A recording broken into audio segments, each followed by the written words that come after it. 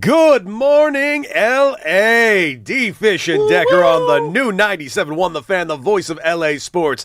I, of course, am Cody Decker, and with me, as always, he is a legend. Not just on the court, but off the court, and also rocking a sweet golf hat today. Yeah. The one, the only Derek Fisher. What up, D-Fish? Morning, Deck. Morning, Dude, man. What a day. What a day. And when I say what a day, I mean, what a boring day of sports world we had yesterday. 4 baseball games, none of which mattered. No W, because we're going, of course, into the All-Star weekend. But I've got a plenty of football talk ahead of us today.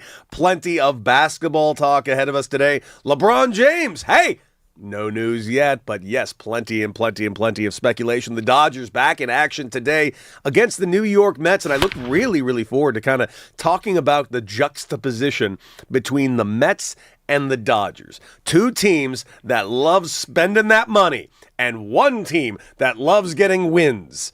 Interesting how the other doesn't love doing that. But I thought money bought championships. We will discuss why that is just the laziest and most arrogant take Major League Baseball has ever had. Of course, going into a new collective bargaining agreement. Of course, we got to talk a little bit about Shohei Ohtani. And of course, there are some things we need to discuss about Shohei Ohtani. Specifically, whether or not we think Shohei Ohtani should remain, for the time being, in the leadoff spot. The man's got a little bit of a knee issue. We are going to discuss that, and we will discuss whether it'll happen later on the show. Dylan Hernandez will be joining us on later in the show to discuss all things Dodgers. Of course, Dylan Hernandez, great writer out of the California Post, specifically wrote that article about Dave Roberts when Dave Roberts referred to the Dodgers as sellers rather than buyers. So looking very forward to talking to him about that and that kind of interesting mental gymnastics that Dave Roberts is kind of doing with that statement. And of course, later on in the show, the Rams. Oh man, the Rams have officially been ranked last in something. And we will discuss what that is, according to ESPN. So much to discuss today, and only 4 hours to do it, D-Fish. But anything go on with your day yesterday? I hit the links finally again. I played on Monday because you guys had your golf tournament. Yeah. I went and played at Mountain Gate because I had a gifted foursome at Mountain Gate. And I played, how do I put it? Awful. Just the worst I've ever played, man. It's like I never golfed a day in my life. Yeah. It happens. It happens.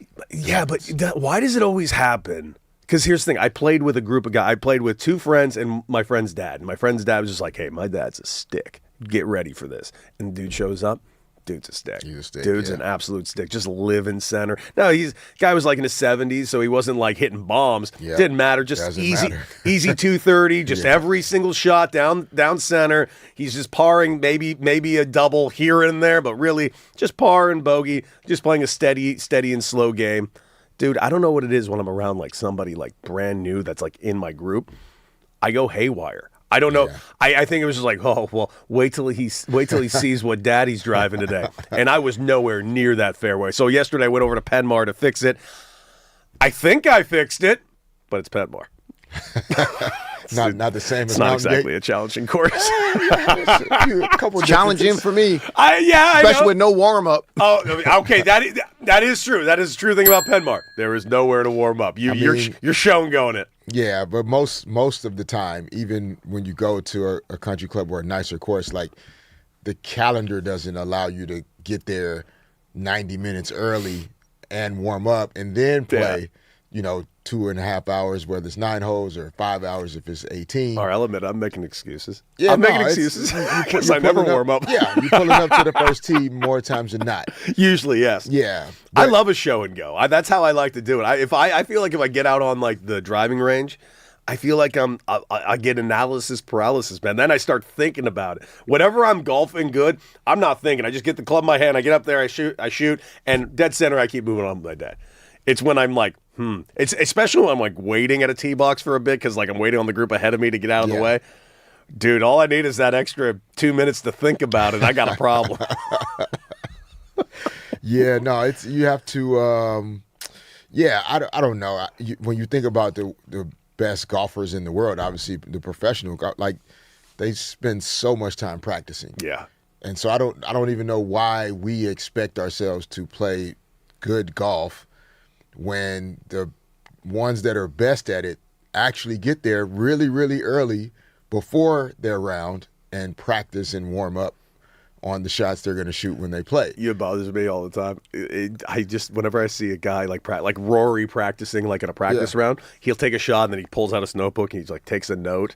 I'm like, what are you writing? Like, what could you possibly be writing down right now? I just want to see that. Pitching wedge 2,000 yards. 2,000 yards, 3 inches from the hole. He looks furious with himself. He's writing a note. I'm like, what could possibly be said right now? Amazing shot, yet somehow he's furious. Man, golf. I will admit, though, since getting specifically like in my late 30s, I've golfed my whole life, but I never took it super seriously. Started taking it seriously probably about 8 years ago. God, I love golfing. I truly. I don't think I can function getting to my 40s if I wasn't golfing as much as I golf.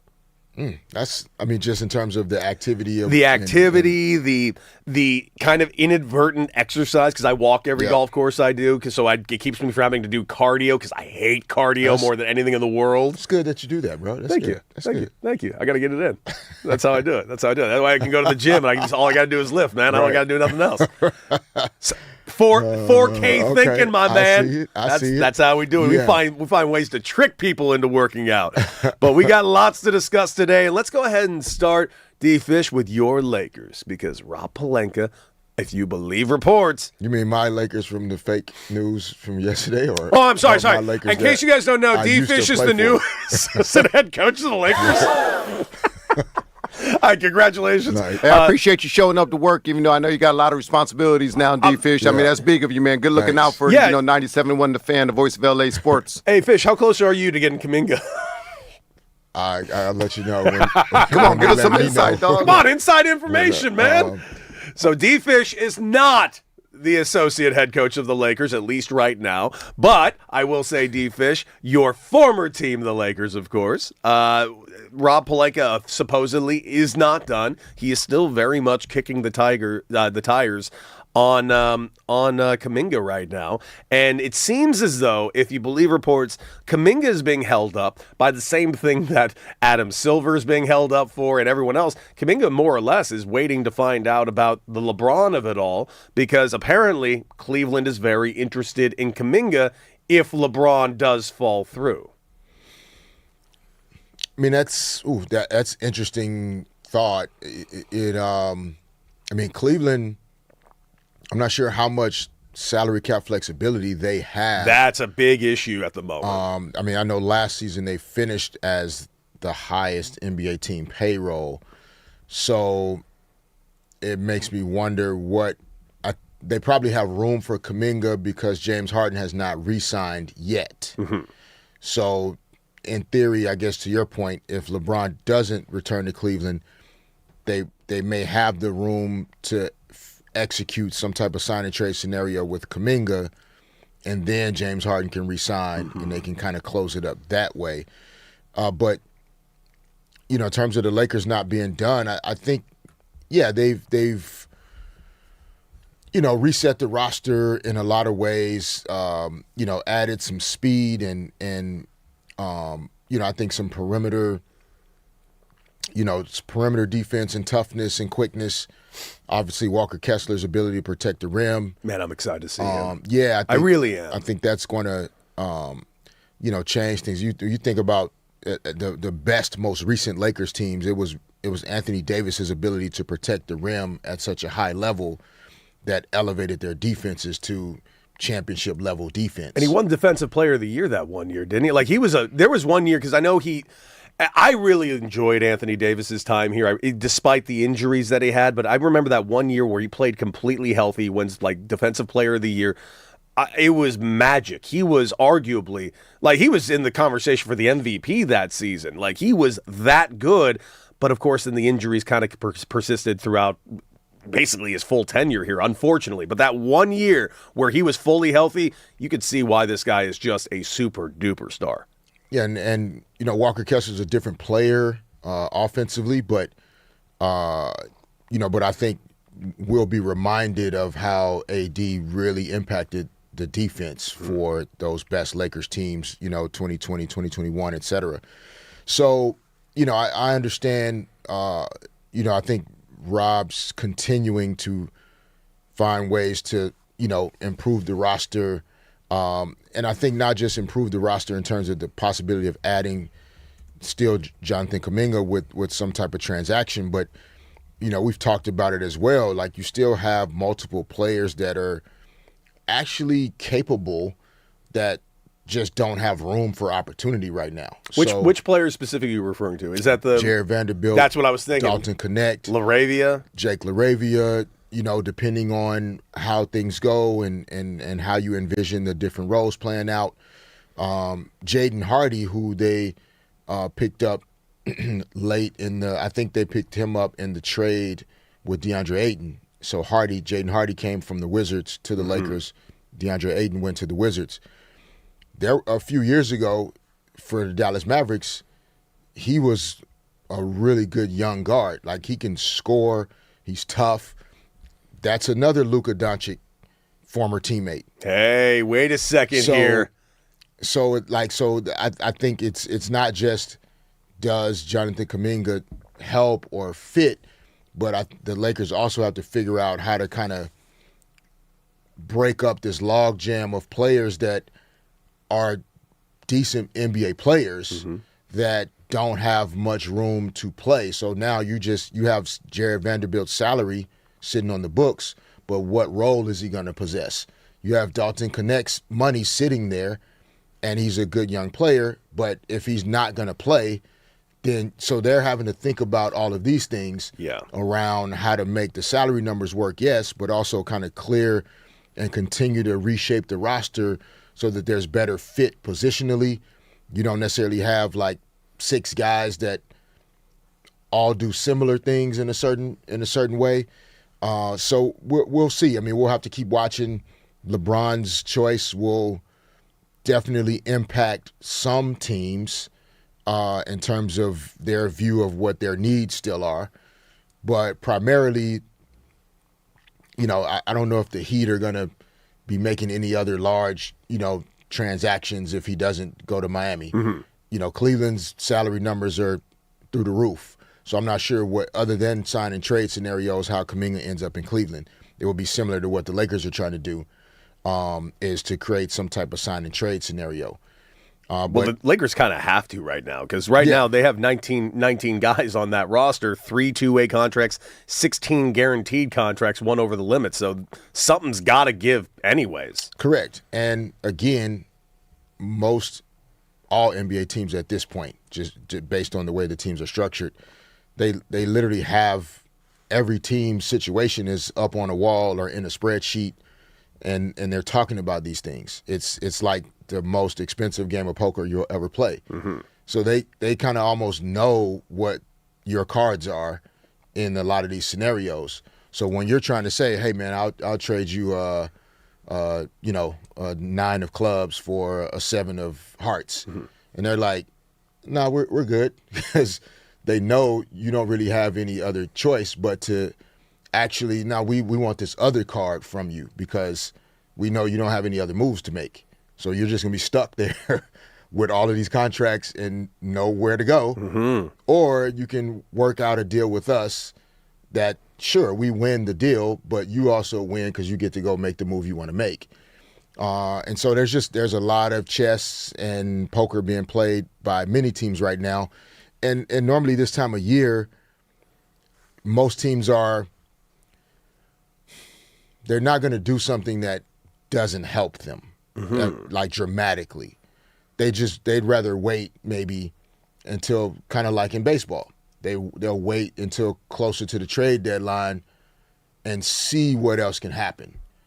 Explain that. Like, what needs to break or what can break to actually make a team better with these types of moves? Well, I think, for example, for a team that, for Jonathan Kuminga and let's say the Atlanta Hawks, for example, like right now the Atlanta Hawks are in no rush to re-sign Jonathan Kuminga because he still hasn't really created a market for himself. Yeah, and they have like first right to refusal anyways. So they're just waiting to see kind of what happens. They have like kind of a power situation in this move. Right. So And then other teams like the Cleveland Cavaliers, who are sitting at the peak of these salary numbers. If LeBron returns to Cleveland, at a veteran minimum number, that doesn't really change their salary numbers that much. You can re-sign James Harden, and then still end up, maybe the trade for Kyrie Irving happens later. It may not be able to happen now because Dallas wants to see which Kyrie Irving is coming back. Fair. If I'm the Dallas Mavericks, what I can get for Kyrie Irving right now is very, very different in 4 months when we're now sitting into early November and Kyrie Irving looks like the Kyrie Irving that we know of. Now, when you called saying you want to trade for Kyrie Irving, my price is different. Mm-hmm. But right now, coming off the ACL and not having returned yet, you're going to try to offer me some pennies for Kyrie Irving. As you should. And I'm good on that. Mm-hmm. I want Kyrie Irving money, right? Like, so that's kind of, all of these things are being factored into some of the thinking and the decisions, and it's kind of why it's just sitting stuck right now.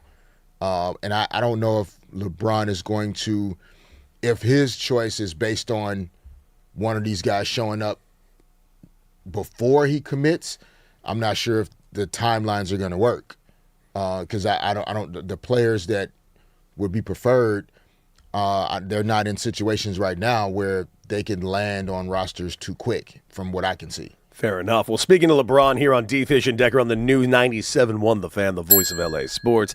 D-Fish, LeBron apparently is not waiting on any more transactions to be done for him. We've heard every single report. We talked about it yesterday, but hey, 3-team deal was on the table for Cleveland. That has since fallen to pieces about getting AD over to Cleveland. We've talked about Golden State trying to get AD to kind of lure him over there. Other teams trying to do similar things. We mentioned Kyrie trying to be picked up by Cleveland to have a reunion on that situation. But apparently, LeBron not waiting on any more transactions before making this decision. That's an interesting thing for his camp to kind of float out there if that is the case, because if that's the case, then what else needs to happen? I mean, at this point, it's just everything's already been put in front of him. He just needs to make a decision. Yeah, but it's their responsibility to say that publicly, because, like, there are a couple different ways that the late GM thing is. That's why sometimes it, like, the way I hear it, it doesn't sit right, because, like, LeBron's not on the conference calls with teams talking about which players he wants to play with. Mm-hmm. Thought he led the Zoom. Like, that's not, like, it's not. No, I was on that email. It was LeBron James Zoom meeting. He called everyone in. That's not how it works, and so. But it's also important, right? Like, I don't care what sport it is. Like, you can't have any feeling that players are driving the decisions in terms of, like, telling people what to do. That's not how it works. There can be, if I'm looking to bring you in, like, we can ask you some questions about what are the things that would make this deal really good for you? What do you need? What's your Reiter? And we might not be able to supply everything on the list, but it's important that we know what it is that would, like, really, like, light you up in terms of, like, wanting to come and work here. Mm-hmm. And so it's more that, like, teams learn through different conversations, through conversations with your agent, through conversations with former teammates or people that maybe coached with you before. Like, what is he like? What are his preferences? What about this? If we make this move, da-da-da. And then the agent is the person in between, going back and forth, having conversations, sharing certain things. So to come out and say we're not waiting for any more transactions, like, yeah, that's what he has to say, because LeBron's not the person that is making these decisions. The general manager of the team, the president of the team, like, those are the folks that ultimately make the decisions. You can try and learn as much as possible about what they would like or not like, but ultimately that's your call. That's why those guys get hired and fired based on their decisions. Mm-hmm. And so yeah, LeBron may not. He personally may not be waiting on any more choices or decisions to be made, but they know for sure what will help him make a very specific decision as if certain transactions happen. I mean, no question. I know he's not waiting for it, but some teams could help themselves. Yeah, they could, but some of these scenarios are very difficult to happen when the entire world knows you have to do this right now in order to get LeBron. Nobody's going to try to help you figure that out. Like, who wants to help you win a championship? They're all trying to win championships themselves. Yeah, that's why, honestly, that's why I was so shocked that we even got Walker Kessler over here. Danny Ainge is usually not very much in the business of helping the Lakers in any way, shape, or form. No, but he is in the business of helping his own team, and they landed a lot of draft capital. They're going through a pretty good reset. They've added a lot of talent. Jaren Jackson Jr. is there now. Darren Peterson, the second pick in the draft, is there now. Like, the Jazz have a good young group of guys that they can build with, and you want guys that want to be there. If Walker Kessler didn't really want to be there anymore, then let's get the most we can get for him. Now he's in L.A. Everybody can move on and be happy. Absolutely. Lots to discuss here when it comes to the Lakers here on D-Fish and Decker, and, of course, lots to discuss on the show. And coming up, ladies and gentlemen, the Brewers are lurking. Oh, they are lurking. Not just behind the Dodgers in this current standings. No. They're lurking at the trade deadline. And frankly, should the Dodgers act to keep the Brewers from acting? We will discuss right here on D-Fish and Decker on the new 97.1 The Fan, the voice of LA Sports.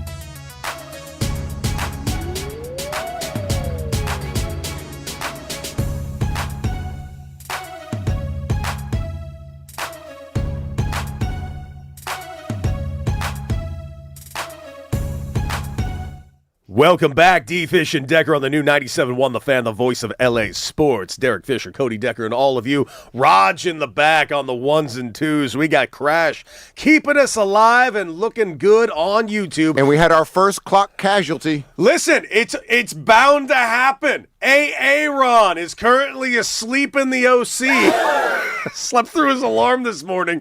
Raj now on double duty today, but Raj doing a real good job on the ones and twos. There's a lot of time to mess this up. I got a lot of buttons over here. I ain't pushed them in a minute. Oh, you think? Every time Raj pushes buttons, everything goes haywire.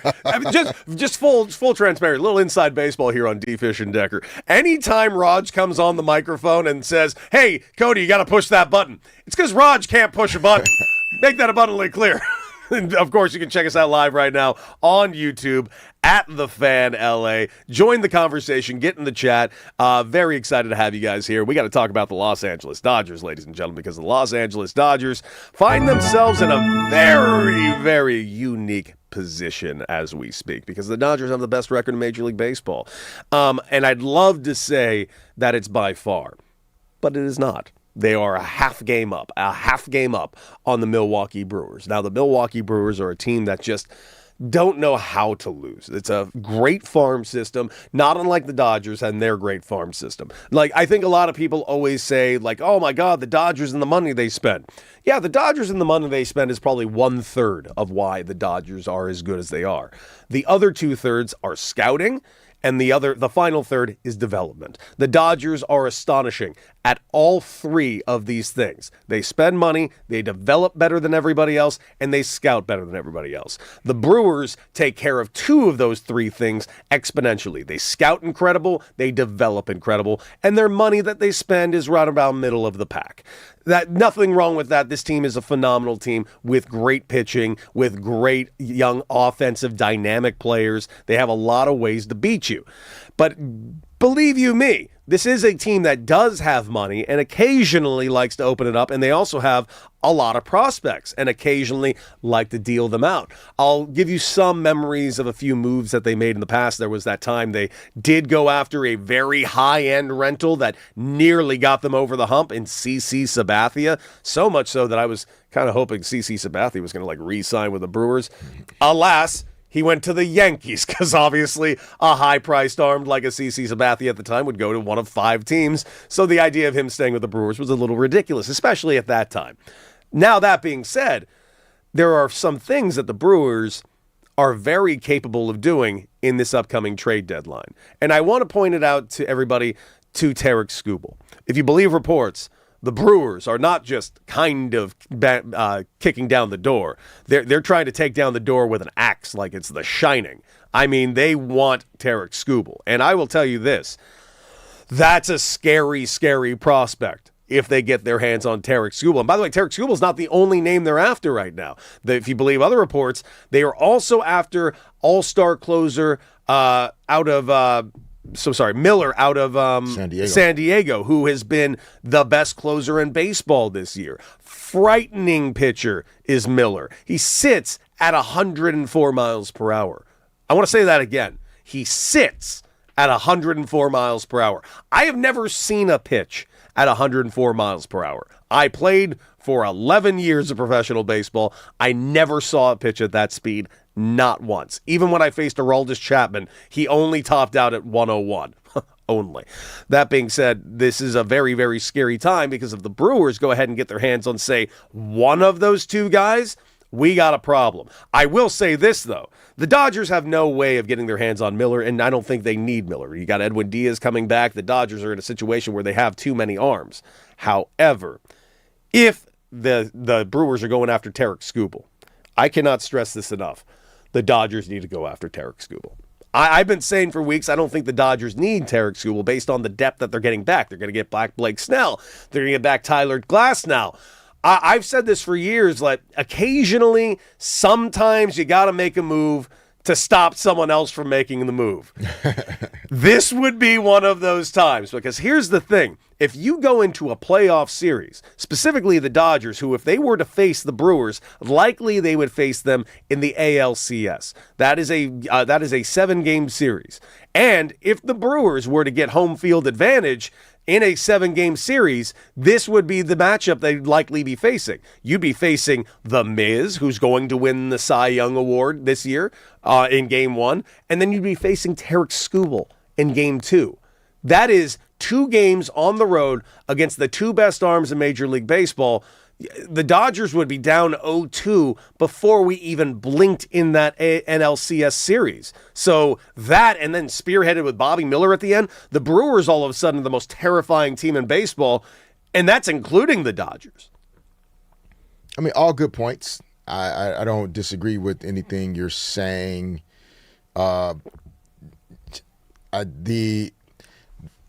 the break, I was thinking about how much happens, with teams and sports, and I mean it's quote unquote warfare to be descriptive without comparing it to actual war.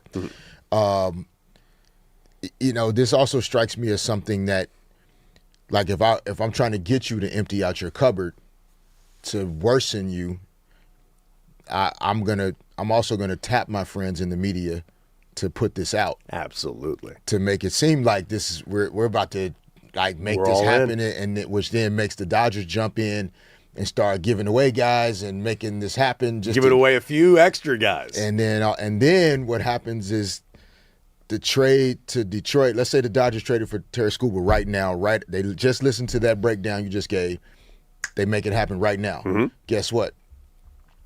The Brewers will then turn around and structure a trade with the Detroit Tigers to get some of those young prospects you just sent to Detroit. Could do that.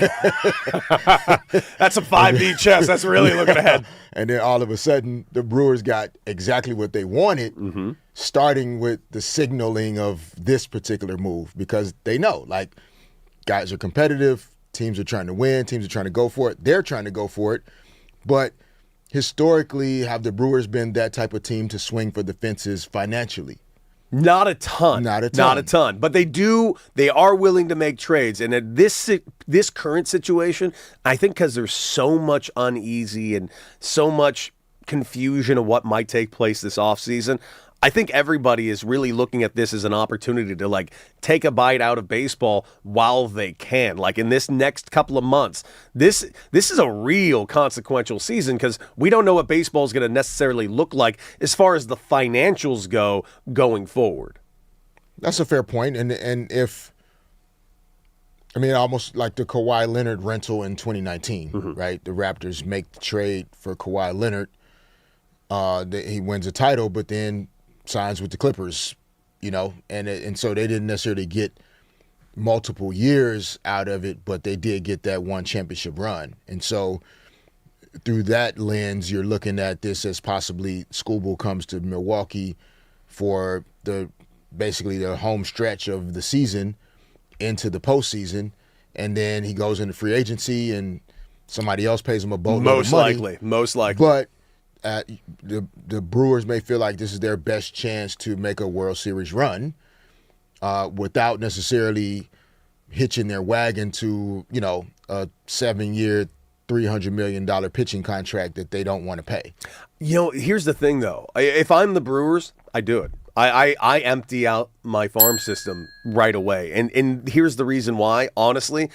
If I'm a Brewers fan, and I'm not, I played for the Brewers and we're not my favorite organization I played for. I can't stress that enough. That being said, those fans up there in Milwaukee, they've never had a championship. The Brewers have never won a title. So if I'm the Brewers, I love how they are constantly building for the future, and I think they are currently pretty well set for said future.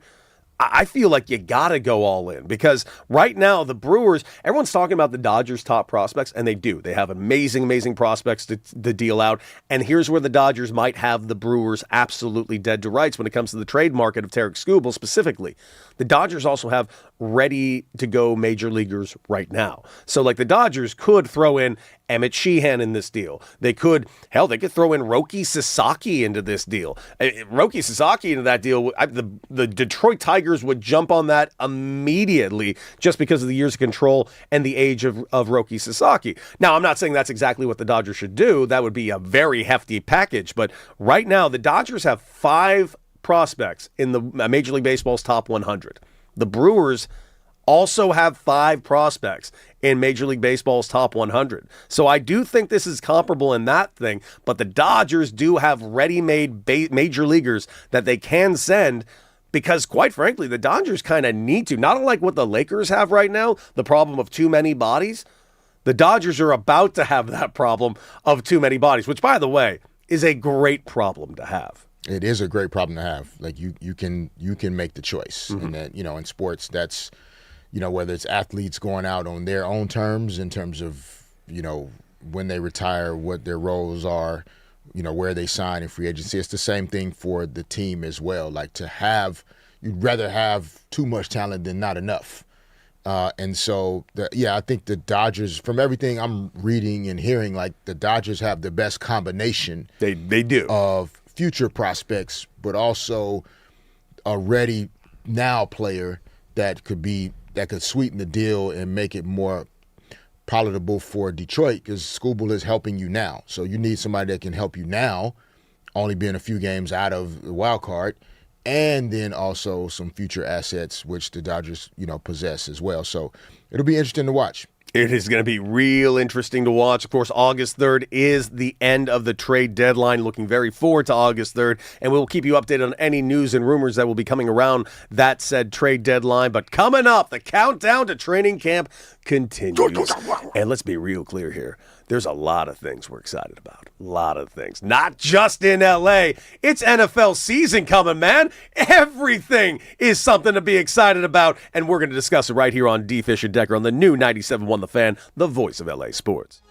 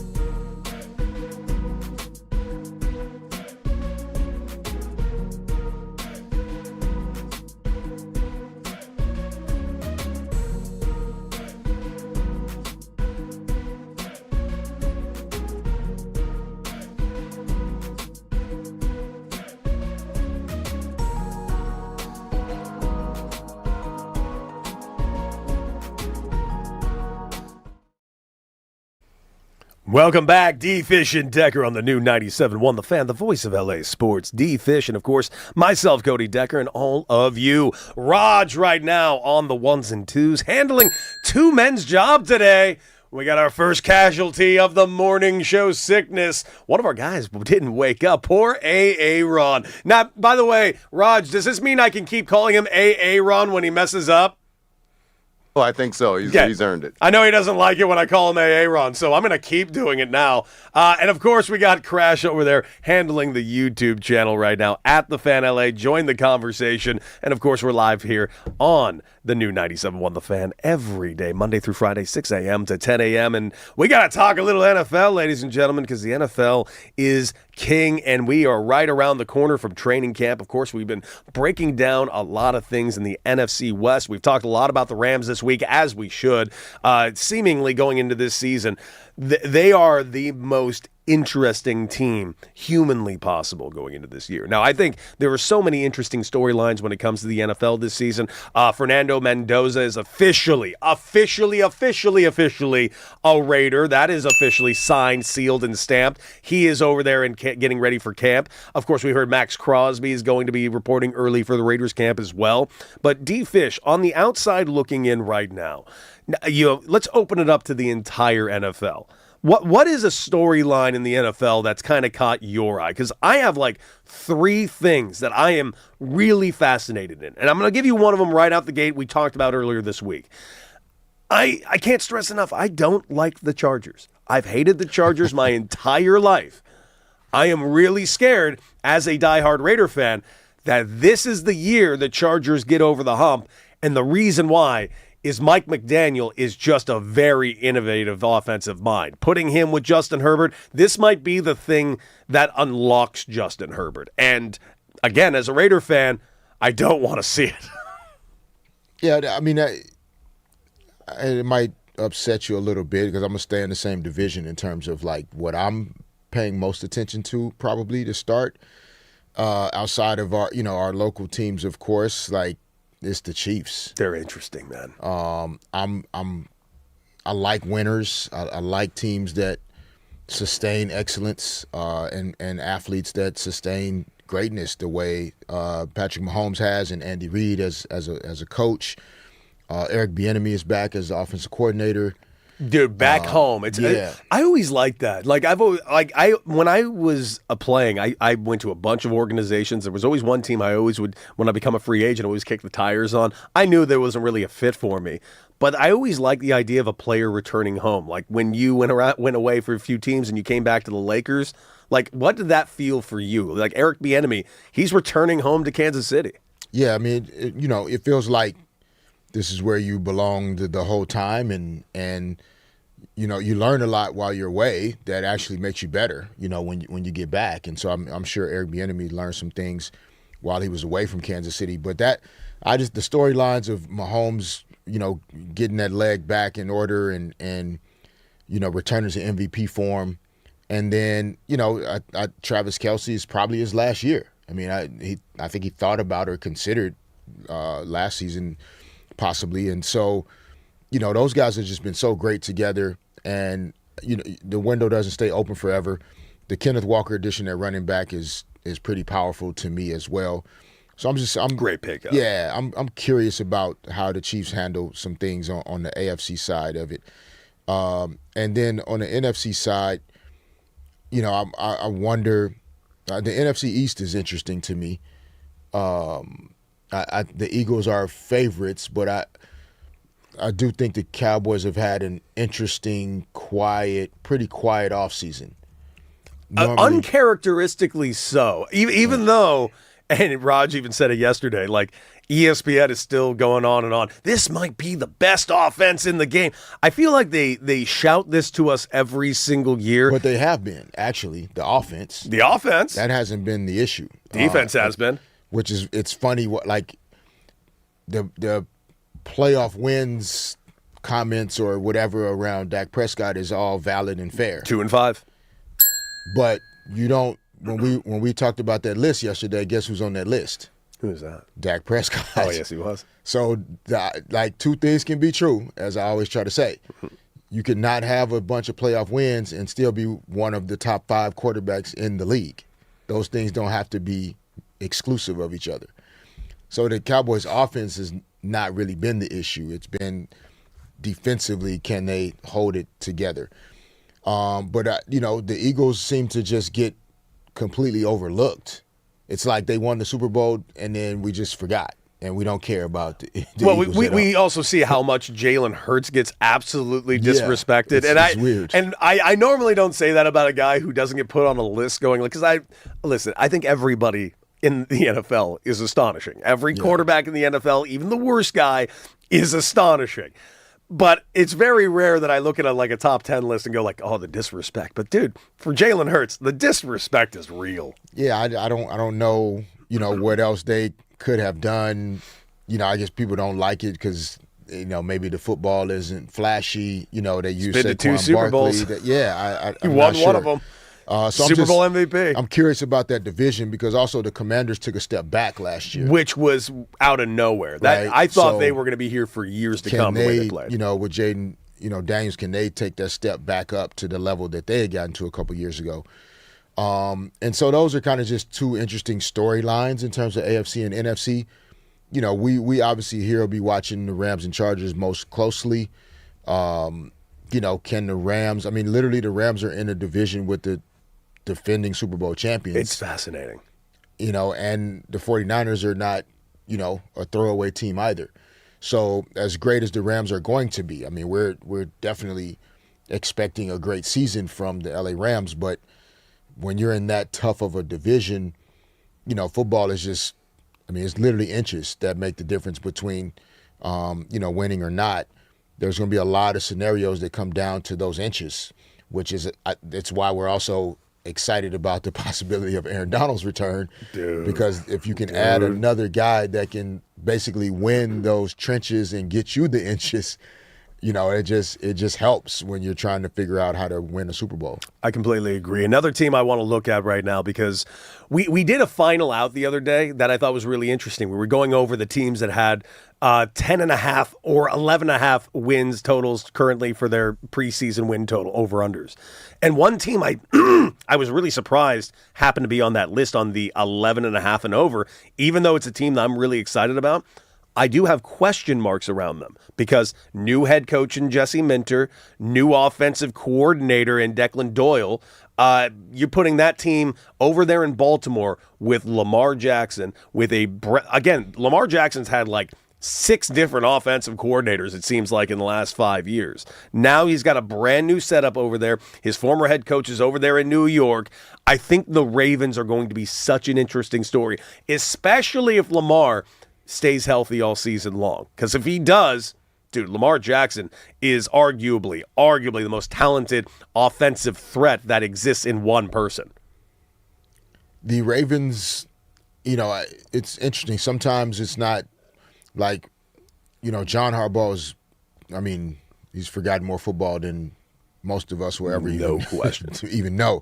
So I think he's going to do a good job in New York. But it's going to be interesting to see, like you said, how Lamar Jackson evolves with a new head coach, even though he's accustomed to different offensive coordinators because he's had different ones for multiple years. Yeah, he had his best years, I think, under Todd Monken, in fact. Right, but it'll be interesting to see how he evolves with a different head coach that may have a different approach to the overall philosophy of the team, right? Like John Harbaugh, similar to his brother Jim, there's a lot of old school smash mouth football that's what they were raised on. Their dad was a coach. And so it'd be interesting if Jesse Minter just kind of opens things up in a way that lights Lamar Jackson back on fire. Dude, I hope so. Well, gentlemen, you mentioned John Harbaugh. Did you guys see his first introduction to the Giants? They're in the big room and all the players. What did we miss? All right, let's hear it right now. Here's John Harbaugh meeting his Giants. Welcome, man. Good to see everybody here. Yes, sir. A little nervous? A little nervous? A little nervous, man. I'm nervous. Excited nervous, Nervous like before a game almost, man. So get this thing kick off. Standing up here in front of the New York Giants. the New York Giants. This is a New York Giants sitting in this room. The New York Giants. He was trying, bro. They wasn't feeling it. I'm sorry. I'm looking at the video, dude. That was a little bit cringe. I'm sorry. I'm sorry, y'all. It can't all be winners. Who was in the room? All the players? damn Giants. The whole team. The players. Oh man, crickets. I thought you were saying his press conference like to the media. No, to the team. First outing with the team, and boy, that's listen. Sometimes they're not all winners, Raj. Is that how you introduce yourself, guys? You're the New York Knicks. We're the New York Knicks. I don't think he did that. Guys, we're going to take a quick break. Coming up, we got to talk about them Dodgers and, of course, so many other things. Should Ohtani be moved out of the leadoff spot? We will discuss right here on D-Fish and Decker, the new 97.1 The Fan, the voice of LA sports.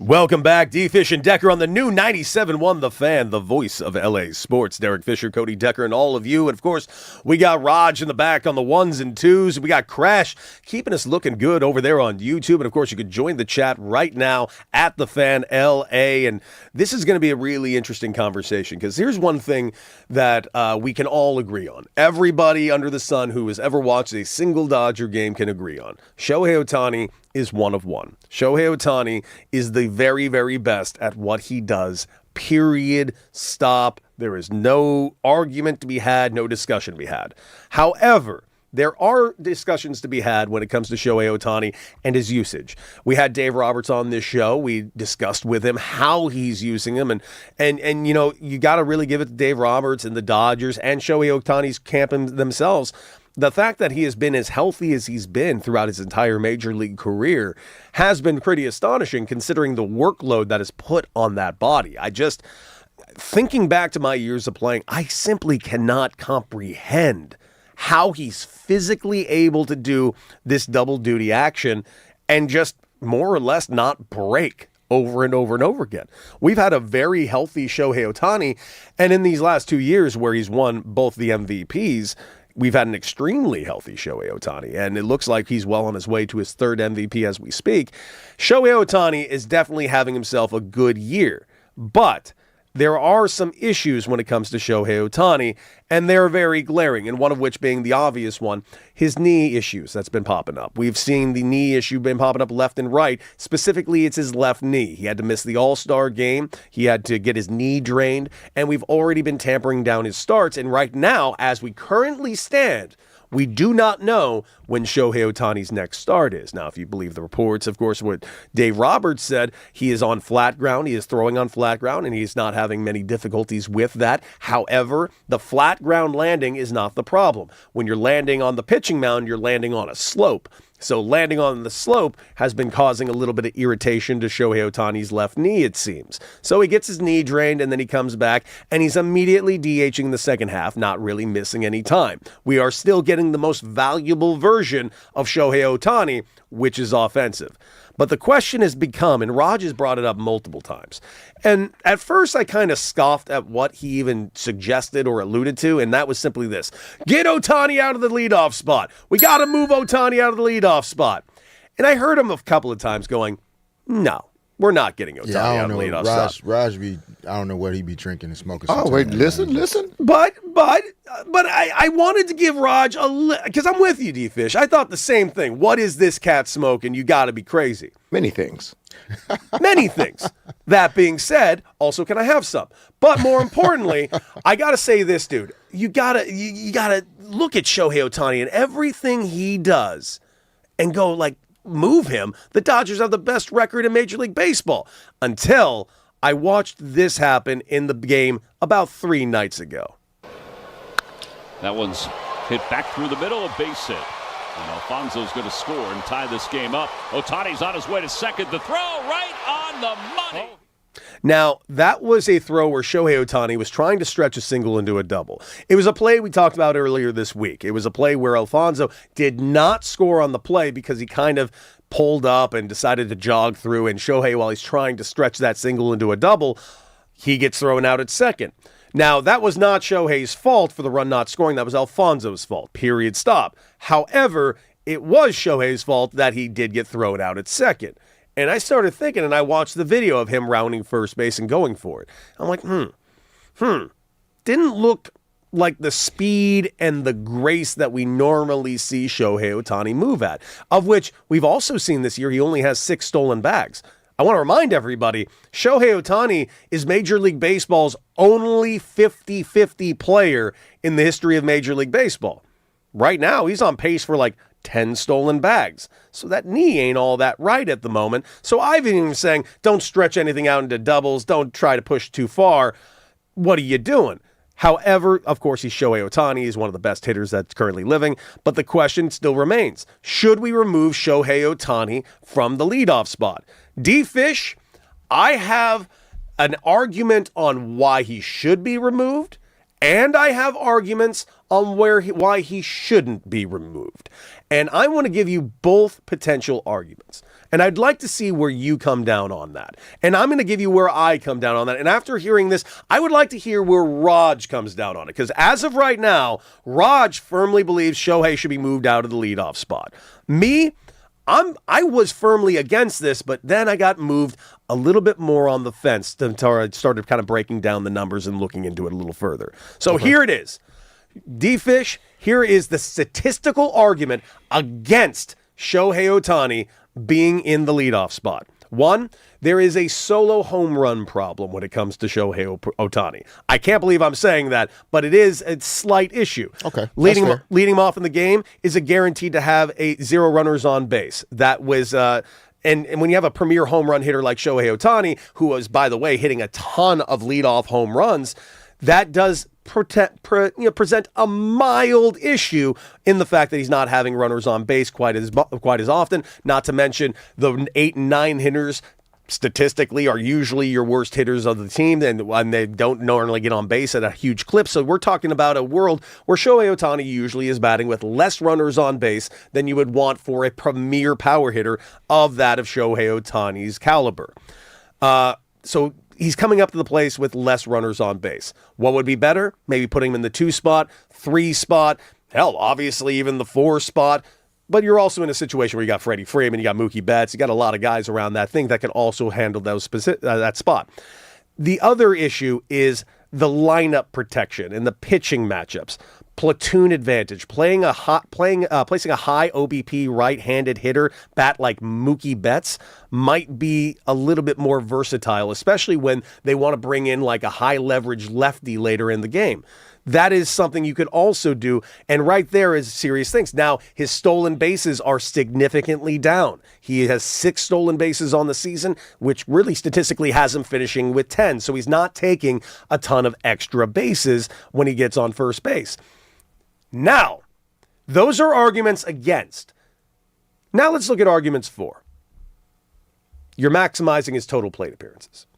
A leadoff hitter gets roughly 20 to 30 more at-bats a season than a hitter in the 3 and 4 spot. So you're getting 30 to roughly 30 more at-bats. Ding on that? I need the ding on that. 30 more at-bats a season for Shohei Ohtani in the leadoff spot. All right, case over. And here's the other one. He's in scoring position when he's in the batter's box by himself. The end. The fact that he's in instant scoring position with no one on base because of him being such a power threat means you can put him in that spot. And also, Shohei Ohtani leads the Dodgers in on-base percentage. So if you have a spot for a guy to lead off, the most important thing, along with speed, is on-base percentage. No one gets on base more on the Dodgers than Shohei Ohtani. Also, you get a situation where you get a position where Shohei Ohtani, no matter what, has to be pitched to at least one at-bat competitively every single game to lead off the game. So they can't pitch around him to start the game. There's a lot of options here. Is there a rule against that? No, it's just you don't want to start the game with a runner on base, immediately putting him on base. Fair. So you got to kind of have a competitive at-bat against Shohei Ohtani. Yeah. Thus, you get the extra at-bats in the season. You get the fact that he's already in scoring position by being in the batter's box by himself and nobody on. His on-base percentage is higher than everybody else on the team. And lastly, what are we talking about here, man? He's Shohei Ohtani. He hits a lot of leadoff home runs. In fact, I'll make this argument. I bet when it's all said and done, Shohei Ohtani will lead Major League history in the amount of leadoff home runs that he's going to hit. He'll pass Ricky? He'll pass Ricky. I firmly believe he's going to pass Ricky, especially if Dave Roberts keeps him in this spot. So, D-Fish, I gave you the points for and the points for not. Where do you lean on Shohei Ohtani on whether or not we should keep him in the leadoff spot? Okay, I have a qualifying question. Yes. As a baseball player, And ask me. when he's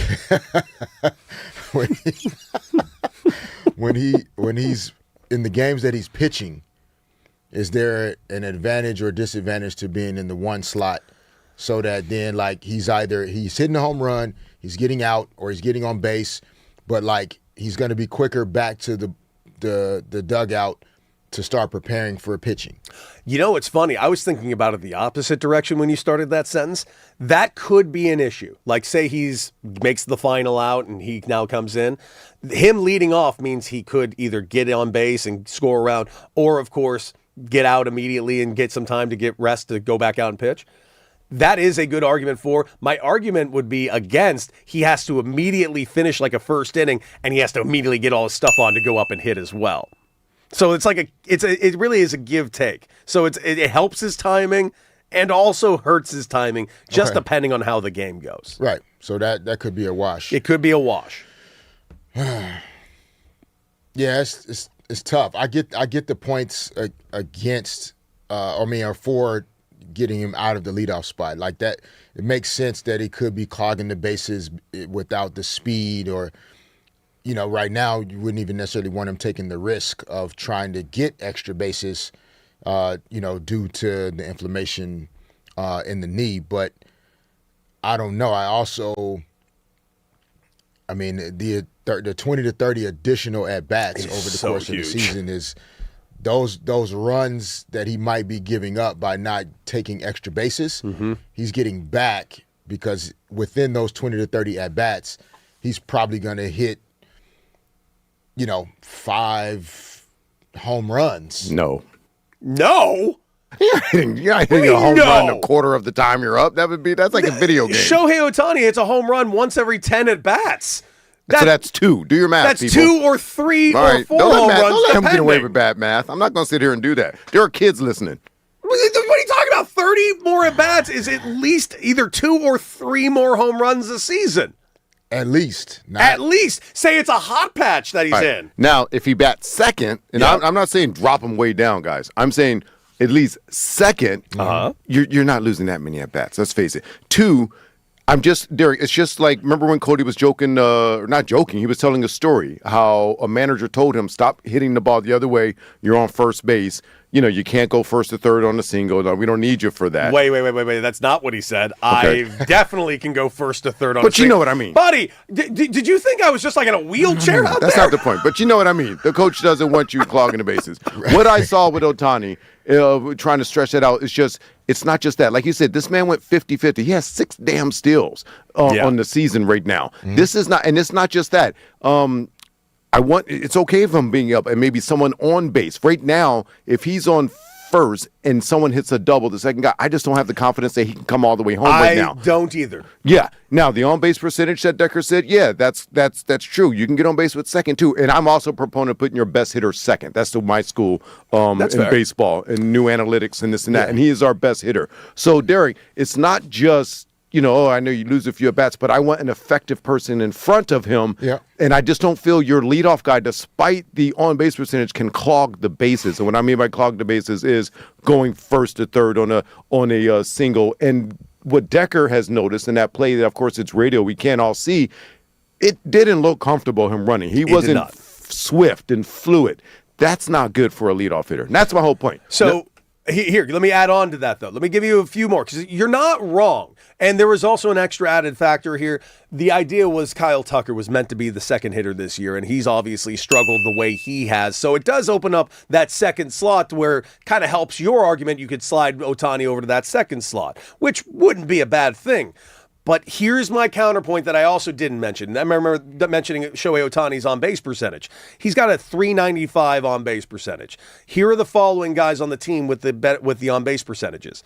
Freddie Freeman, who's .370. You ain't leading off Freddie Freeman. No, that's the same issue, clogging the bases. 100. Yeah. It's worse. Even a one-legged Ohtani is faster than Freddie Freeman on the bases.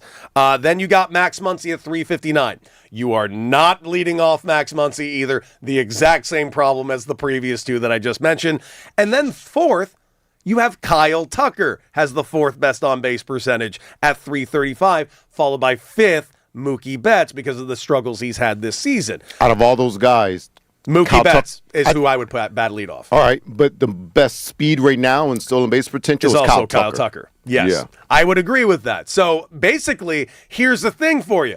If we're going to take out Shohei Ohtani from the leadoff spot, who do you replace him with? Is your answer Kyle Tucker? Because based on everything I've heard from Dodger fans this year, they don't even want Kyle Tucker here. You know, it's funny. I would like on paper, starting the season, I would like Kyle Tucker, and if he can get it together. And we may talk more about Kyle Tucker later in his season. It's not good, Fish. We got some numbers there. It's a bit rough. Mookie Betts, how many stills does he have? Even? Not many. Yes, he's not running right now. But it's because of where he is in the lineup too? You know, he's down in the lineup. So I think if I were, Dave Roberts, friend of the show, I think we can say that. Absolutely. I think I would go with Mookie. Hey, we're changing things up. Give him a shot, and at least, hey, I'm gonna have you run a little bit more, though. At least a threat to run. I don't hate it, but I also hear me out on this. I don't hate taking a flyer out and giving Kyle Tucker a different look as well. That might be what it needs to spark him, right? I know everybody is like doom and gloom on Kyle Tucker, and don't worry, we will talk about it later today. But I'm just saying, like, it's not the worst idea to give the guy another shot in a different spot, a different look, a different type of way of playing. Are we giving any credence to, like, philosophically, are we trying to steal that many bases? I mean, it's seemingly. I think I want the threat of it at least. Right, but the roster is not built that way. Well, it used to be. Mookie used to steal. Freaking Ohtani stole 50 before. Kyle Tucker has had damn near 30 seasons back with the with Houston and even with the Cubs. He did.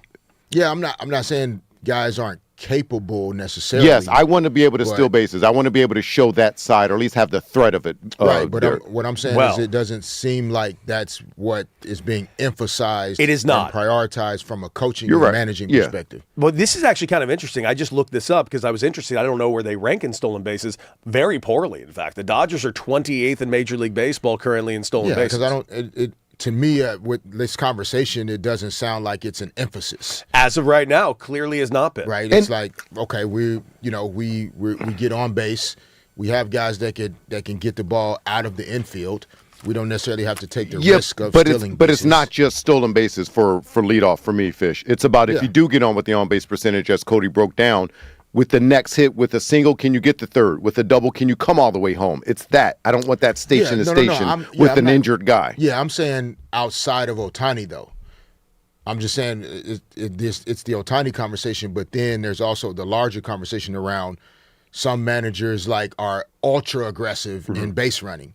And then it's possible that, at least for this season, Dave Roberts is not prioritizing and emphasizing aggressive base running. And by the way, the Dodgers have all the numbers humanly possible. If the Dodgers are purposely stealing less bags, that tells me there's a reason they're stealing less bags. That's why I'm asking the question. I don't know what that reason is, but you understand what I'm saying. I'm not just saying stolen bases. Now, there's one aspect of it, but I am saying I know what you're saying. Yeah, I just don't want station to station. Can I give you one more argument of why I think I haven't actually given my opinion. Where I'm leaning keeping Shohei Ohtani in the leadoff spot. Okay. And for me, the clinching argument for it, for me at least, is this. If I have Shohei Ohtani leading off and he's nearly getting on base for 40% of the time, which is great, which is phenomenal, means I got the option of having 2-3 more outs of batters to face to get Shohei Ohtani in. Like Shohei Ohtani leading off and getting on base means now the next hitter is either Max Muncy, Mookie Betts, Freddie Freeman, in that order. Each one of them have a runner on base that is already on base for them in Shohei Ohtani. I would rather take the flyer on that opportunity than I would having 2 outs with Shohei Ohtani on base being in the 2-hole. Gotcha. Does that make sense to you guys? No, it makes total sense. And it depends how you look at it, and that's probably what Dave Roberts and the Dodgers are looking at. They're taking that side of the argument, Fish. I'm just saying I'd like to open that conversation and open the thought of, hey, man, this station ain't what Ohtani is. And then the other argument, which we've discussed previously, which is why I'm kind of shifting it a little, is put the man on the IL. Let's get that knee right. I would very much like him to get that knee right. However, I am intrigued by the idea that we've kind of workshopped here of maybe giving Kyle Tucker a shot for like a week leading off a little bit. Call me crazy, and I know a lot of Dodger fans have not been thrilled with Kyle Tucker's season. But man, like, the guy's a pro. The guy's been an MVP candidate for years for a reason. I think you just got to keep giving him the chance to either fail or succeed. Okay. Yeah. We'll discuss. We will discuss later on in the show. But right now, guys, coming up, even though the Rams are apparently great at everything, apparently ESPN found the one thing that they are dead last in. And we're going to discuss just how important it is right here on D. Fish and Decker on the new 97.1 The Fan, the voice of LA sports.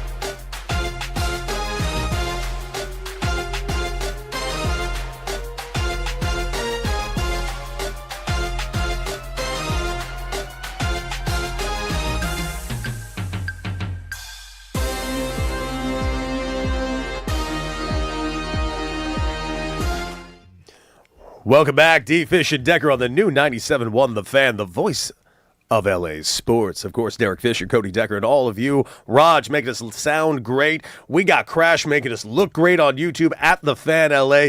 We just talked quite a bit about Shohei Ohtani, of course, and whether or not he should remain in the leadoff spot right now with that banged up knee. What do you guys think? We'd definitely love to hear from you guys. Get in the chat at The Fan LA, and of course, give us a call, 855-975-2326. What do you think, Los Angeles? And also, what do you think about this report that is coming out? Because the Rams currently, ladies and gentlemen, as our countdown to training camp continues, are basically ranked first in just about everything. They have the shortest odds right now to go to the Super Bowl, to win the Super Bowl, in fact, which is astonishing because you and I have discussed ad nauseum, D-Fish, about the fact that they're in the same division as the defending Super Bowl champions, yet the disrespect over to the Super Bowl champions, not nearly the same odds. Now, a lot of things helped that out. Well, one, the moment the season ended, the Rams had the shortest odds. But then, of course, the sexy moves that they made, McDuffie in the backfield, and then, of course, Myles Garrett. And now we're waiting for the other name to be dropped on us. Still, no news on Aaron Donald, but if you believe reports, and if you believe what some people are saying, the insiders left and right, yeah, he coming. I cannot wait if that is the case.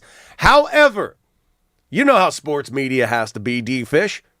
Sources and their brothers, they all got to find something negative to say. They got to find something bad. Well, congratulations to ESPN, who finally found something that the Rams are last in the league in. Are you ready, D-Fish? Because the Rams are currently dead last because they don't have under 25 talent. That's right. They have the least amount of talent under the age of 25 years old, making them last in the league on players under 25 years old. I thought this was the year. Man, I want my money back. I don't want to put that. I don't want to bet on these guys anymore. Oh, okay. So what does this list mean?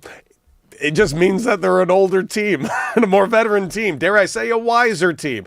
And listen, this list is not going to get better when Aaron Donald joins the team. Yeah, I'm not even sure why we rank these things. This is the weirdest ranking I've ever. This is grasping at straws to find something negative about the Los Angeles Rams. Yeah, I mean, this is hurry up and start training camp. Yeah. There's nothing else to talk about. Let's be real clear. This is the F them picks franchise. The picks don't matter. By the way, they do have some stars under the age of 25. I mean, these Puka Nacua and all the other guys, because these guys are absolute monsters. That being said, I could care less. If there's one thing I've learned about the Rams and their F them picks mentality, it's simply this. That's not their business model. They have a business model that clearly works. I'm just wondering when other teams are going to kind of adopt the same business model, because the Les Snead F them picks business model that the Rams have been rolling out flat out is a winner. Why isn't everybody else doing it? Where's the... Like in these rankings, like who's top? Who are the top few teams? Oh, hey, Raj, can you find out who the youngest teams are? Here, I'll find out right now. Well, I don't know yet, but I will look that up for you because I don't think it matters. Okay. But no, it might matter a little bit, but I'm like, let's take a look. Youngest team. We're good. I'm just asking a question. Basically, what it's saying is the Rams are just the win now mentality. Like, yes. There's a lot of teams around the league will focus on the future. You see that a lot. They get away guys like the Browns, obviously trading Garrett Miles to us. They are focused on the future. I think I'd rather be in the win now camp if I had to choose. I love the win now camp. But by the way, to answer your question, here are the 5 youngest NFL teams by their roster. Number 5, the Seattle Seahawks, defending champions. So good. There you go. That does make an argument. Okay, that's all. I just wanted to know, like, okay, is somebody else winning with under 25 talent? Yes. Otherwise, the list makes no sense. Cincinnati Bengals, they are number 4 on that list. Okay. The Dallas Cowboys, who everyone says is the best offense in the game, they're 3rd on the list. Ooh, Philadelphia Eagles, second on the list with the second youngest team in the NFL. And number one, I'm actually surprised by this, the Green Bay Packers. And the Green Bay Packers are a solid team, but if you were to ask me right now in the division that they're in, probably middle of the pack, maybe even the bottom. But funny enough, the bottom of the pack in that division might somehow sneak into a playoff. Yeah, okay. Yeah, no, I just needed the perspective on, okay, with under 25 talent, if you're going 0-17, who cares? Mm-hmm. But there are clearly some teams on that list that are still winning football games. So it does bear the question around not just like the Rams' draft strategy, but the win now focus versus the long-term outlook. It's interesting. A few of those teams say you can do both. They do, but I'm interested in this, and the thing that kind of find fascinating with the Rams like win now mentality, it's constant. There hasn't been a drop off a single year. They've constantly been in that win now mode, and I've been waiting for the drop off because a couple years ago, I remember after they won that title, everyone's like, well, their future is leveraged, and it's going to be an absolute disaster going into the future because they have nothing to draft with, and yada yada yada. Yet the Rams are still there year in, year out to the point where now they are beyond the odds-on favorite to win the Super Bowl. Yeah, it goes, even if you want to tie the Dodgers conversation and the salary cap conversations and all of these things into it. Like, I think this highlights the fact that you can have a win now focus if you're choosing the right guys, if you have the right guys in the locker room, if you've chosen the right coach, if there's alignment between ownership, front office, coaching, philosophy, if your organizational culture is around the right things, habits, high character people, etc. You can have a win now focus and swing for the fences, even if you're like quote unquote leveraging the future, because you're still building long-term success by doing everything right now. Mm-hmm. And so then anybody that comes into the organization, a veteran free agent, a veteran in a trade, Myles Garrett, new coaches come in, whatever happens, like things have been done with winning in mind every day for so long that like you can still maintain that and sustain that over time. Teams that have younger teams and that are still finding some success, they're still doing a lot of the same things, even though it doesn't seem like they're on the win now focus. It's not heavily leveraged with like big, pricey veteran free agents, but they're still choosing the right guys. Yeah. They're still drafting the right young players. They're still finding the right coaches to lead their group. Like they're still approaching things the right way. So it's not, this proves everything we're trying to say, even around the Dodgers and baseball, and there's no salary cap. It's not just a money thing that's determining whether or not you're winning at the highest level. There's so much more to it than that.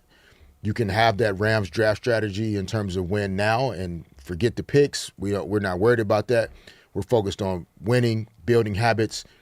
They hired a coach at 30 years old that they thought was the guy, and they've let him rock. Yeah. In fact, that was the young piece they brought in. Yeah. And look what he has done in his time there. That had nothing to do with the draft. There was still strategy behind that, though, right? You could, okay, let's go to the Lakers. You could say the same thing. Like, they hired a coach that hadn't coached before. They won 50-plus games the last 2 seasons. There's strategy behind that. Mm-hmm. So it's not just like how much money are we spending, whether or not we have picks or we don't, or this or that. Like, that gives us jobs to talk about all of these machinations and things, but it's still a human business. And if you got the wrong people in the building, I don't care how many picks you have or how much money you spend, you're still not going to win. Absolutely. Well, listen, this Rams team is ready to go. The countdown to training camp continues. And, of course, we want your calls, 855-975-2326. Earlier, we were talking about Shohei Ohtani and whether or not we think he should remain in the leadoff spot. We want to hear from you on that, 855-975-2326. Let's go to Eric in the 213. Eric, talk to us. You're on with D. Fish and Decker. Well, yeah, but you guys mentioning McVay and what he's done, he's ever since McVay's taken over the Rams, man, we've only missed the playoffs like 2 years. Yep. Man. It's been unreal. Absolutely, right? And we got these Dodgers, speaking of Shohei, that is a great question. I wanted to bat Ohtani second or third just to give him RBI opportunities, but I think you continue to bat him leadoff just so that you can give him the extra at-bats. To me, the most important thing is the 8th, 9th hitters that needs to get on for Shohei to promote that lineup turnover, and the way Edman is hitting right now, I think he's the guy that you hit in front of Shohei just so that you can get Shohei more at-bats. But here's my burning question. Let's hear it. Decker, is, I'm looking at the YouTube chat, and I'm seeing how shiny the top of your head is. Thank right you. Yes, now, very man. shiny. And then Fisher, tell me if I'm wrong. look at Decker and his head. Is it as shiny as I see it on YouTube right now? D-Fish, what do you think? Yeah, you give it a little turtle wax if you like. It's pretty clean. It's pretty clean. Okay. So here's my question. How long does it take you every morning to get ready? Because I got a number. Because when I look at your head and your beard, because your beard is manicured to a T, man. Oh, Eric, thank you so much for noticing, my guy. You bet your ass this thing is manicured to a T. Bro. So here's my question for you. What's your number? You didn't tell me what the number was, and I'll give you an over and under. Oh, 20 minutes, bro. 20 minutes? 20 minutes, yes.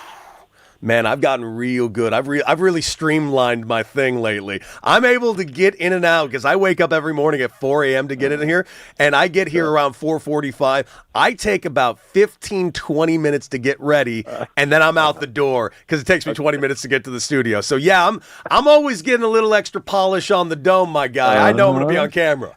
You looking good, Decker. Let me just tell you that right now. You looking good, my man. That's my guy, Eric. We appreciate the call. And I actually really do like that idea that he had about Tommy Edman. Like, I for some reason didn't even have that in my head, the idea of moving Tommy Edman to the leadoff spot, but also the idea of maybe moving Tommy Edman to the 9 spot might actually be the elite call. Guy gets on base, guy knocks in runs. You have that little extra support at the bottom of the lineup, and a guy that can get on base for Shohei Ohtani.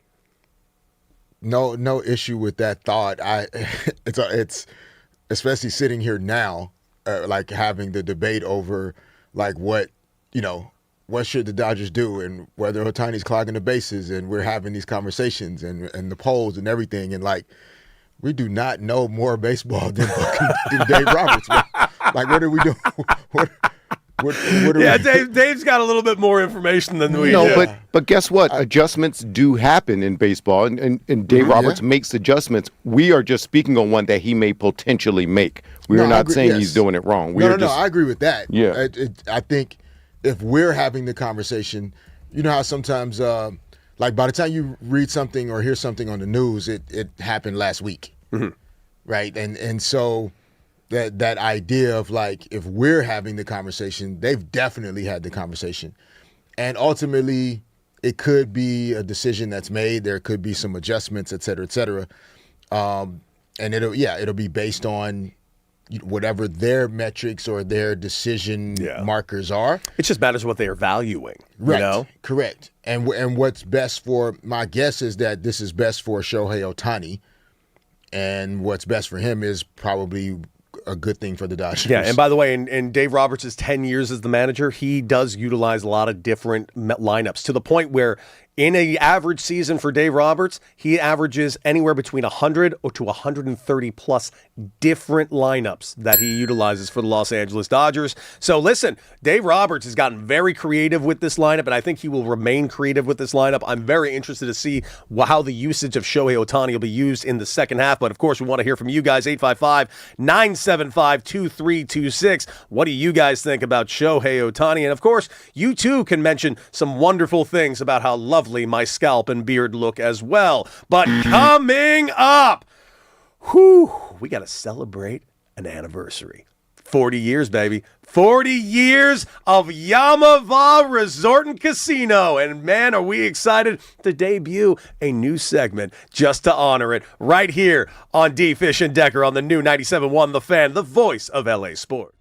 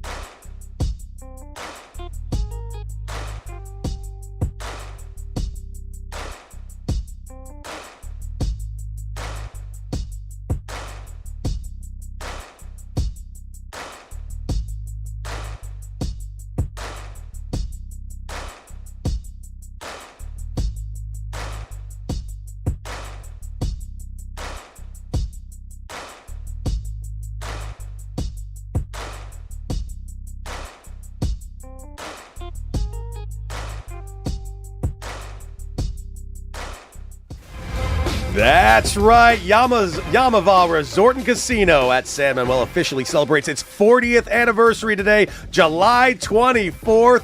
2026. The property originally opened up as the San Manuel India Bingo and Casino on July 24th, 1986, and has grown in today's Yamava Resort and Casino, and is now the sponsor of this wonderful news segment that we call You In or You Out. Let's bring in our guy, Raj. That's right, gentlemen. Such supposed to do that and partner up with those wonderful people there at Yamava. But check it out. Hey, guys, the Bleacher Report, they come out with their 30 most overrated NBA players. So before I give you some answers, guys, there's one current Laker on there. That's number 10. Would you want to guess who it is? I'm assuming it's Luka Doncic. Austin Reeves? Austin Reeves came in at number 10. And there's two former Lakers that are number 1 and 2.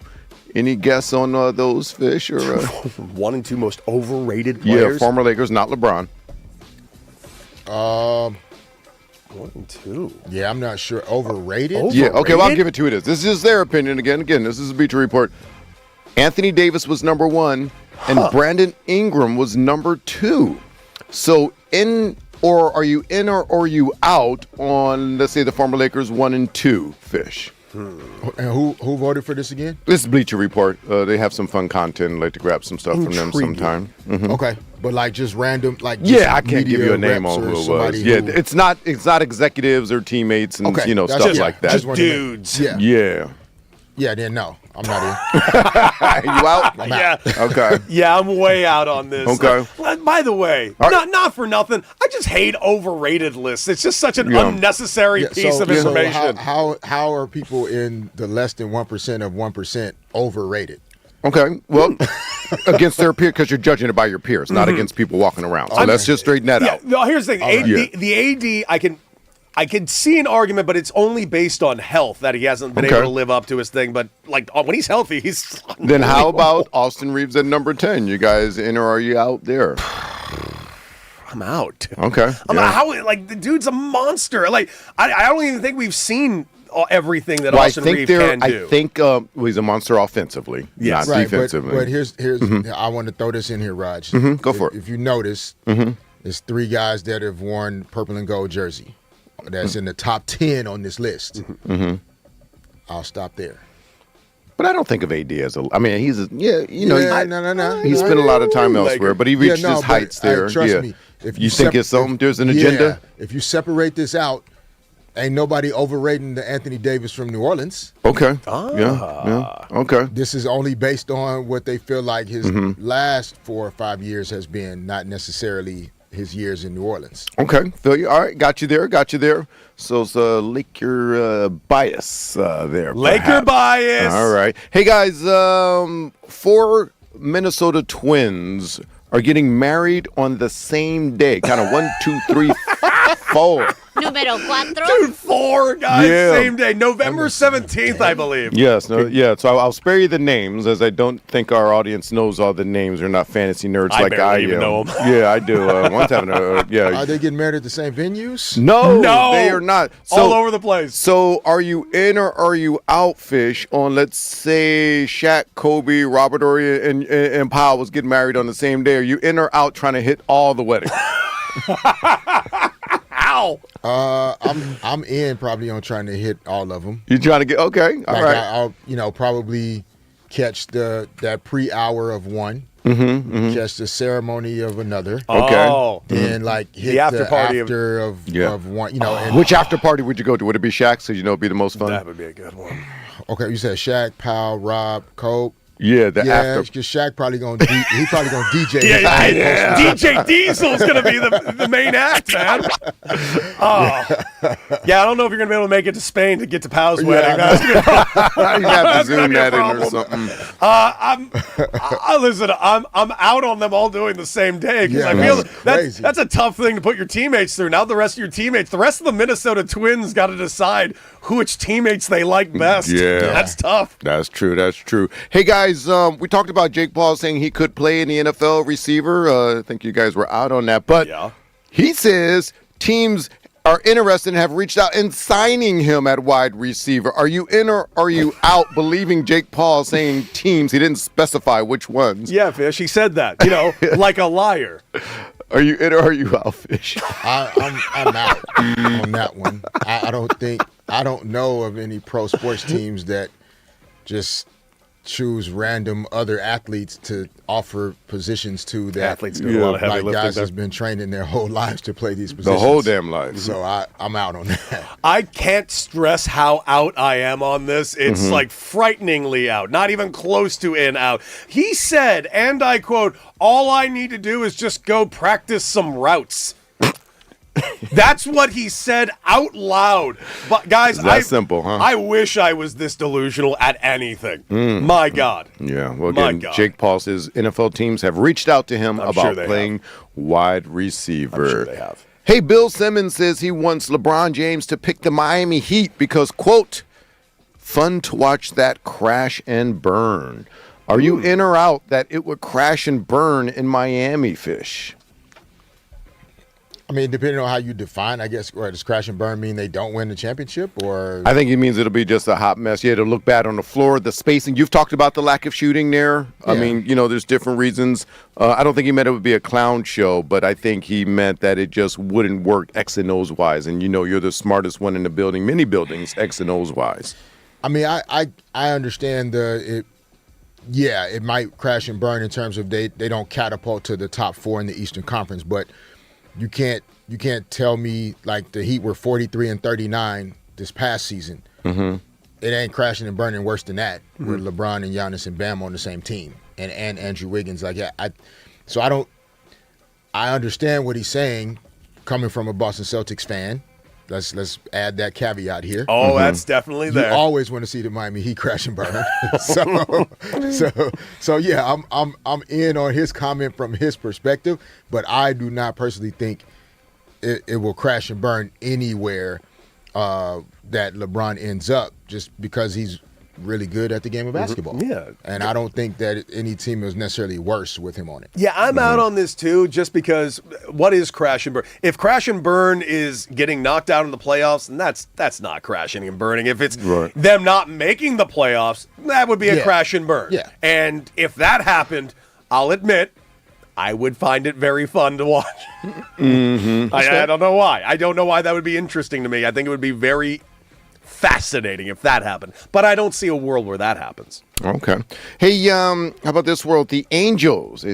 Some Angel fans I've run into says we don't talk about the Angels enough on this show. Well, here you go. The Angels have reportedly they fired their self-proclaimed baseball talk spy. about the Angels after they fired.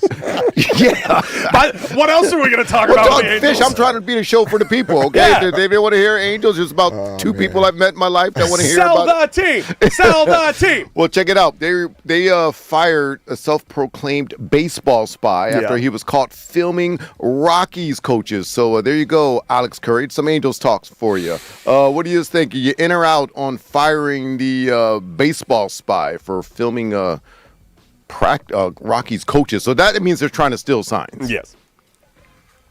Yeah, I'm out on that. I don't know if he was acting, unilaterally just doing whatever he wanted to do. But yeah, I'm out on like the filming of coaches trying to figure out this. Like, bro, play the game.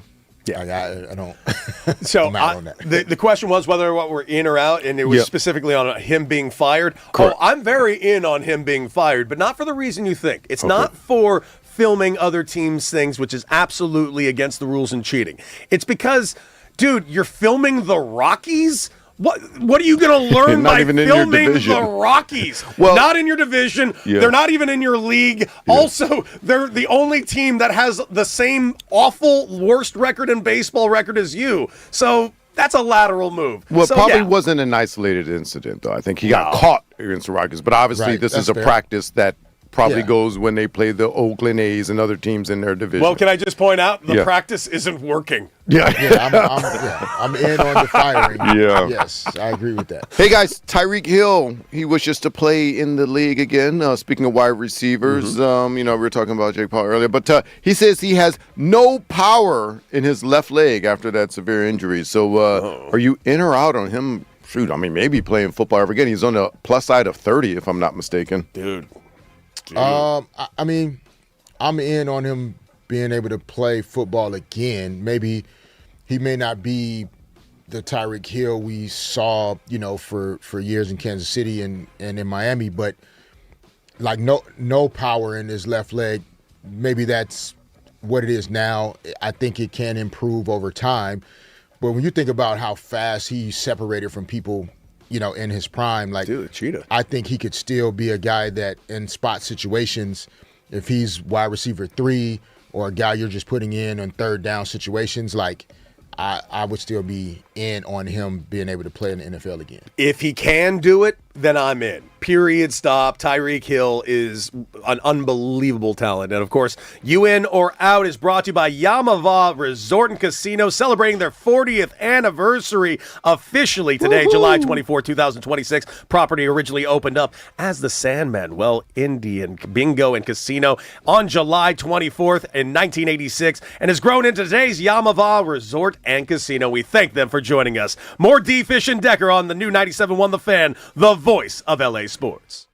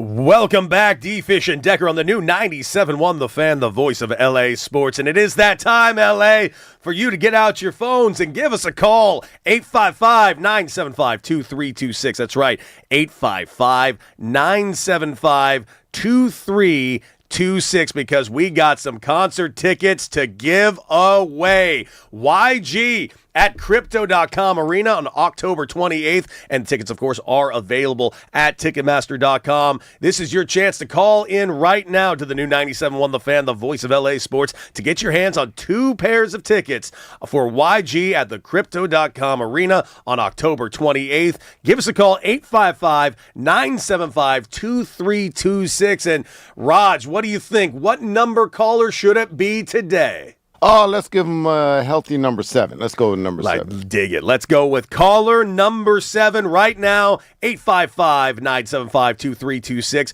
And you can get your hands on a pair of YG tickets at Crypto.com Arena October 28th. Once again, tickets are available at Ticketmaster.com, but giving away a pair of tickets right here, right now. Give us a call and get your hands on those tickets. And of course, caller number 7 is who we are looking for.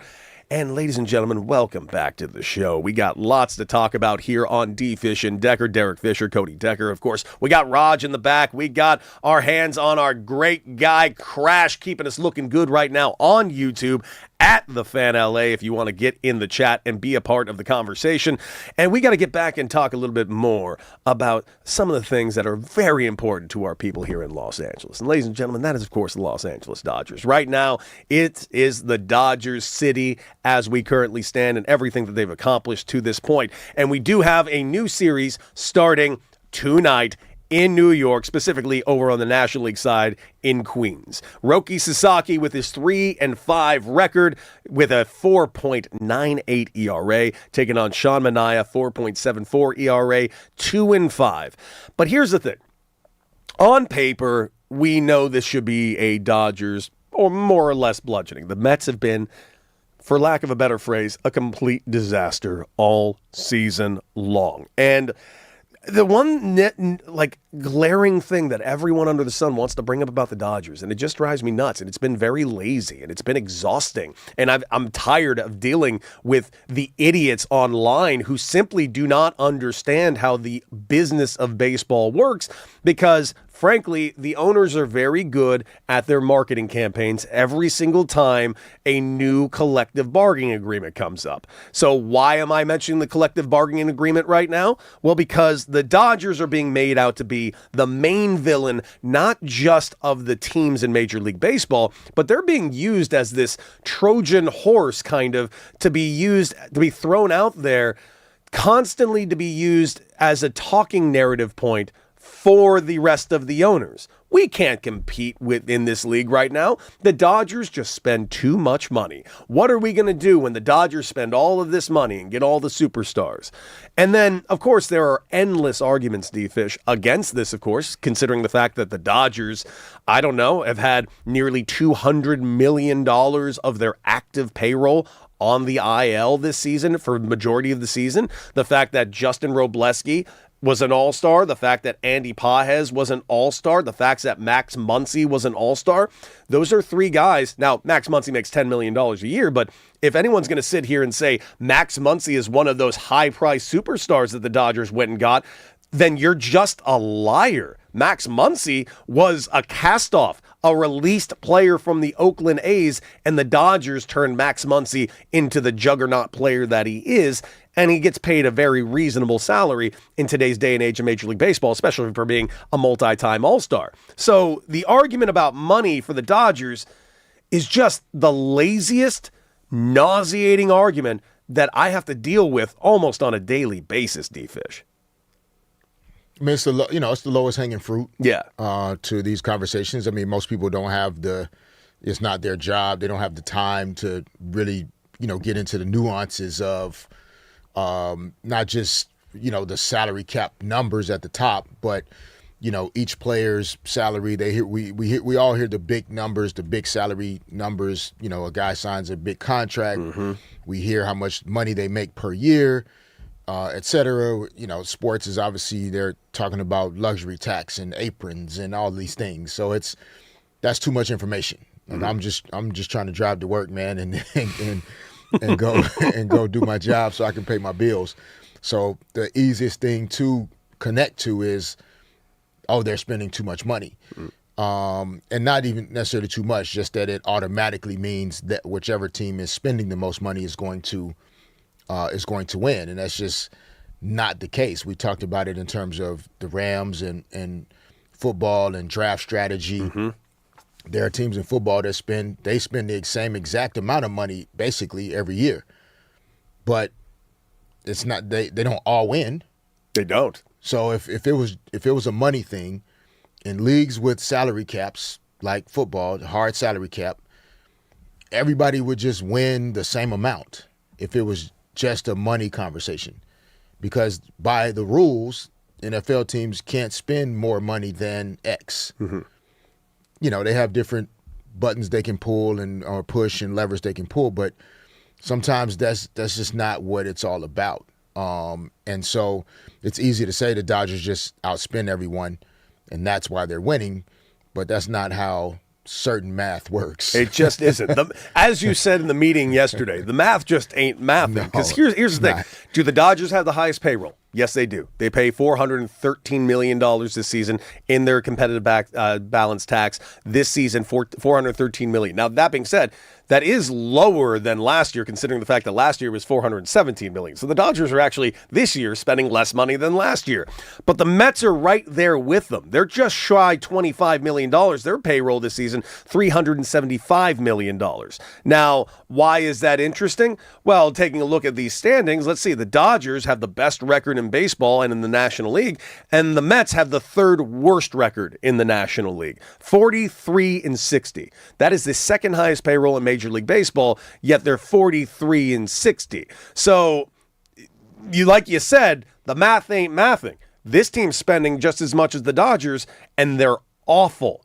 Now, kind of shows that there are more important things than just the salary of your payroll, isn't it? It's always been the case. I mean, I've sat and participated and sometimes at different tones and octaves that I'm using now in collective bargaining meetings, expressing this exact thing. Like you can't legislate winning. There is no cap structure that automatically guarantees competitive balance or parity, et cetera. I know we've seen that, in the NFL, we see, it's hard to repeat, but that's not because of the hard salary cap, really. That's injuries. There are a lot of things that go into football teams being able to stack success year after year after year. And in basketball, we talk about the salary cap and the numbers, and it's just there aren't really rules that can impact mindset, right? Like you don't, Shaq, Magic, Larry Bird, Jerry West, where like there are no rules that were going to legislate whether or not Jerry West accomplished what he accomplished. It was Jerry West. Yes, it's a logo. So whatever the rules of the system are, like Jerry West was going to find a way to win at the highest level, regardless of what he could or couldn't have been paid. All of the salary cap and spending and all of that's just more business conversation around creating more profit margin for folks that own the business. That really doesn't have as much to do with the exact results on the field or on the court. In the NBA this past season, the Cleveland Cavaliers were the team that had the highest payroll in the league. They made it to the Eastern Conference Finals, but were they actually a championship threat? Doubt it. The Knicks were second. They ultimately won the championship, but that was, if we're having a player salary conversation, they largely had almost the same team that they had the year before. They just had a different coach. Yeah. So Mike Brown was the coach this past year. So similar to the conversation we had earlier about Sean McVay.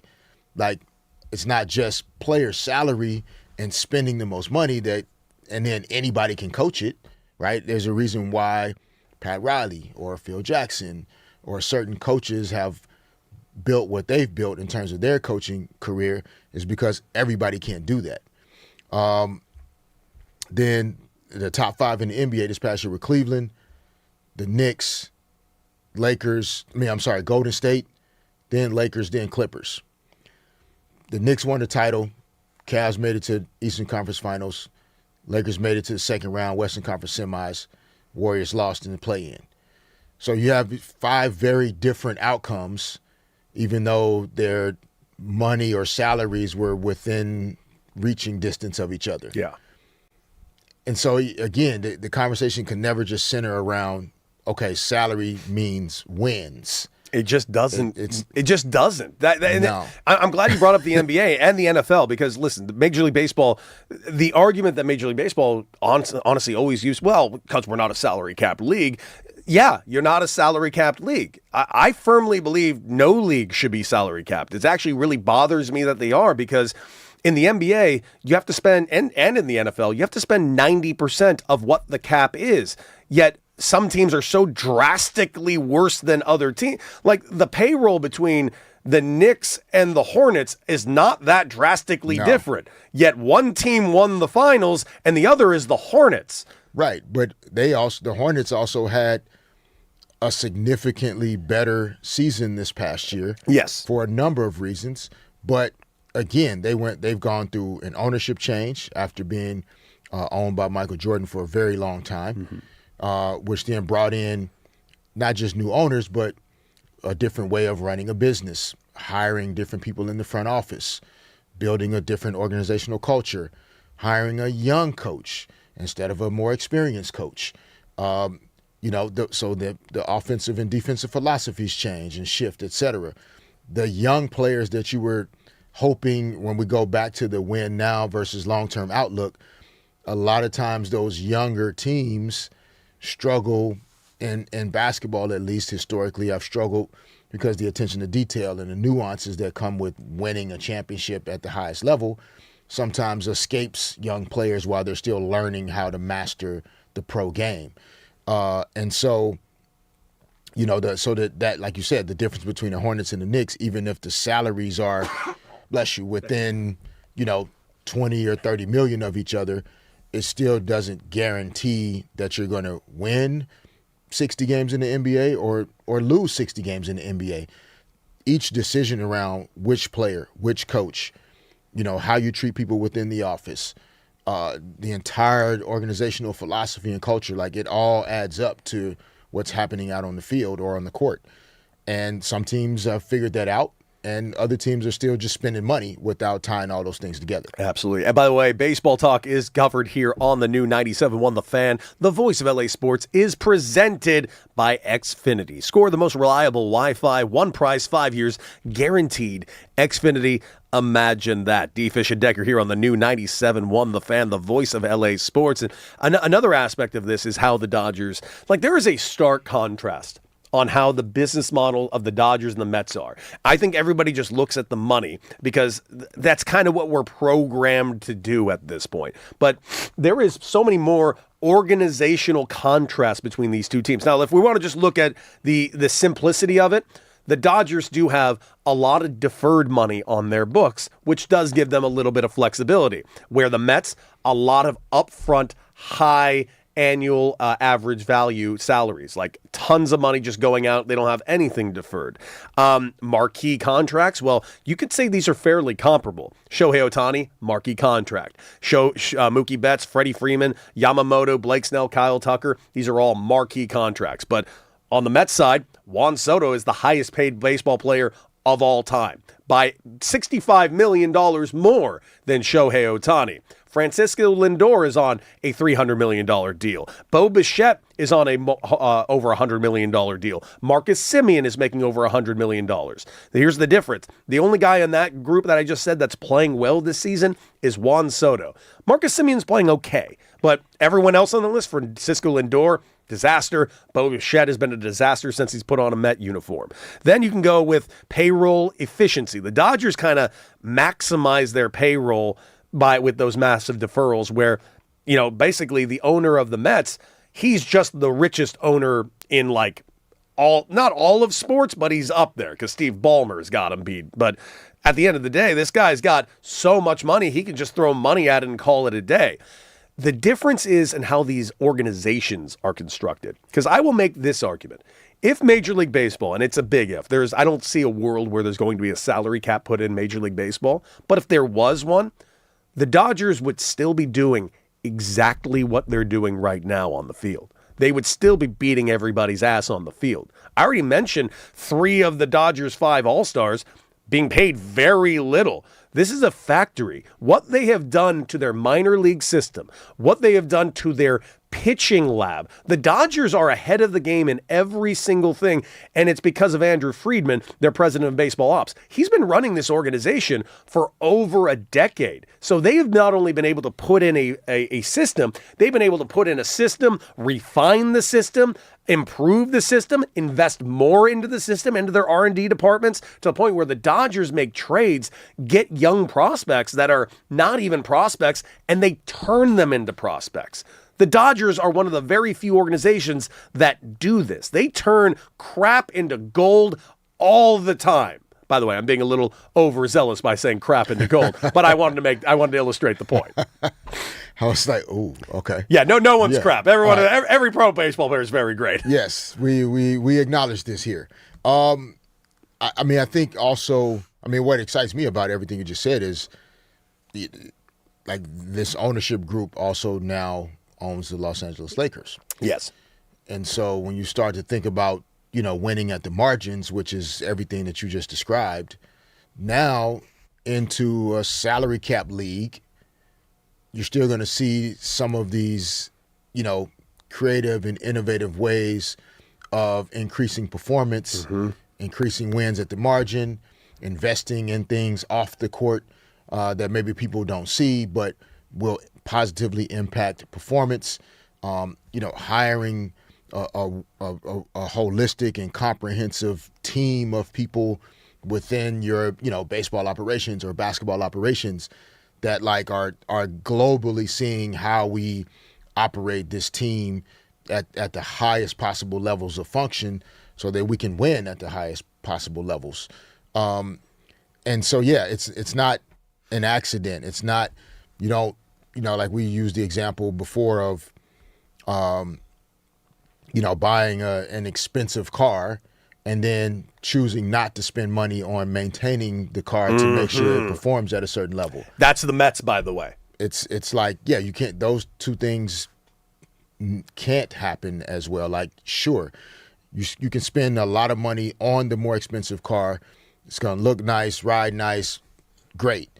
But at some point, if you aren't investing in maintaining it, helping it recover, trying to increase the performance, actually, not just allow it to stay the same, then, eventually it goes from the newest, expensive, hottest car to it doesn't work as well anymore. God, I got to say, the thing that you just said that I just realized, it really does kind of hit home, because I hadn't really think about the things that the Dodgers do so well of what this ownership can bring to the Lakers, man, because I'm interested. How is the Lakers' health going to change? How is their medical going to slightly change? How is their recovery going to slightly? Because the Dodgers have been to the forefront of all of that in Major League Baseball. Like, they were the first team to really take care of the meals for the entire organization. Like, they really put an emphasis on player health, mental health. Like, the Dodgers have really kind of reset the bar on what an organization can do and how they treat their players. I can't wait to see how they implement this to the Lakers. Agreed. I'm excited about that possibility as well. We'll see. We're obviously excited for the Dodgers to finish their season up. Basketball season will roll around shortly thereafter, and how soon we see some of these impacts, we'll see. Absolutely. Well, 855-975-2326. That is our number. We're talking the Dodgers. Let's go over to Jimmy. Jimmy in Lakewood. Talk to us. You're on with D. Fish and Decker. Hey, money is a lot, and but it's not everything. What the Dodgers do, they've built their farm system up. Everything you guys have been saying about how they raise their players. You can throw money at something, but it's not going to run well unless you got the right people using it, and the Dodgers got that. 97-1 all the way. My man, thank you for the call, Jimmy, and I couldn't agree with you more, man. It's just, This is just, it's sour grapes and jealousy. I don't know what to say. Jeff Passan, when we had him on, he said that success does not breed joy throughout the league from other people. Other people think there's just jealous of the success and trying to figure out how they can get their hands on some of that amazing Dodger money. Because here's the thing. You could say anything you want about the Dodgers investing into their roster. Sure, they do that. You know how much money they're making? They're making so much money that they bought the goddamn Lakers. Like, everyone should be doing this business model. Oh, and by the way, they bought the Lakers for $10 billion, which was what, $1.5 billion more than they were even valued for. So they overpaid to buy the Lakers. Like, that's how much money is being made by the Los Angeles Dodgers in the business model that they've created. Yeah, there's some other buckets of money. Oh, there's definitely other buckets of money, but they're definitely doing well. Coming around. But yeah, they definitely are showing, success can also beget success. And, they're investing with intention, and that's to win. And every team that they own or own in the future, at least, I think they're going to approach it the same way. I hope my money guy is investing with intention too, because man, I could use some of that intention. Guys, quick little break, but coming up, did we get a hint? Did we get an actual hint that LeBron James has already made up his mind? We will discuss right here on D. Fish and Decker on the new 97.1 The Fan, the voice of LA Sports.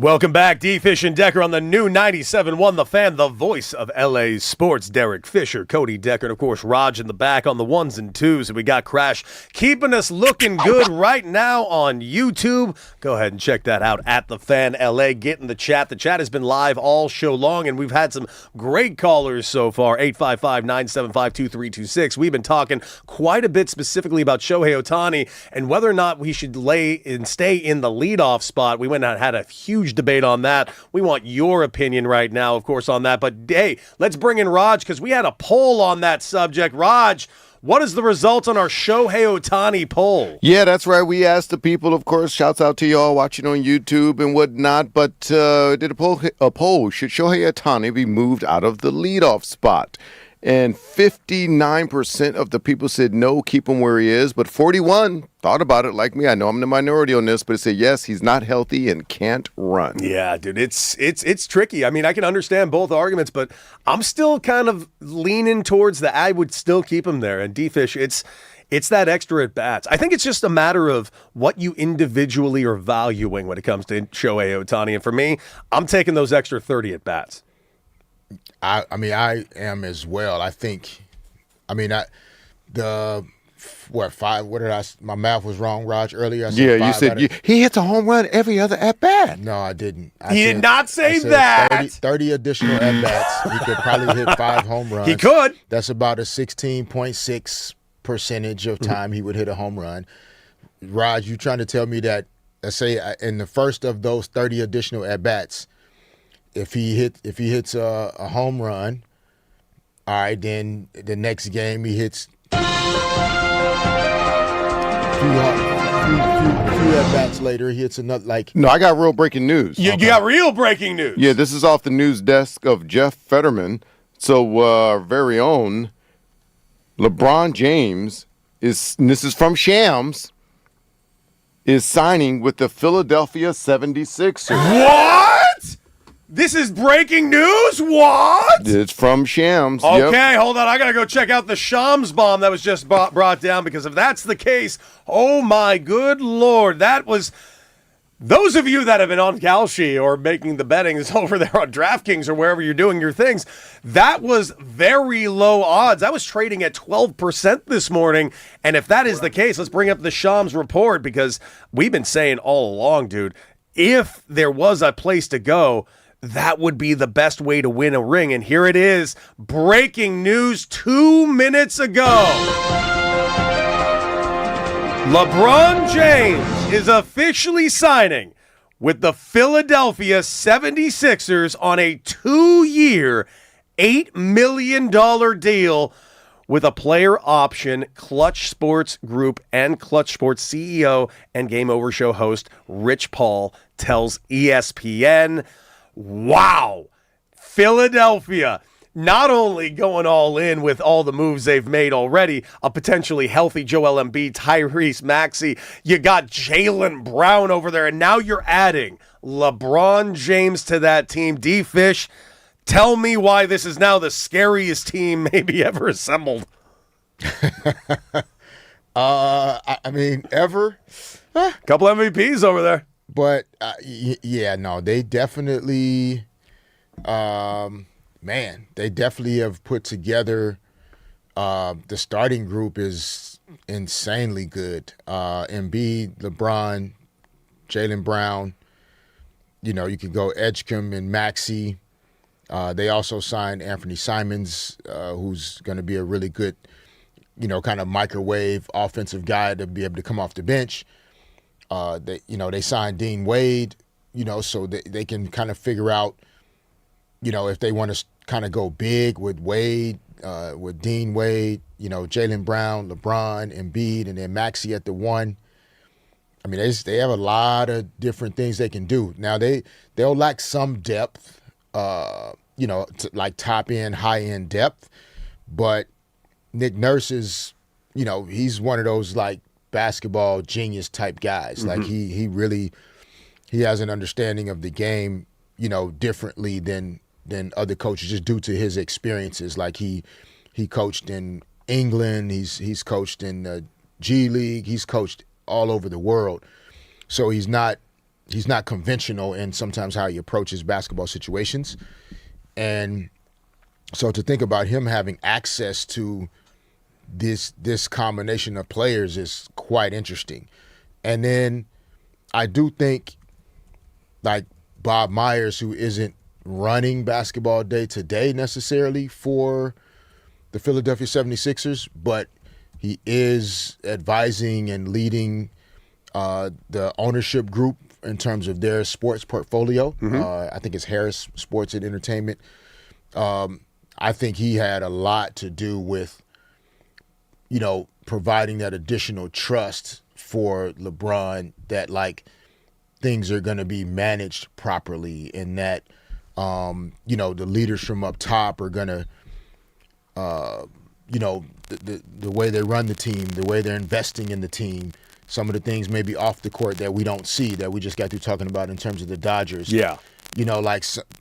Those types of things, I think that mattered to LeBron as well. And I think Bob Myers was a good person that was able to maybe sell that vision and really get that buy-in and trust from LeBron, from Rich Paul, probably from the family as well, in terms of trying to make all of this work. Man, it is wild. Of course, just joining us live right now, we are reacting to the news. LeBron James officially has made his decision, and he is joining the Philadelphia 76ers. D. Fish and Decker on the new 97.1 The Fan, the voice of LA Sports, 855-975-2326. Do you think that LeBron made the right decision with this team that he just went to? And D. Fish, I'll just ask you that. Do you think he made the right decision? Because I'll tell you, based on the options that he had, it was what I thought would be the best team for him to go to. But there was another thing that Oh, fantastic. Let's get over to the hotline. We got somebody joining us right now. Adam Aronson, the Philly voice, here to talk about his new acquisition. Oh, man. Adam, how you doing? And are you reeling right now? I am a little bit, yeah. I've been, I think like everybody else, particularly the people that have been covering the teams that LeBron was considering, spent the last 3.5 weeks in a state of limbo, just waiting for something to happen. I thought it couldn't get more shocking than a trade for Jaylen Brown, and somehow the Sixers have one-upped themselves here. Man. I agree. I mean, anything that you know about how, the conversations and the process went here, the team has been set for a few weeks now with the Jaylen Brown move, but what involvement who was involved in pitching? Was it just Tyrese Maxey? Where did Nick Nurse fall in this? Jameer Nelson's the new GM. Like, who all kind of got together and helped get that buy-in from LeBron and from Rich Paul at Clutch Sports? Yeah, my guess is that, first of all, Mike Gansey, who took over as Sixers president of basketball operations ahead of this summer, replacing Daryl Morey, he had somewhat of a relationship with LeBron James. They were both high school basketball players in Ohio at the same time. Mike Gansey, up until a couple months ago, had spent his entire career as an executive working for the Cavaliers, including in 2016 when LeBron led them to a championship. So that's certainly part of this. Bob Myers, who has taken a more significant role behind the scenes at the Sixers since Daryl Morey was let go. He hired Mike Gansey. He led that process. He has a great relationship with Rich Paul of Clutch Sports, of course. So I think those are really the leaders behind this. And then you look at on the player side, I look at Tyrese Maxey, who, he's called LeBron a big brother before. He's also a Clutch Sports guy. LeBron has at every possible moment raved about Tyrese, about his work ethic, about his skill set. He talks about, as good of a player as he is, he's an even better person, and I don't say that lightly. So there are a lot of connections here, and clearly it was enough, even with the Joel Embiid injury concerns that everybody knows, even with really like a pretty bizarre 2-year period for the Sixers, where 2 years ago they had one of the most miserable seasons a person could ever imagine. And last year, they have this incredible roller coaster where they look dead in the water against the Celtics. They have the 14-3-1 comeback in NBA history, and then they just get completely embarrassed and humiliated by the Knicks in a second-round sweep. After all of that, for this team to now have a starting five of Tyrese Maxey, VJ Edgecombe, Jaylen Brown, LeBron James, and Joel Embiid it's hard to fathom. I'm still trying to wrap my head around it, even though I've spent weeks thinking about this possibility.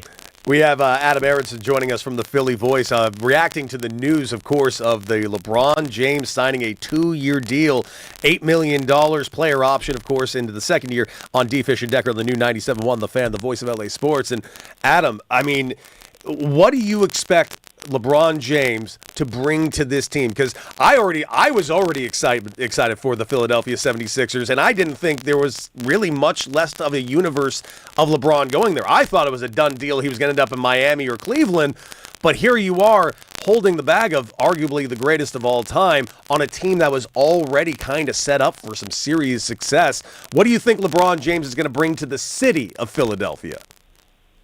Well, first of all, I think this is going to be the most widely anticipated Sixers season, not just in my time covering the Sixers, but potentially in, decades. This is arguably the best player in the history of the sport. If not, he is somewhere in the top 2 or 3. Every bit of the talent you need is to win a championship and to compete for a championship at the highest level.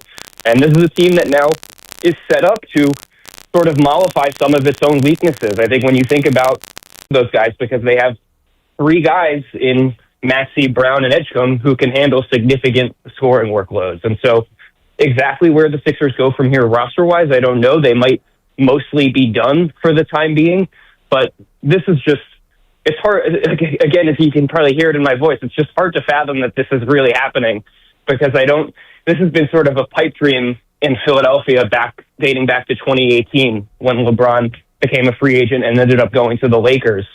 And I don't think that anybody thought that after the 2 years that have happened in Philadelphia recently, that this would even be an option. Mm-hmm. And when they traded for Jaylen Brown, and say what you want about him as a player, that clearly, as Rich Paul said on his podcast a couple weeks ago, that changed the entire picture. That put the Sixers firmly in the mix. And there are a lot of people who doubted that they were legitimate contenders. I believe that they were, and clearly they were. Man, this is huge. I'm feeling like Adam. I'm still swirling here. I can't believe just, processing it. It takes me back to, this being just a basketball decision that really aligns with, where LeBron has always been in his career and about winning. In the city, and obviously this is breaking news, but just the excitement level, I can only imagine, right? Like it's been 43 years, since the Sixers, won a title. And we saw the Knicks, break that barrier again this past year. Does this just automatically turn this team into a championship or bust team, now that LeBron has made this decision? Yeah, I think it does. And I think you pointing out the reaction in New York is the perfect thing to be thinking about right now. And I think that's probably a major part of LeBron's decision to come here, is knowing that whether he's the best player, the second best player, the third best player, if he is the piece that gets the Sixers over the top and ends their championship drought, we're all seeing what it means to do that in a starved city with an incredibly passionate fan base, because that's what has happened with Jalen Brunson and the rest of this Knicks team. And so I just look at this situation as, if LeBron could pull this off, this is not a player who needs his legacy cemented in any way. But every organization he's been part of, he's won a championship with. Yep. He was not going to sign somewhere that he did not think he had a legitimate chance to win with. And I mean, when you look at the team on paper, anybody can win on paper in July. But when you look at this on paper, man, it looks really good. There's not a team in the East that I would say that team is definitely better than the Sixers. Now, there are a lot of teams I wouldn't say the Sixers are definitely better than themselves, but it's just a remarkable situation, because there has been so much apathy around the Sixers over the last 2 years. People have been here in Philly checked out on this team. People have had little to no interest in the Sixers. The Eagles always dominate talk in this town, and maybe that will remain the case. Even the Phillies in baseball have been World Series contenders year after year. Yep. And people have just been so tired of the Sixers. People have just not been interested in the Sixers the same way they were, when Joel Embiid and Ben Simmons were leading one of the best young teams in the league in the late 2010s, even the early 2020s. They get James Harden. People have just been out on the Sixers for a long time. and there are going to be millions of Sixers fans flocking in now, in addition to obviously the millions of LeBron fans that are suddenly going to be, interested in Sixers all of a sudden. It's pretty crazy that this is going on. Absolutely nuts. Well, Adam Aronson, congratulations to the city of Philly, and I have no doubt you'll be covering this ad nauseum on the Philly Voice. So congratulations to you, and we thank you for jumping on with us so quickly to cover this LeBron James story. I hope you're well, man. Thank you guys for having me. I appreciate it. No, absolutely awesome. And guys, we're going to stay on this. LeBron James officially makes his decision. And of course, what do you guys think? 855-975-2326. LeBron James is officially a 76er. Did not have it in our bingo card. And we will discuss next right here on D. Fish and Decker on the new 97.1 The Fan, the voice of LA sports.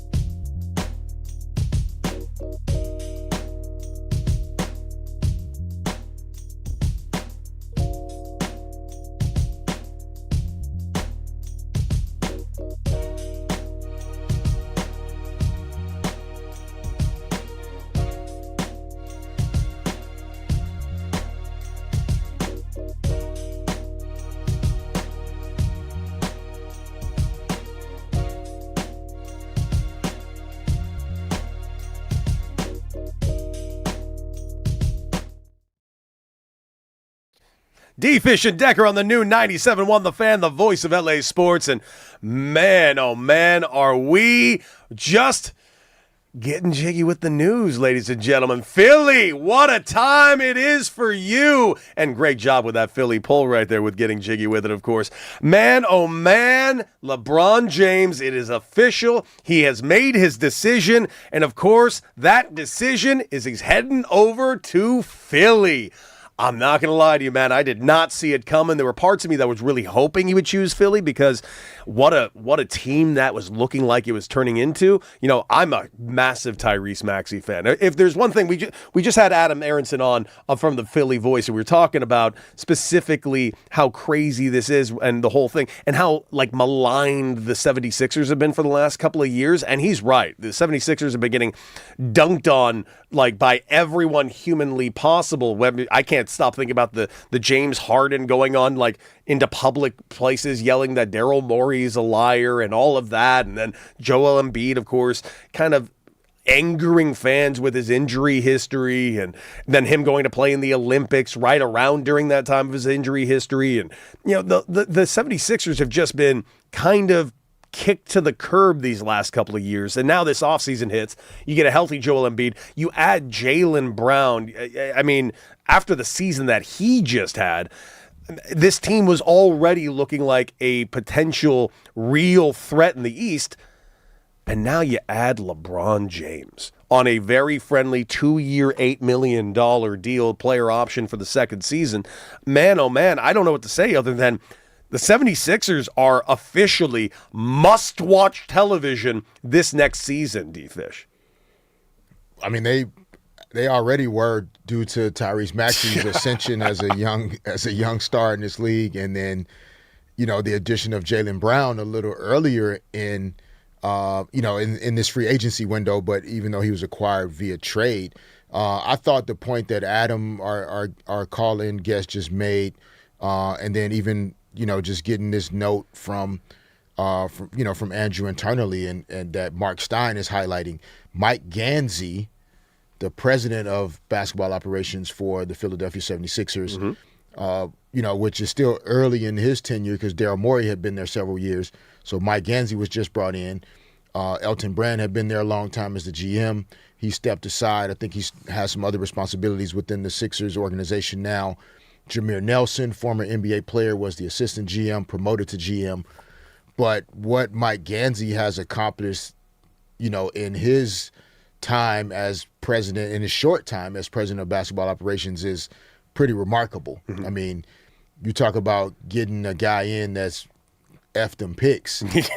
I mean, he's traded for Jaylen Brown, and then they sold a vision that LeBron and his family and team have bought into in free agency.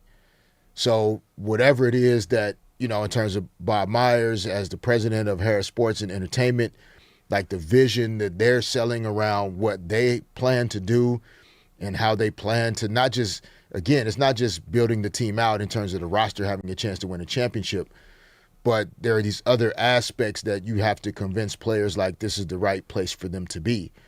And we'll learn these things, like is the family moving from California to the East Coast? Mm-hmm.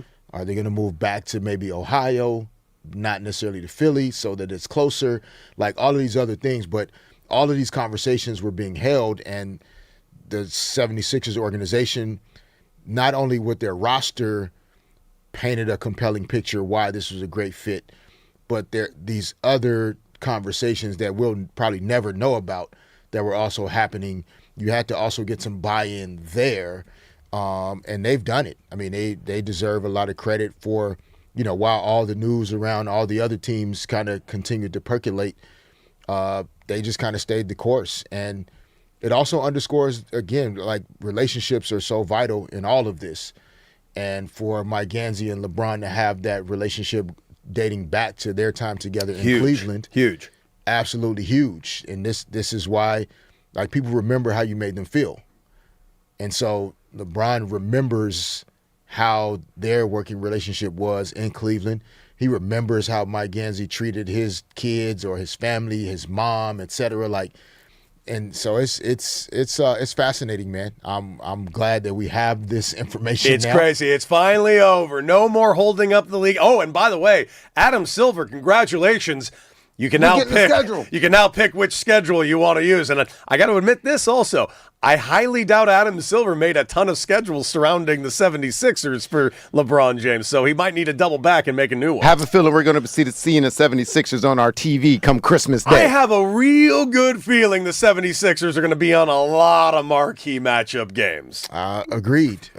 In particular with those New York Knicks. There's going to be some interesting matchups. How pissed off is that stadium going to be? MSG against the that's already a fun matchup. Considering how much New Yorkers hate That's going to be electric, not pissed off. That's going to be something else. Yeah. Knick fans are they're sophisticated. It's going to be electric. Yes. I mean, imagine. Did you just say Knick fans are sophisticated? Yes, that's the only opposing arena I've seen them cheer someone else when they see greatness from the opposing team. Well, yeah, when they're smart. Like when they that. give up 81 points, they're going to cheer that. But that's about it. Yeah, I mean, and Rogers Celtics. I mean, that you talk about Jaylen Brown.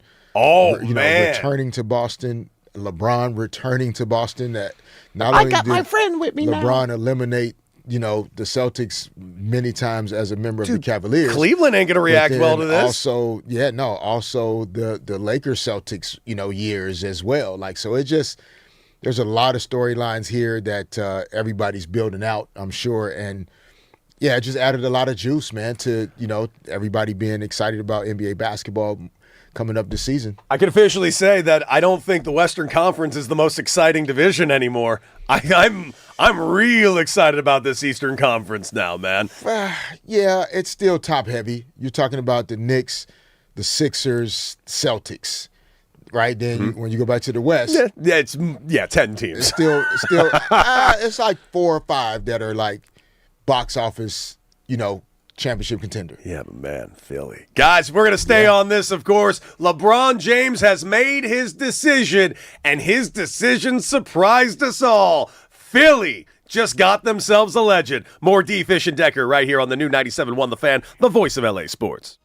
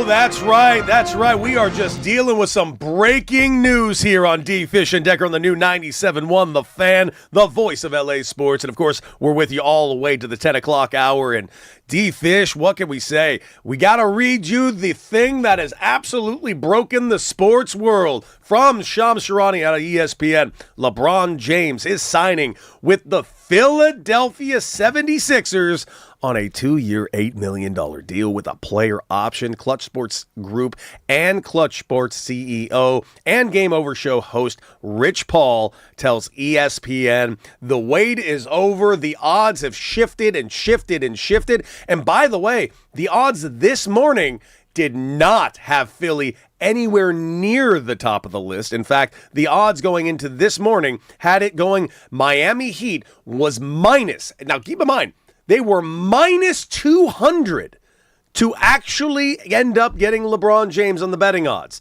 Then you got the Cleveland Cavaliers at plus 225. The Golden State Warriors were hanging in third there at plus 450. And right there, the winners of the LeBron James sweepstakes at plus 700. So if you took a flyer out on that, congratulations on that payout. Raj, what do you got, my guy? Well, we've gone over this exercise over the last three weeks, or the entirety of the show almost, basically. But Fish, remember we were breaking down, I think it was earlier this week, like which team was the best fit for this or that and the other.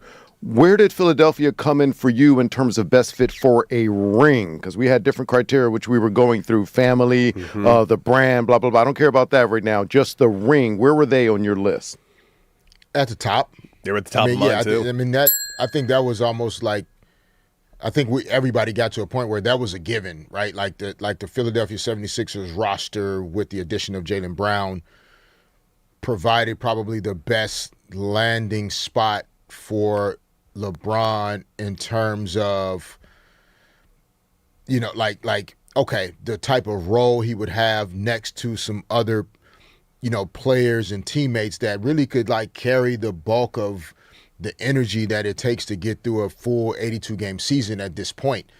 And so the Sixers, I think, have always had probably the best combination of talent that LeBron could plug into and clearly add value, add impact, make the team better, but also it also is clear, Maxey, Brown, Edgecombe, those guys are, young enough, dynamic enough to really allow LeBron to do a lot of what he did for the Lakers this past season next to Austin and Luka, which a lot of people seem to question as though whether he was willing to do those things or not. Mm-hmm. Clearly he was and is. He's going to do it with Joel, Jalen, and Tyrese Maxey. Yeah, dude, this is such here's the thing. This is why I'm loving this. I'm legitimately loving this because I'm surprised. You know how fun it is to feel actually legitimately surprised? And also, I'm even more surprised because do you think there's a world where LeBron James did not have this decision? He was going to decide a different team? Because I'm looking at you, Miami. That was a press conference that they scheduled on their internet books, man. Everyone saw it. Penciled in for July 27th that they were going to get LeBron James's press conference, introductory press conference in Miami. That was quickly deleted, and that, of course, shifted the odds like crazy on the LeBron sweepstakes. But here we are, LeBron James officially a Philadelphia 76er for the next 2 seasons, player option in the first year, of course. But, D-Fish, what do you think? What do you think was the actual deciding factor? Do you think it was just simply a ring? Do you think it was that comfortability? Or do you also think there might have been some mild gamesmanship, seeing that the Knicks went ahead and won that title? Now he kind of sees an open Eastern Conference, and also, man, he is going to be a villain of a lot of Eastern Conference teams this year. Yeah, I'm not sure about the gamesmanship part of it or piece. I think, if we go back to the beginning, it all started with, first, if you reverse engineer what Aaron Donald is doing right now, LeBron was doing that at the end of the season. So right now, Aaron Donald is taking his temperature on mentally, emotionally, where am I? Do I really want to play football again? Okay, now let me start to work out and try to ramp up, see how my body's going to react, et cetera, right? So then if you think about LeBron's, kind of process where the Lakers season ends, like he's first kind of like needing some time to like accept the fact that the season has ended, kind of decompress, take stock of like, where's my body, where's my mind, can I do this again at the level that I just did it? Like he put together a phenomenal season for a player of his age and with his experience level. So I think the first box that needed to be checked was like, do I really want to grind again this offseason? Yeah. And like really like ramp myself back up to play another full NBA season. I think once he kind of checked that box for himself, that's then when like, okay, now where am I going to have the best chance to compete to win at the highest level? Because all that it takes to do that at this age, at this time in your career, I mean, I can't speak for other people, but there's no way you should even be interested in doing that if it's not to win at the highest level. Absolutely. It's just not. Like, I'm sorry, it's not. So I think the process then kind of turned to like, yes, I want to work and grind and put the time in this offseason to be prepared to play. Now, where can I maximize and make sure that the investment in time, it can have the highest level of return in terms of like competing to win championships? And then that's when okay, Philly, Miami, Cleveland, Golden State, et cetera, like which situation best presents that opportunity? And he ultimately landed on Philly. Absolutely. Well, what do you guys think, LA? 855-975-2326. That's 855-975-2326. What is your reaction to the LeBron James news? He is officially a Philadelphia 76er, leaving behind his time here, his 8 years as a Los Angeles Laker. Let's get over to Rob in Gardena. Rob, talk to us. You are on with D. Fish and Decker. Good morning, D. Fish and Decker. I've called before. I'm the one who said he should play six-man for the Lakers. But this is why a lot of people hate LeBron, is because he's cherry-picking. He's going to a team that's already loaded, and if he wants to take his talents to win, he should take it to a team that's underachieving, that he can elevate and win. He's going to a team that's already loaded, so it's kind of like cherry picking, and it doesn't look good for him. But Rob, Also, I have a legit question for you. Yes. Why? Why what? Why should LeBron James go into his last couple of years of his career, right? My question for you is very simple. Just why should he go to a team and rebuild a team when he's going to go to a team that's already ready-made for him to just jump in and win? Because to claim that you're the best ever, you need to elevate a team to become better. He's already going to a team that's loaded. How good is that? How competitive is that? I hear what you're saying. No. Make no mistake. I hear what you're saying.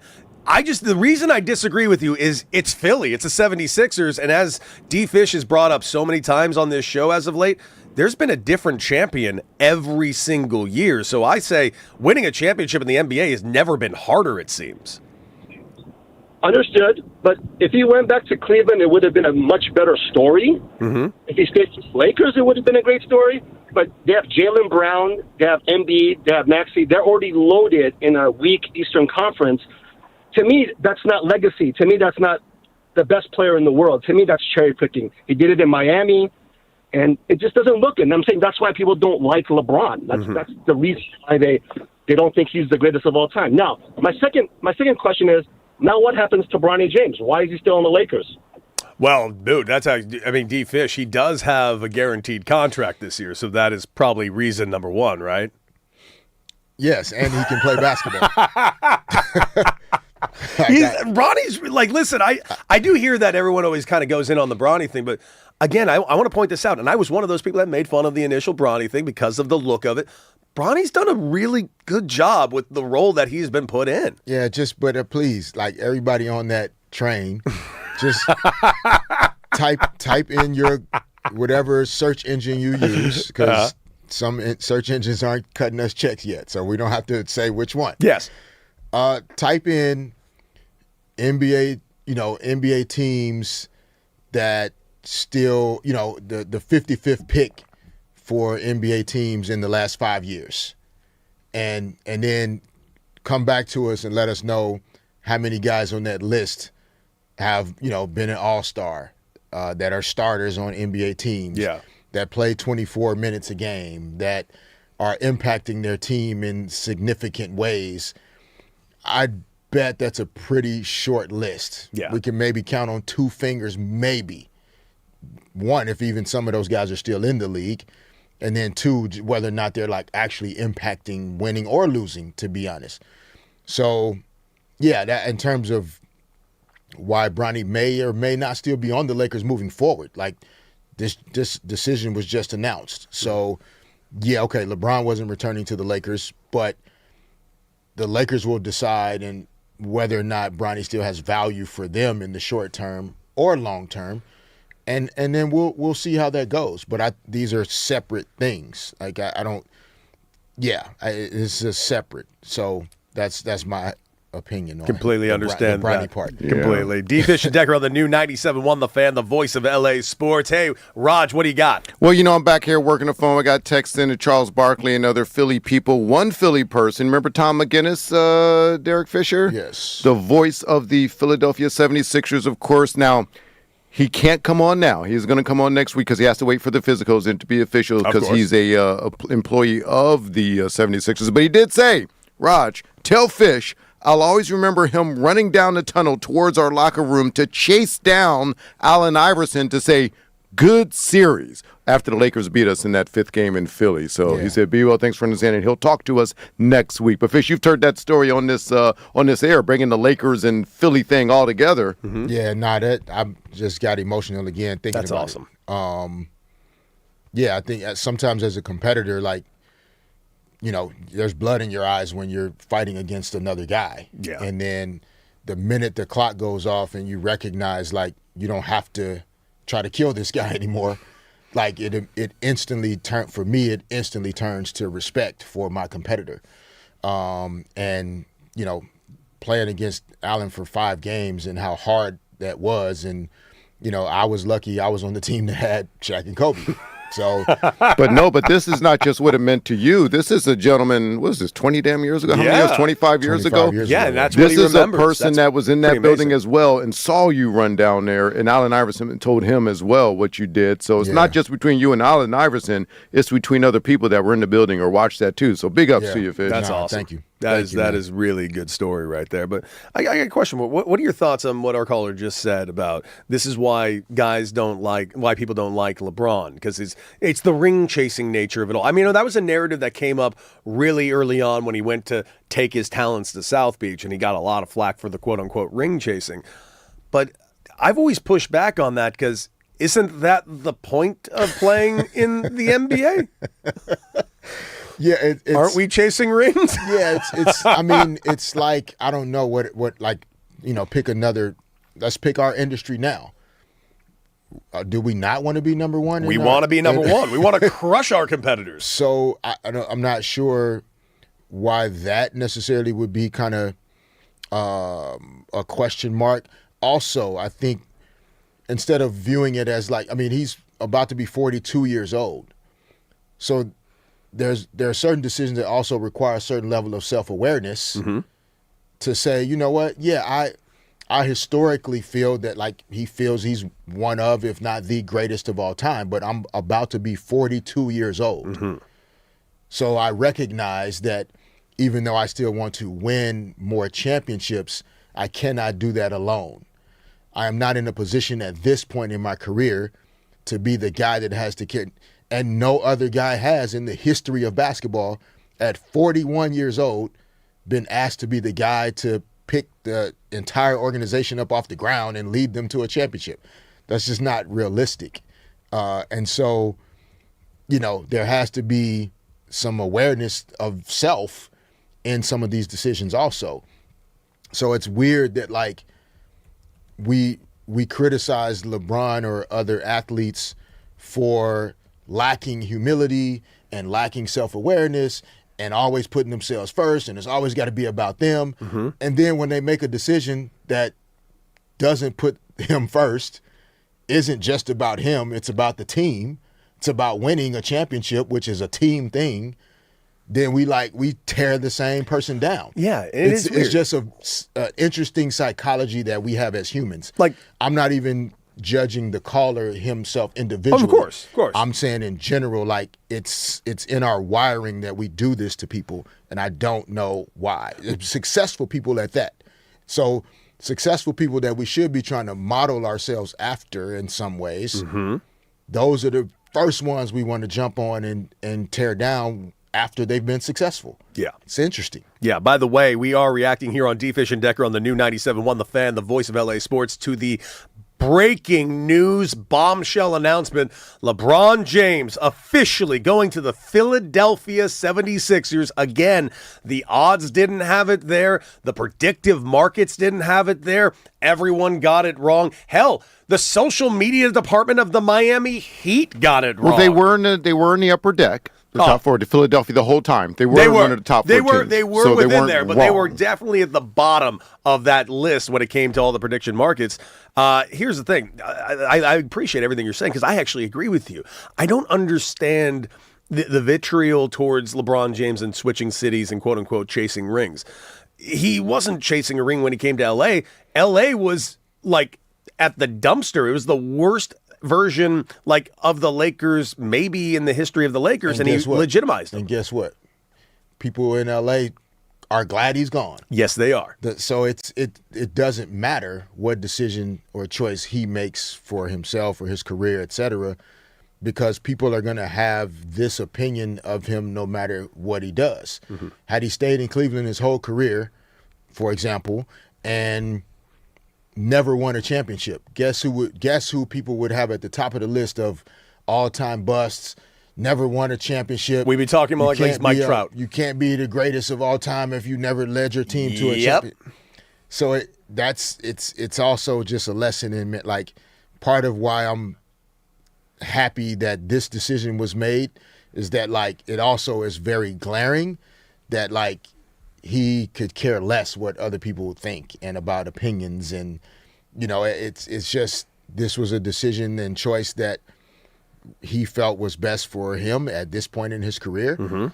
And it helps our show to have people feel the way they feel. And we talk about it. So go ahead and feel how you feel and call us and talk to us about it. 855-975-2326. Let us know. But it's just kind of like, I don't know why we so strongly just go so hard in the paint towards the negative. We really do. And you know what? I want to take that type of argument about the quote-unquote ring chasing that he does, that, again, everybody is ring chasing. But you're not ring chasing when you're the guy that creates the rings. Yes. Like, go back in NBA sports history. It's not about what team the guy is on. It's about what team, it's about where he is, not the city or the team. Yeah. So Lou Alcindor, Kareem Abdul-Jabbar, he didn't chase rings. Where he went, the rings followed. Yes. Yes, indeed. So it's the same. Like, when you look at the history of all of the greats, it's where they are that the rings go. It's not the other way around. It's not like a ring is sitting in Philadelphia and he's going to chase it. His addition will increase the chances of them getting it. Yeah, they look good on paper without him, but they may not win it without him either. And they could also come up short with him. But the idea is that where those type of guys go, that's where the rings go. It's not like the ring is just sitting there and then they went and hopped on and got a ring. Nah, bro. They make the sun come up. That's why they are on that short list of possible greatest of all time. Yeah, by the way, he's won a ring in 3 different cities, and that's alone very rarefied air. There's only 3 guys that have done that. And each place he left, have they won a championship since he left? Oh, you are absolutely right. None of have. None have. And by the way, if he were to win in Philly, he'd be the first player to win a championship in 4 different cities. So there's another way of looking at it. Let's get back to the calls because everyone in LA is reacting to the news of LeBron James becoming a Philadelphia 76er. 855-975-2326. Let's go to Chris in LA. Chris, talk to us. You're on with D-Fish and Decker. Hey, fellas. I just wanted to say, I wasn't a big LeBron fan over the years, but I became more of a LeBron fan when I saw what he was doing off the court. Mm-hmm. And then I appreciate the work that he did on the court for the Lakers and helping us win a championship. But the reason, like talking to my friends, you go to black barbershops, you get all the information. The reason so many Laker fans here are okay with them leaving is because of the drama. Everything is drama related to LeBron. We're used to greats like, Wilt and Jerry West and Magic and you, Fish, and Kobe, people who are just here just to win the games. But with LeBron, that always seemed to be secondary. I don't know if it's because it's Hollywood and players are promoting their brand more, but it always seemed to be that first and, let's go win a game. So that's why I think a lot of people here, we appreciate what he did for us, don't get me wrong, but we're okay with leaving because the Laker brand, like the Yankees, like the Dodgers, like the Cowboys, the brand is the brand. And we appreciate you coming in and playing with us, but we're okay not dealing with all the drama. And this, prolonged, where am I going to play next is just another example of it to me. Love you guys. Love you right back. It's interesting because I have heard this argument, the drama. The only thing, it's not even a pushback, it's more of a question, and I would love your take on this. What exactly was the drama that was surrounding him? I mean, because I hear, we've talked about the late GM thing and, how much power he had while he was here, of which you very eloquently have mentioned over and over. Well, he needs to have that power. The whole thing is being built around him, so he needs to have a voice in there. But outside of that, I haven't seen a ton of drama from LeBron James. In fact, I'm very interested in what you think, D-Fish, on what the drama is. Yeah, I mean, we can definitely get into it. I think, I don't think LeBron has necessarily created the drama. I think he's the type of guy that, like drama or noise, it's kind of like the Cowboys always being at the top of the news. Yeah. And that Jerry Jones does a lot of that. But I think in LeBron's case, like, he's not Jerry Jones, right? He's not the guy out there providing all the sound and the quotes and the comments. So it could be drama with him, but is he creating it? Yeah. It's like narratives around him type thing. But listen, do you hear what we think? 855-975-2326. LeBron James officially done with L.A. and over there in Philly. Let's go to Andrew in Downey. Andrew, talk to us. You're on with D-Fish and Decker. Hey, what's up, you guys? How's it going? Chilling, man. Good, brother. Yeah. So basically, I'm a LeBron supporter, man. No matter where he went, I would support him. I'm not a hater like some of these callers. I'm just happy that he did what's best for him. I'm a Lakers fan, don't get me wrong, but, if he wins a ring with Philly, I'm happy for him. And another thing that, probably most people are not going to talk about, but I'm an NBA 2K player, right? The video game. Yeah. And I keep up with the overalls and stuff. The 76ers are going to have 4 players on their team that have a 90 overall or better. That's never happened in the history of 2K. Not even the Warriors had that. They only had 3. Nasty. I like it. Dude, Andrew coming in with the 2K facts. I dig it. Thank you for the call. And, of course, 855-975-2326. Thomas in Hollywood, talk to us. You're on with D-Fish and Decker. Hey, Derek, you sounding pretty good on your new job here. This is what my problem is. I've been in L.A. all my life, over 60-something years. The problem with LeBron is the same with Luka. They complain too much. That's my only problem. This chronic complaining, wanting to blame the refs. He misses a shot. He looks bad, and he looks to the ref. And then Bronny starts to stop the bitching. And I've said this over and over and over. Stop the bitching and complaining. Kawhi Leonard, one of the best players. I know they got different personalities, but play basketball. Don't blame the coaches. That irks me to the 10th degree. Stop complaining to the refs and play basketball. Luka and LeBron, they need to find them every time they do it. They need to shut the hell up and play basketball. That's my comment.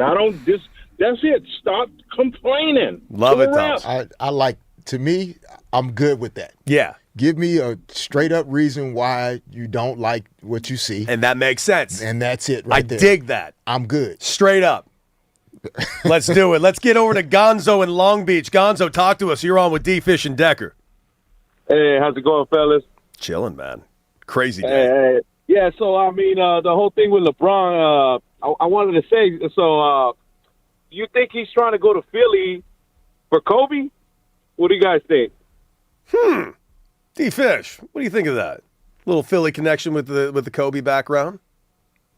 I mean, that could be, I don't know. That would be way at the bottom of, I don't know if that was something that was strongly considered necessarily. I just think, at this point, when you, the burden and responsibility of being the face of this league as long as he's been, like even though you're in control of a lot of things, it can feel like you also are doing so much for everybody else.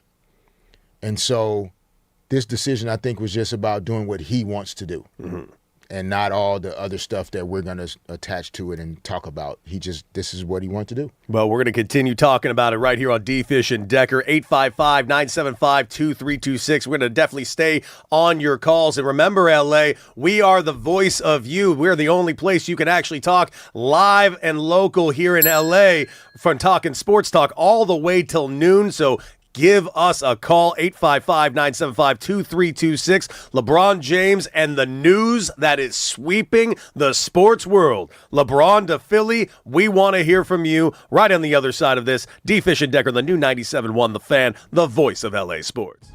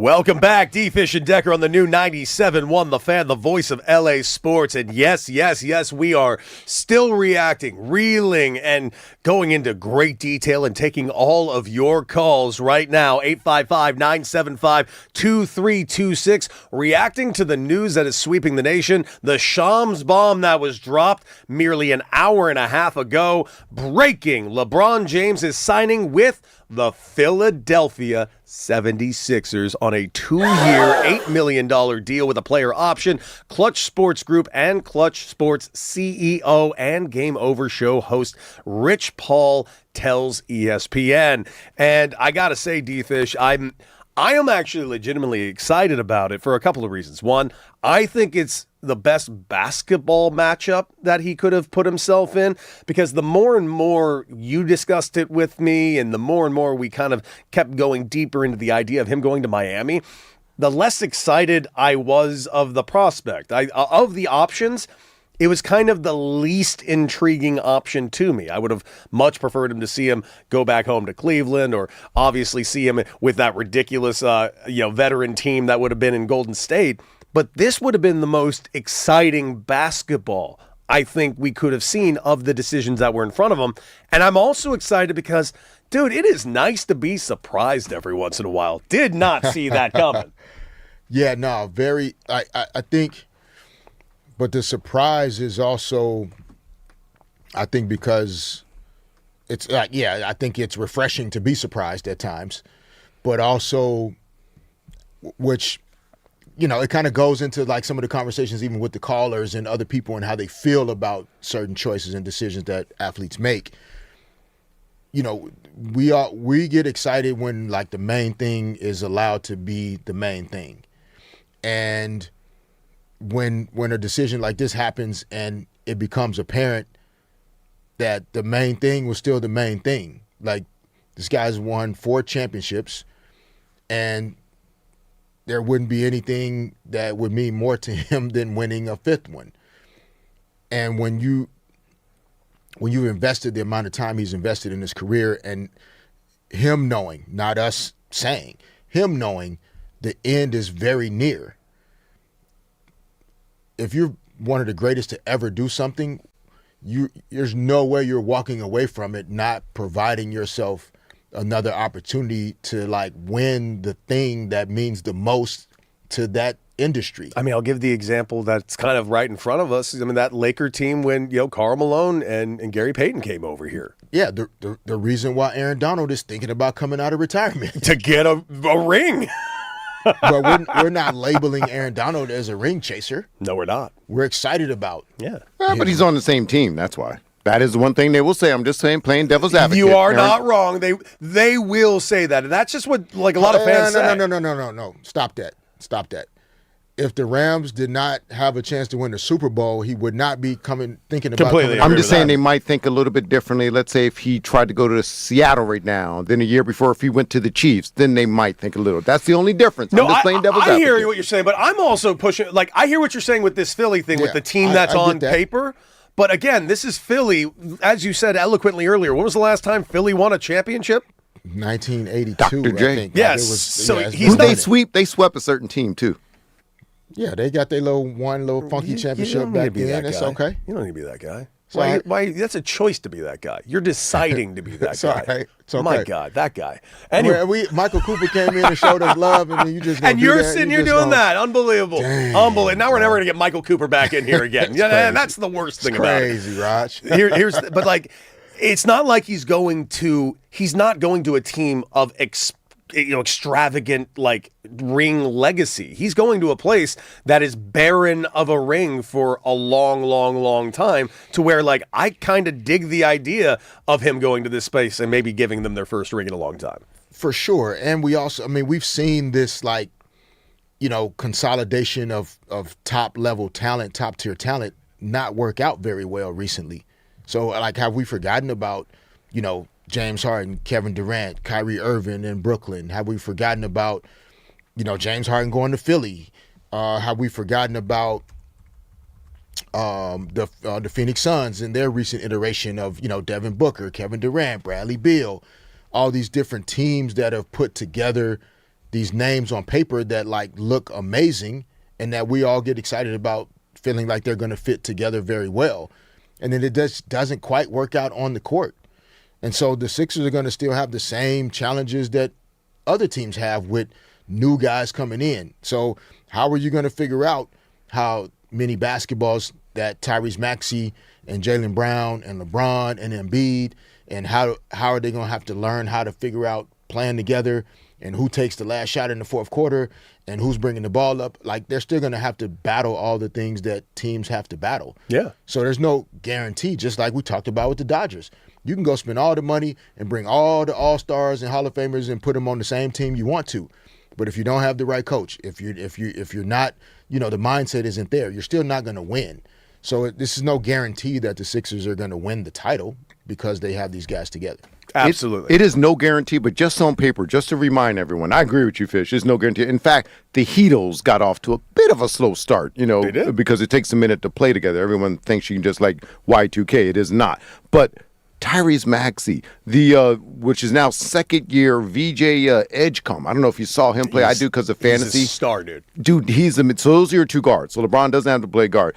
Small forward, Jaylen Brown. Power forward, he's okay. A guy named LeBron. And then when healthy, Joel Embiid. That is nasty on paper, dude, boy. on I just paper. can't wait to watch it. Dude, I cannot. I can't wait to watch it. Like, legitimately, and we want to hear from you, LA.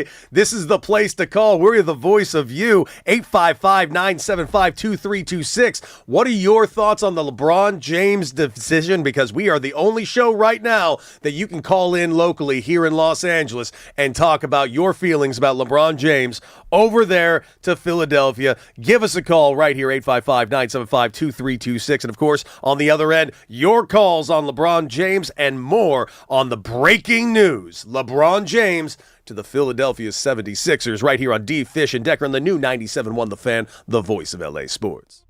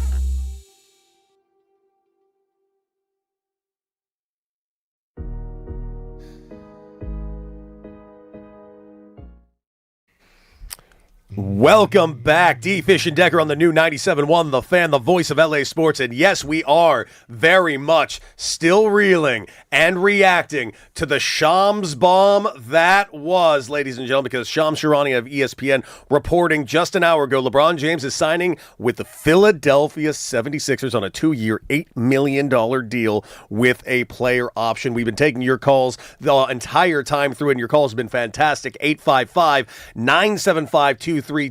Not to mention the chat has been as active as humanly possible. Both people celebrating, both people, Laker fans, just going up and down saying, thank God he's gone. I mean, it is a interesting bag of emotions that's taking place on the chat right now at The Fan LA. Check us out on YouTube. It has been fascinating. Of course, we want your calls, 855-975-2326. If you missed anything on today's show, make sure you check it out on the Odyssey app, and also download D-Fish and Decker wherever you get your podcast. D-Fish, we were just talking about this fit for LeBron.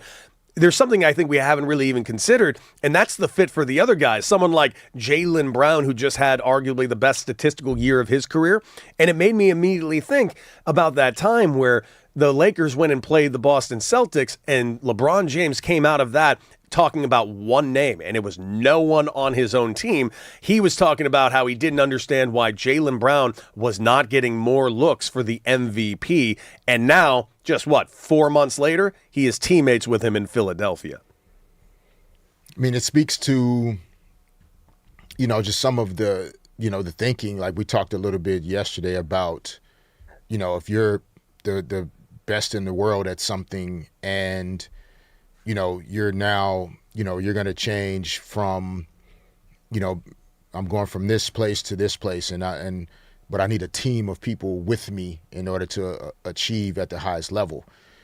And so as you're looking around and observing, you're people that approach things a certain way, like appear to have a certain mindset,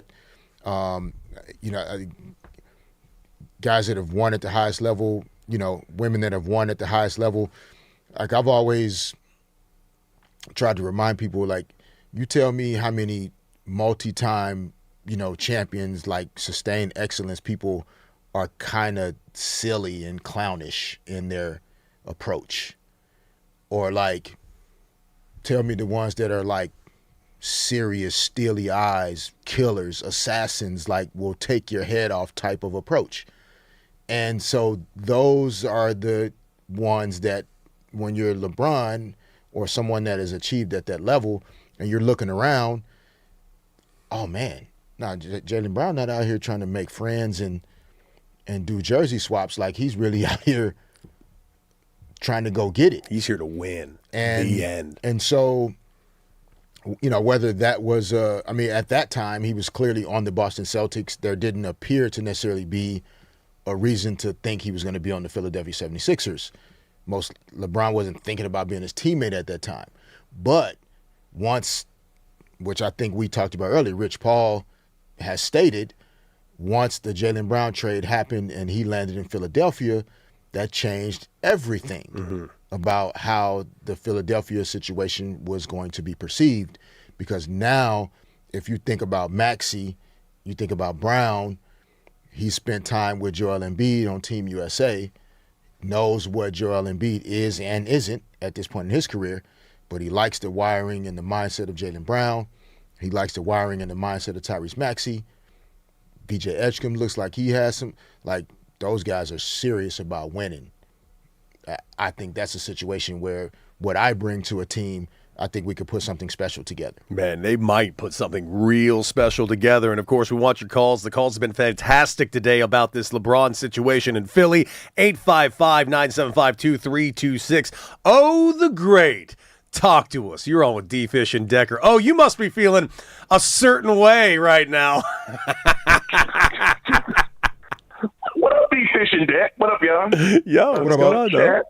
Yeah, a certain type of way. I'm going to tell you right now, every Philadelphia 76er fan should get on their knees and just praise Bill Chisholm, the CEO, owner, leads the financial group, whatever the hell you want to call it for the Celtics, for that dumbass to send your best or second best player, whoever you think, to your within division. Not if this is the craziest part, man. It'd be like when the Lakers got rid of Shaq and they sent Shaq to what? Sacramento or something. Like, imagine if Shaq had to go to Sacramento, y'all had to play Shaq 4 times a freaking year. What in the world? What in the world? Like, this is why, man, I've been dealing with stuff, with family stuff. I had a conference I had to go to last week. I had a lot going on. I just want every 76er fan just thank Bill Chisholm because he had to make Brad Stevens look like an idiot at that press conference.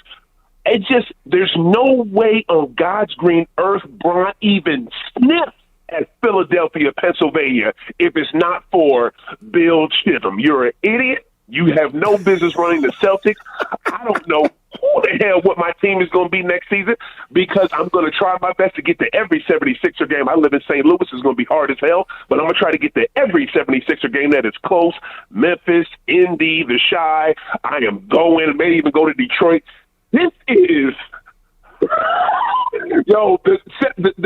Philly's going to be so good. Like, Philly, they are going to wreck shop on the East. It's going to be the Knicks in Philadelphia, and it's going to look so sad when you see the sorry-ass Boston Celtics and the sorry-ass Lakers, how bad they look next season. Wait till y'all see it. Oh, my God. We'll see about them Lakers, though. You will be back, and we will see about those Lakers. I'm excited. Say what you will. I'm still very excited about the team that the Lakers put together. Now, is it a championship team? I don't know. I'm not willing to go anywhere near that right now, but that's more to do with the Spurs and the Oklahoma City Thunder than it does the Lakers right now. It does. I mean, it's I think it's more about how good OKC and San Antonio are in the West, more so than how bad, everybody else is in the Western Conference. I mean, you're to try and eclipse, getting to 1 or 2 seed in the West, you'd have to win, 60 to 65 ball games to get into the top 2 in the standings, which could protect your home court as long as possible to even get you into a situation where you're contending to go to the NBA Finals. So I don't think it's necessarily an indictment on how bad other teams are. I think the Houston Rockets are going to be really good again moving forward.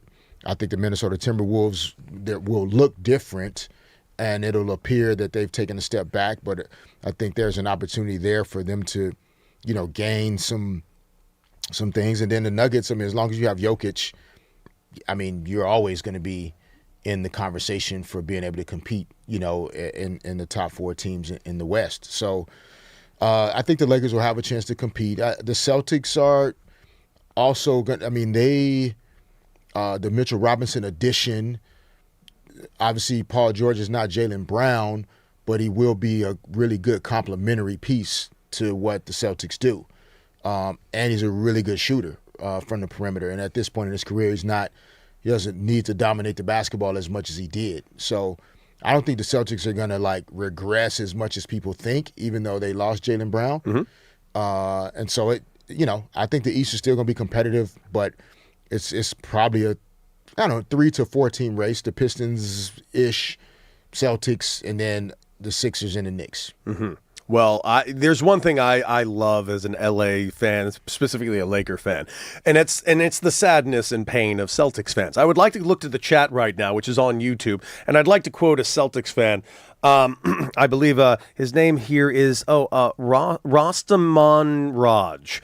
He says, "I'm a Celtics fan. We'll just sit back and watch next season." I thought that before the signing.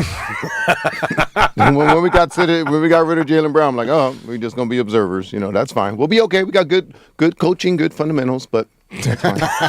Good coaching, good fundamentals. Good culture. I like the culture. You know what I mean? Yeah. You got Paul George, man. You're gonna be fine. Yeah, we'll be all right. But no, it's just gonna be fun no matter what fan you are. Like I'm not a hater. Like I want to see the Sixers do. I like to see a show. Mm-hmm. I'm an NBA fan, so LeBron going to the Sixers. Yeah.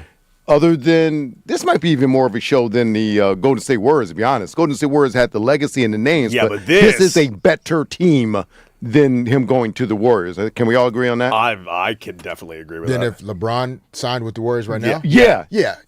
No, yeah, not 6 years, 7 years ago. No, I mean, the KD team, I don't know if we could, we got to have a conversation about if anybody's better than that group. We're not doing watching that. hot tub time machine. I'm just saying, like, right now. But this is a better built group. I especially for like regular season dominance. Just must watch TV fish. I can't wait. Yeah, awesome. I agree. I mean, because here's the thing too. What also like really is, a lot of people don't know how good Tyrese Maxey and VJ Edgecombe are. Dude, I'm waiting. I can't wait for people to find that out. So like now that LeBron has brought the spotlight to the 76ers, you talk about must-watch TV, speed, athleticism. Like there's going to be nights where like Philadelphia just will obliterate people.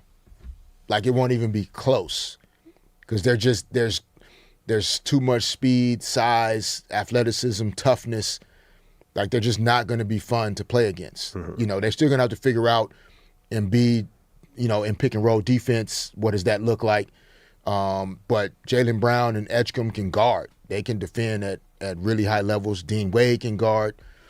It's going to be an interesting group, man. Nick Nurse going to have a lot of fun, bro. Dude, it's going to be a lot of fun for all of us. Great show today. All the callers that called in, fantastic job. The chat, you guys were great as well on YouTube. And, of course, D-Fish and I will be back again bright and early Monday morning, 6 a.m. We look forward to having all of you there. D-Fish, we did it again, my man. Yes, sir, Ski. See you Monday for more D-Fish and Decker on the new 97.1 The Fan, the voice of L.A. sports. Hey, Brock and Alex are next. Enjoy sports. We'll see you.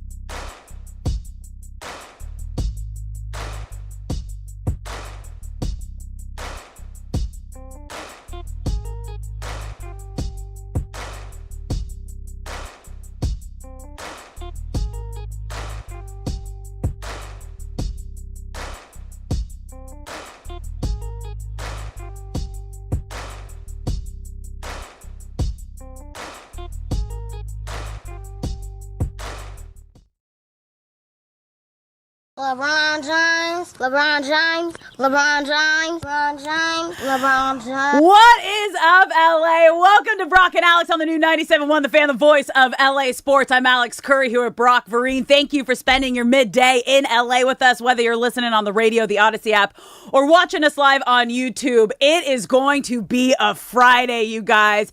It finally happened. Breaking news, LeBron James is headed to Philly. And the only thing I can think about now is how much I want a Philly and Lakers final.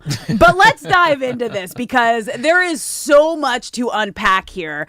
The official tweet from Shams was that LeBron James is signing with Philly on a 2-year, $8 million deal with a player option. That is nothing, you guys. Clutch Sports Group and Clutch CEO and Game Over show host and his agent, Rich Paul, tells ESPN. So there is... We knew it was going to happen. We had the feeling it was going to happen this week. Brock, you thought it was going to happen yesterday. I said for sure this week, because once next week hits, it's all about the NFL. Yeah. So LeBron James deciding that he is going to Philly, and he put out a pretty lengthy tweet that said, I thought I was done when the season ended. I wasn't ready to announce it, and I knew I needed some time to really decide, but I was pretty sure I played my last game. I was honest at that last press conference when I said I needed to look at myself and decide if I still love this game. I still truly love this game, and I have more to give. The last few weeks have been really special. I've never been able to have no clue what to do and take real time to just think. I had an incredible few months with all the people I love trying to figure it all out. This is my last decision. I'm not going for money, obviously. I'm not going for family. What am I really playing for at this point? I still want to sacrifice. I still want to work. I still want to grind. I still want to compete to win and to have a chance at that feeling of winning another championship. I believe I can help make the Philadelphia 76ers a championship team, and I am so excited to energize a new fan base and start this incredible journey one last time. Thank you, LA. Miami, I'll forever love, and Northeast Ohio will always be home.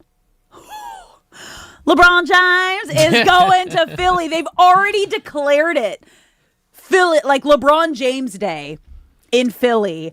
Initial reaction. And by the way, you guys, we want to hear from you, the fans, all day long. We are the only live LA station taking your calls right now, talking about LeBron James on the air. So call us throughout the day, 855-97-LA-FAN, 855-975-2326. We want to hear from you, LA. How are you feeling about LeBron James signing with Philly? I said it at the top of the show. I'll keep saying it.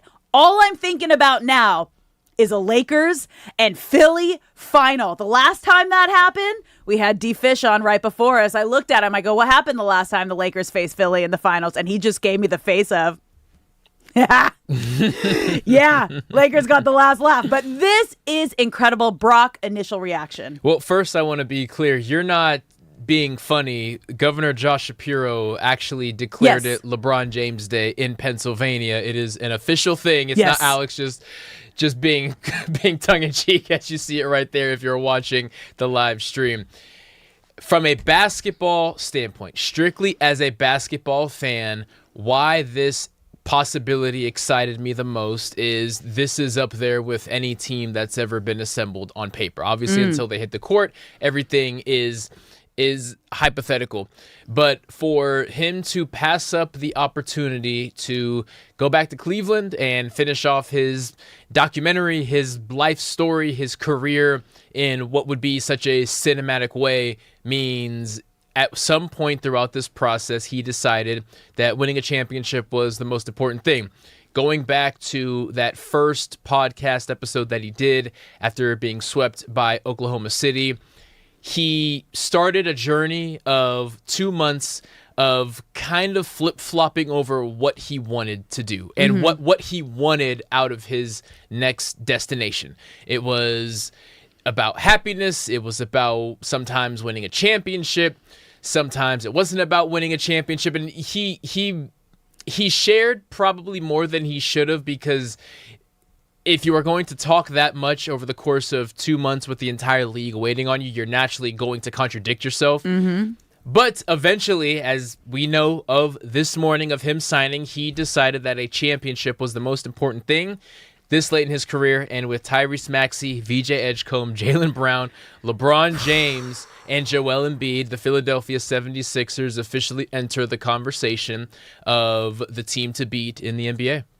It's just so wild. And Shay, do we have a D-Fish's sound from this morning when he was asked about why he thinks this was the best decision for him, why he made this decision? One, winning. Two, relationships. I think it presents the best opportunity to win, or at least have access to winning another championship. I think when you won 4, that's all you're thinking about is getting the 5th one. And then the relationships. The president of the team, relationship with Cleveland, Tyrese Maxey, relationship. Joel Embiid, gold medal teammate, Team USA. So a lot of the relationships there as well. So there's something he mentioned there that I kind of put the pieces together this morning during our meeting. And I think it was the difference maker in this whole situation. Yes, when we were thinking about relationships, all we were talking about was the relationships on the court, the relationships with teammates that he's had before, the mutual respect that he has had for guys. We weren't thinking about the relationship that LeBron James has with Philly's president of basketball operations. And Mike Ganti and LeBron James share a 25-year professional and personal relationship, you guys, that is rooted in Ohio basketball. And he just became the president of Philly's basketball operations in May. He was with the Cavs before this. So I'm gonna do a quick little recap of why this is so important and why I think this was kind of the icing on the cake and what sealed the deal for LeBron. Their relationship goes back to high school when they were rivals and they were both considered the 2 best high school basketball players in the state of Ohio. Then when he left the game, he started working in the front office and he transitioned to an executive role with the Cavs and was part of the Cavs G League affiliate during Cleveland's 2016 NBA championship run. Then he was promoted to assistant general manager of the Cavs in 2017 through 2022, then became the Cavs general manager from 2022 to 2026. And he is very publicly known for calling LeBron James the greatest player of all time. So not only did they have history together in high school, he was a part of that Cavs championship run, and when LeBron James went back, he very publicly talks about how LeBron James is the greatest player of all time. And then he joined the Phillies front office May 29th, 2026. That is some solid digging by, of course, D-Fish and yourself. You brought it up pre-show, and it is a major talking point. One thing that we've learned about LeBron James from his relationship with Maverick Carter, from his relationship with Rich Paul, is if he knows you from way back when, he wants an opportunity to rock with you now as adults. And that relationship goes a long way, especially when you factor in LeBron James' time in Cleveland. The relationship with Dan Gilbert went sour when he left in a way that at the time was disrespectful, and Dan Gilbert said some things that were terrible, so he left. And then his relationship with Pat Riley, for much pettier reasons, dissipated there. And then he went back to Cleveland. And then he comes to the Lakers, and you can read and read and read about how the relationship with the Buss family started off great, and then it felt lopsided, and then it soured, and the relationship between Mark Walter and the new ownership group, and there wasn't necessarily an attempt to reach out to LeBron and make him feel welcome and part of future plans. So relationships with LeBron are the key to his services, is basically the ethos of how he makes decisions, his relationships with people in the media, his relationships with people on the court. If he wants someone to come play with him, whether it's D Wade, whether it's Anthony Davis, whether it's Russell Westbrook, a GM needs to be able to make that happen. And once those relationships go sour, you get traded. You know, he's a relationships-focused guy, so the fact that there is someone in that front office that he has known essentially his entire life, it adds up. It makes sense. It's just crazy that the front office and the ownership group relationships are such a prominent and probably just as important as the guys that he's playing with on the court. Again, breaking news to you guys. LeBron James has signed a 2-year, $8 million deal with the 76ers and hoping to end that 43-year championship drought. We want to hear from you, LA. How do you feel about LeBron James signing with Philly? You can call us at 855-97-LA-FAN, 855-975-2326. Let's go to Ty right now. Ty, how are we feeling about this LeBron James decision? Shocked. Absolutely shocked. I mean, you hear he's going to the 76ers, and every fiber in my body thought it would either be the Cavaliers ending his career there or Miami Heat, because that's a home away from home. But, you know, the other thing was in his announcement, I was pretty amazed that maybe he mentioned it, but I didn't hear it when you read his statement about the Warriors, because if it's one last hurrah, you know, Steph Curry and that whole situation up there, I don't know how other people are feeling, but to hear the Philadelphia 76ers for his final run it just doesn't make sense. I mean, he must know something that we don't, or, you know, the GM, Mike Gansey, and the president, Bob Myers, must have had a great pitch deck, because, you know, to join Joel Embiid and Tyrese Maxey, he thinks that he's going to have a ready-to-win supporting cast there with less pressure, and he's going to win a 5th ring in Philadelphia. Love the guy, respect him, respect the numbers, but just can't wait for people to look at this and shake their heads and go, that is not the place he's going to win a 5th ring. Wow. Ty does not believe. Dude, Ty, you know what? It's interesting because Brock saw the vision. I was with you, and I for sure thought that it was going to be the Cavs or the Heat, somewhere where he had some history. But as we're learning with this 2-year contract and a player option, this is not going to be his last year. So he's going for more. He's not going to just end it here in Philly. And I do think the biggest piece that like none of us were really thinking about is his homie that he's known since high school, who calls LeBron James the greatest player of all time and was with the Cavs when he won the championship, is Mike Gansey. And he did. He came to Philly in May 29th, he signed this deal, and he has the vision, and he's convincing LeBron James. They got Jaylen Brown, and they believe if they're healthy, they can get this done. Thanks for calling, Ty. Appreciate you. Yeah. The shock, I completely understand, because, like I said, everybody expected the storybook ending of going back to Cleveland. And then Miami picked up some steam because he spent some time there. And the idea of someone who you could argue has given more to basketball at that level of play for longer than maybe any athlete has given anything to any league, and has carried the league on his shoulders for 10 years longer than we thought that he was going to be able to initially. You expect him to factor in the storybook ending. And LeBron, throughout his career, has been a narrative guy. He wants to control the narrative. He cares about having input on how his story is told. And what Ty hinted at, that we can get to, is the Philadelphia fan base is a massive factor in here. Yeah. The Philadelphia fan base does not let you control your narrative.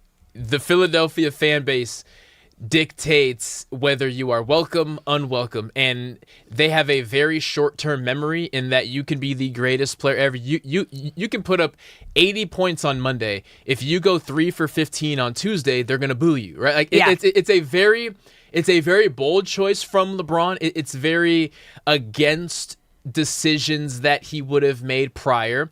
But I do like it as a basketball move, strictly from the standpoint of winning games.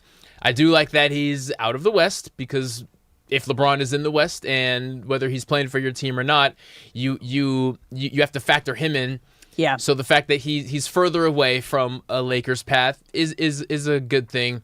But again, I'm just very shocked that he is factoring in the Philadelphia fan base and the Philadelphia media into this, because they could not care less about how much he wants to control his story. So he either has accepted that and is relinquishing control, or he is underestimating what the Philadelphia fan base? media and fan well, base it doesn't matter, can because do. he has the ear of their president of basketball operations, and Mike Gansey, who he's known since high school because he was his biggest rival, was a part of the Cavs front office in the championship run, and just signed with Philadelphia May 29th. That was the missing piece that I missed, that I did not see coming, you guys.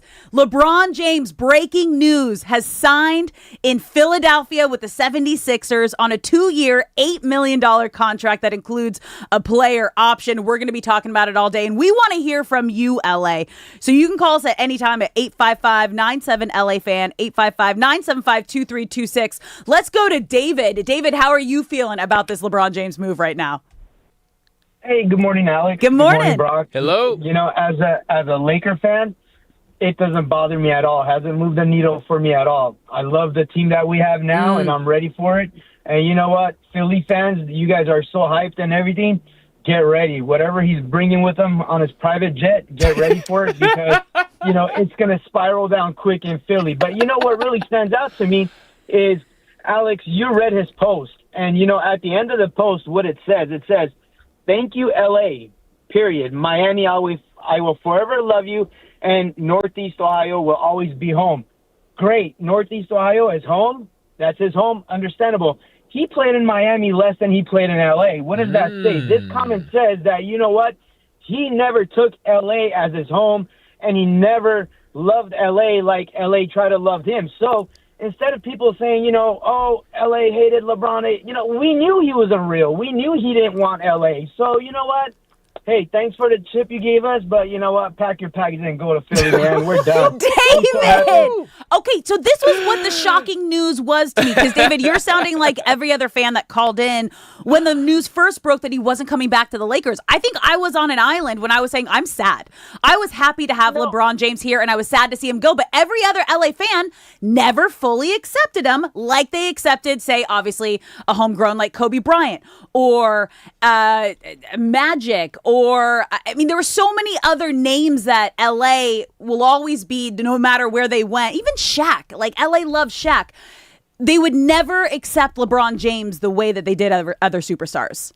Because we LA fans could pick up who's real and who's not. And you know what? Look, Derek Fisher, Nick Van Exel, Eddie Jones, Eldon Campbell, Robert Horry. I could go down a list of names. You don't have to be greats like Kobe and Shaq and Paul Gasol and Lamar Odom. You could be a Laker, and we know you're a Laker because you show you're a Laker. You know, LeBron never showed he's a Laker, you know, so that's why. And this last sentence he wrote proved to all of Lakers that, you know, the last 8 years he's been here, he really didn't invest in us. You know, it was more for him.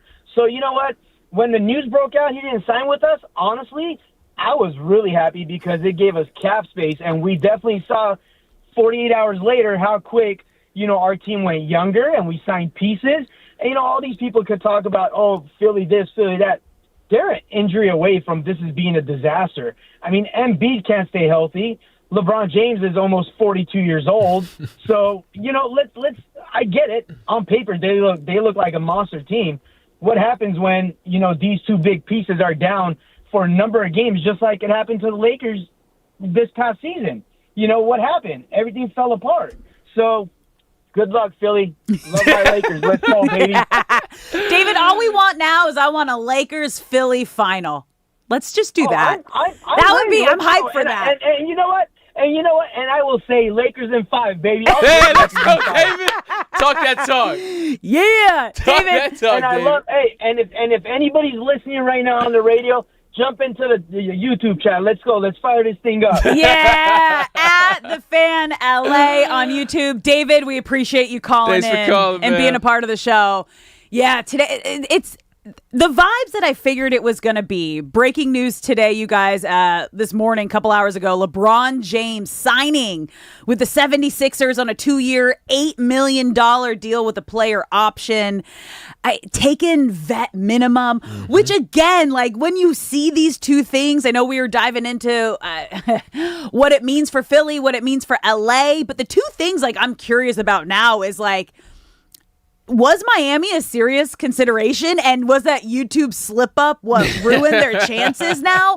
And how bad was it really behind the scenes with the Lakers that he was willing to take a 2-year, $8 million contract with the 76ers? Well, by opting out and waiting so long, at a certain point, he hit a deadline where he would have to play for the vet minimum. Like Cleveland with James Harden opting out was going to be able to give him a little more, but it wasn't going to be some blockbuster deal.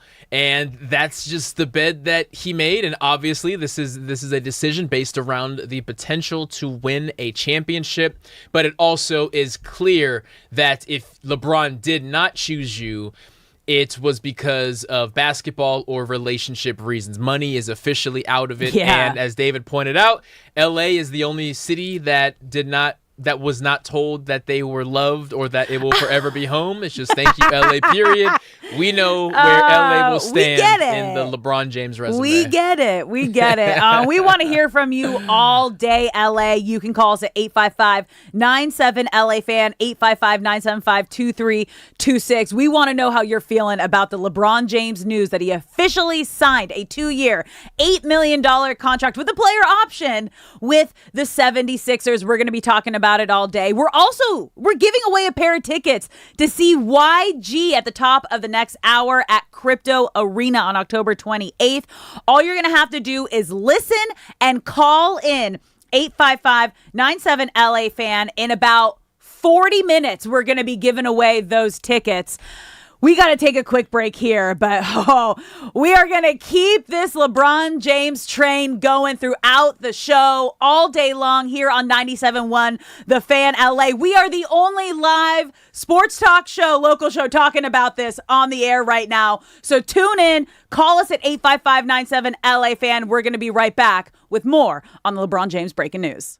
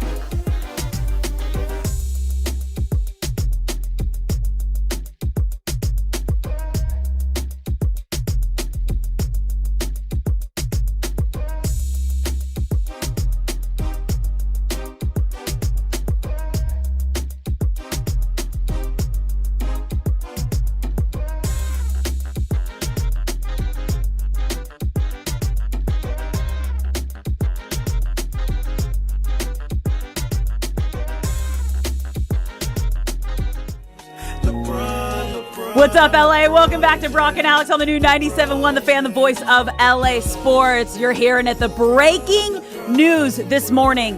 LeBron James is headed to Philly. He signed a 2-year, $8 million deal with a player option.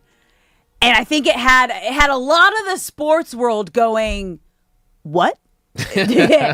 We've had a lot of callers share that they were shocked that it was Philly.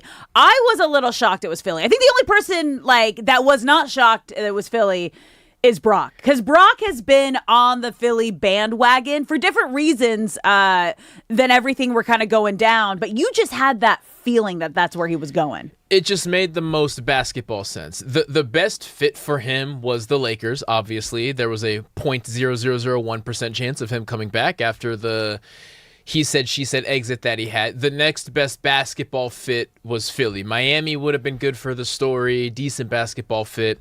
And Cleveland, okay basketball fit, but best story. I just felt that if it was strictly going to be a basketball decision, it was going to be Philly.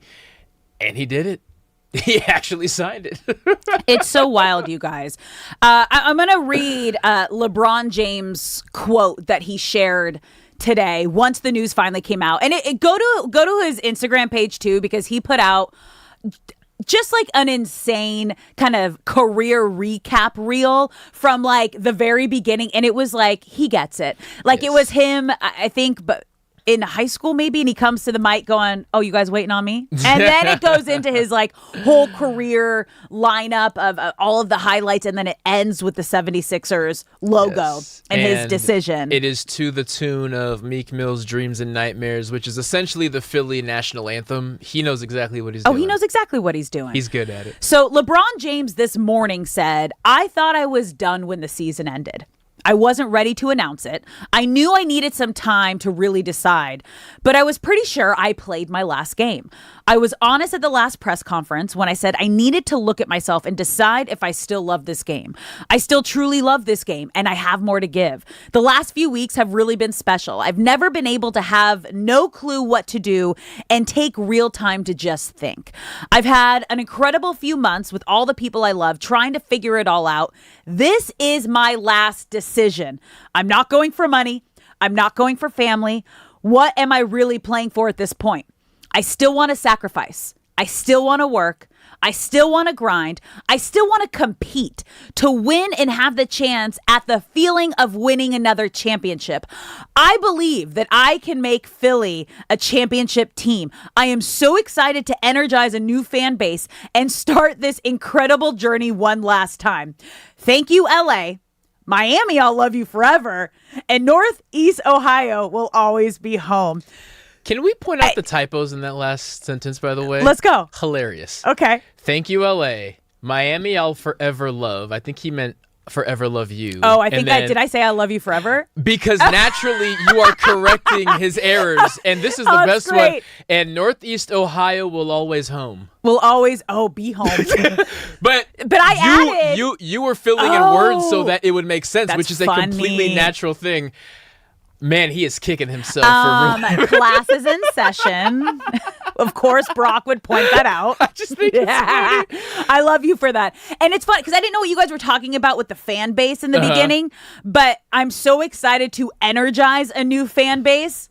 You guys, Philly does not need to be energized. It's the last thing Philly needs. Have you been to Philly? Have you been to games in Philadelphia when you're playing against them? Like, yes, okay, Philadelphia's last championship was 1983. It's been a 43-year drought. So he's hoping he can bring back that kind of like similar to vibe he had when he came to the Lakers, where the Lakers were in that like lost upside down in between post Kobe Bryant era. And him and Jeannie Buss had that decision of, okay, if we put our two brands together, we can make the Lakers a legitimate contender again. And he did, you guys. He brought us a championship in 2020. I will stand tall on my island and say, I am so grateful for the time that we had LeBron James here in LA with the Lakers because he made us relevant again. He brought us a championship. And regardless of what you think about him, he is one of the greatest players of our generation, both on and off the court. And the fact that we got to watch him every single night, I love appreciating greatness when it's right in front of my face. And LeBron James is one of those players. So to now see this next chapter in Philly, it is going to be a wild situation if everybody can stay healthy. In LA, we want to hear from you. You can call us at any time at 855-97-LA fan, 855-975-2326. Let's go to Ben in West Hollywood. Ben, how are we feeling about this right now? Hey, what's up, guys? Yeah, he definitely fooled me, like all the analysts and insiders. I thought it would be Miami. Most thought it would be Cleveland, but I just thought it would be a perfect fit there. You always like Giannis.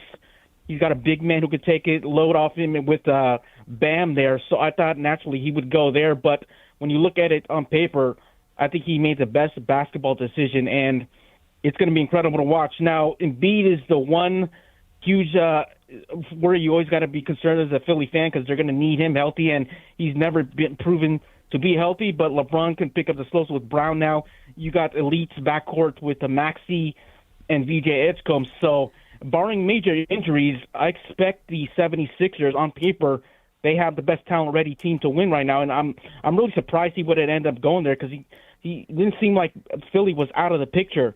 So it's going to be great to watch, and I really thought he really made the best fit for him. So as a Laker fan, salute to him. So all the Laker fans who were salty about him leaving, I just think they're making a huge mistake because remember, the franchise before he got here was the worst stretch of Lakers history when they were the laughingstock of the league, winning 17 to 20 games every year, and they were a complete joke as a laughingstock across the league. So I tip my cap to him. I'm a fan of his. Some of the antics can get a little tiring, but you know what? When you're that great, sometimes a little mini baggage comes with you. So a tip to him, and Sixers should be fun. I hope they're in the finals next June.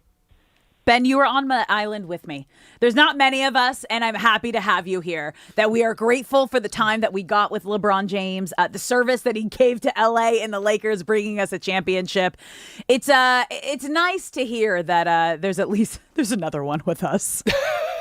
There's at least one more.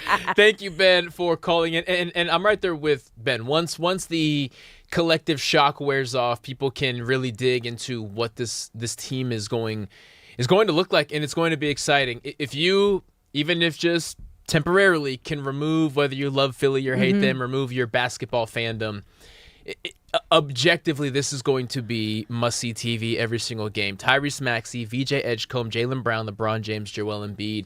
Health is a massive question mark. Oh, yeah. And if you were to look at reasons why you should be hesitant, it starts with Joel Embiid. The past 3 seasons, he played 38 games, 19 games, 39 games. But before that, he won an MVP. Over the 10 years Joel Embiid has played in the NBA, he's only cleared the 60-game mark 4 times. So that's the brightest of the red flags. But then you argue, well, less will be asked of him now that LeBron James is there. But Joel Embiid remaining healthy is really the key to this whole thing. Jaylen Brown is fascinating because the reason he left Boston is because he was not the number 1 option. He wanted his own team, and in a very petty way, the Celtics trade him not just to a rival, but to a team where he would be the 3rd option at best behind Tyrese Maxey and Joel Embiid. And now you could argue that he's the 4th option, depending on if you put him above or below LeBron James. LeBron James, you could argue, isn't getting what he wants because he was very adamant about not having been a 3rd option in his entire life. He was willing to do it. He didn't want that. But now he's a 3rd or 4th option on the Sixers. For VJ Edgecombe, an electric rookie year. He is a future superstar. You know LeBron is going to be here for at least 1 year, maybe 2. If you had to poke and pry at this, it's, well, how much are you limiting the growth of VJ Edgecombe, who you hope to have for another decade? Are you stifling his growth for the next 2 years? Tyrese Maxey doesn't really get affected. He's the point guard. The ball is always going to go through him. So if you're looking at reasons to why this wouldn't work, why this would fall apart, those are probably it. But if everybody remains healthy, if everybody gets on board, plays along, understands their role, doesn't take it personal, and leave egos at the door, this is a championship team. It's wild, you guys. The breaking news this morning, LeBron James has signed with the 76ers on a 2-year, $8 million deal with a player option. So league vet minimum, and hoping to end Philly's 43-year championship drought. Their last championship was before we were born in 83. I think before most of us, all of us working on this show, were born. And it's so funny because now all I'm thinking about is we have to have a Lakers 76ers final. The last time that happened, 2001. What happened? Oh, I remember it fondly. I walk in this morning when we're doing our switch over with Derek Fisher. And I looked at him, I was like, what happened the last time Lakers met 76ers in the final? And he just gave the biggest smirk. You guys, we're going to be talking about LeBron James signing in Philly throughout the entire show. And we want to hear from you, LA. We are the only live LA radio station on the air right now, taking your calls and talking about this. So call us at 855-97-LA-FAN, 855-975-2326. We want to hear from you, LA. It's still sinking in. LeBron's 24th season. He's 41 years old with his fourth different NBA franchise, and trying to go for that fifth ring. As we heard D Fish say, well, once you have 4, all you're thinking about is that fifth. You got to fill up the whole hand. You got to fill up the whole hand with rings. Like, it is going to be so much fun, you guys. We're going to take a quick break here. When we come back, do you care, LA, that LeBron James signed in Philly? We want to hear from you. Call us at 855-97-LA-FAN, 855-975-2326. You're listening to Brock and Alex on the new 97.1 The Fan.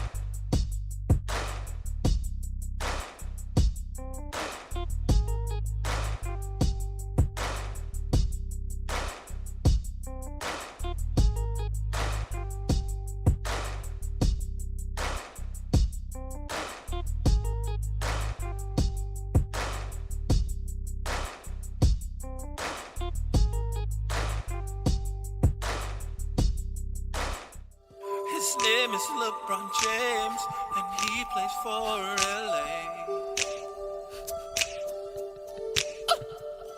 What's up, LA? Welcome back to Brock and Alex on the new 97.1 The Fan, the voice of LA Sports. I'm Alex Curry here with Brock Farine. Thank you for spending your midday in LA with us, whether you're listening on the radio, the Odyssey app, or watching us live on YouTube. If you're watching us live, you can't hear the beautiful LeBron James songs that we've been playing all day. I'm so happy we're able to bring those back. This one was the best one. I'm so happy, you guys. The man in the mirror of LeBron song. So it was probably a month ago when Shay introduced me to all of these. I somehow missed them completely. I ran through at least 5 or 6 of them. And far and away, the Man in the Mirror version was a classic. That song needs a Grammy. It's beautiful, you guys. So if you haven't heard yet, the breaking news this morning, LeBron James made his decision, his final decision, as he said in his quote, signing with the 76ers on a 2-year, $8 million deal with a player option. So there is so much to unpack about this entire situation. First of all, he believes that he can end Philly's 43-year championship drought. Philly's last championship was 1983. This is LeBron's 24th NBA season, his 4th franchise. And he's 41 years old. You guys, there are so many things to unpack. My biggest question, though, is how bad was it in LA with the Lakers? And the front office, his teammates, that he wasn't willing to take a 2-year, $8 million league veteran minimum contract. It also factors in the fact that one of his gripes was being the third option on the Lakers last year, and he is the third option again, if not the fourth option at times. And that's the most intriguing part of this is you have Joel Embiid, LeBron James, and Jaylen Brown, 3 guys who are used to being the man. Jaylen Brown and Jason Tatum, why that naturally fell apart is because both of them thought that was their team. Jaylen Brown at no point did not think that was his team, which eventually led to the Celtics moving on from him because they thought it was Jason Tatum's team. But as far as a mindset, that was always Jaylen Brown's team in his head. So LeBron, Jaylen, and Joel have to have some kind of peace and understanding. And it's easy right now to sit here and say, oh, I can share the ball for the sake of the team. But come game 20, come game 30, come game 40, that's when it becomes, are you sure you're comfortable with being the third option, with being the fourth option? And that is what holds me back from officially declaring Philly any kind of champion, because that is a massive hurdle that needs to be cleared. But as we sit here, if everything is perfect on paper, Tyrese Maxey, VJ Edgecombe, Jaylen Brown, LeBron James, and Joel Embiid is the best starting 5 in the NBA. And if they can bring out those throwbacks for anyone watching the stream, they're wearing the think of the Sixers jersey that Allen Iverson wore. Yeah. If they can rock sick. those and make those normal again, buddy, that is some heat. That is insane, you guys. And we want to hear from you, LA, all day. You can call us at 855-97-LA-FAN, 855-975-2326. Let's bring in producer Shay for Do You Care, LA? The sports world is talking, but what's actually worth talking about in LA? Producer Shay brings the stories. Now Brock and Alex give the city your verdict. Do you care, LA? I'd be remiss to say I'm not happy. I'm not happy. In what way, Shay? I don't know. I just feel like we've had so many situations where LeBron could have taken less money while he was on the Lakers, and he just didn't. Like, AD always wanted a good backup. Like, there was just so many situations he could have been this guy while he was on the Lakers. That's why I'm pissed. I'm honestly pissed that I'm not pissed that he's gone. I'm just more upset that he never did this with the Lakers. So honestly, it wasn't going to happen. It was a business ploy. He came here for Hollywood. He came here to do what he had to do. For sure. And he did it. So that's all I was going to say. Okay, can I quote out you sent us a tweet from Joel Embiid from 2018, and it's Joel Embiid tweeted out, you guys, in 2018, June 30th, 2018, receipts are coming out, you guys. The Lakers are, in all caps, forever gonna be Kobe and Magic's team. Process that. 2018.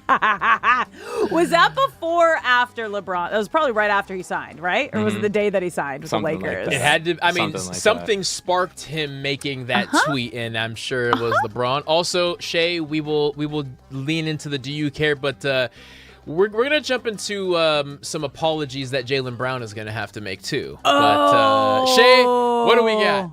Well, I mean, obviously, there's only one headline today. Yep. LeBron James is leaving the Lakers for the 76ers. So, yeah, he's signing the 2-year, $8 million deal that Alex mentioned earlier. It could be a 3 if he wants to option it, which would be insane. I don't know. I don't even understand what happened in this offseason. I guess he's doing 3 years now, maybe. The 41-year-old will join Tyrese Maxey, Joel Embiid, and Jaylen Brown as he enters his record-breaking 24th season and chases his 5th championship. By the way, D-Fish is 5. Philadelphia becomes the 4th team of LeBron's career. Do you care, LA? I don't think LA cares, actually.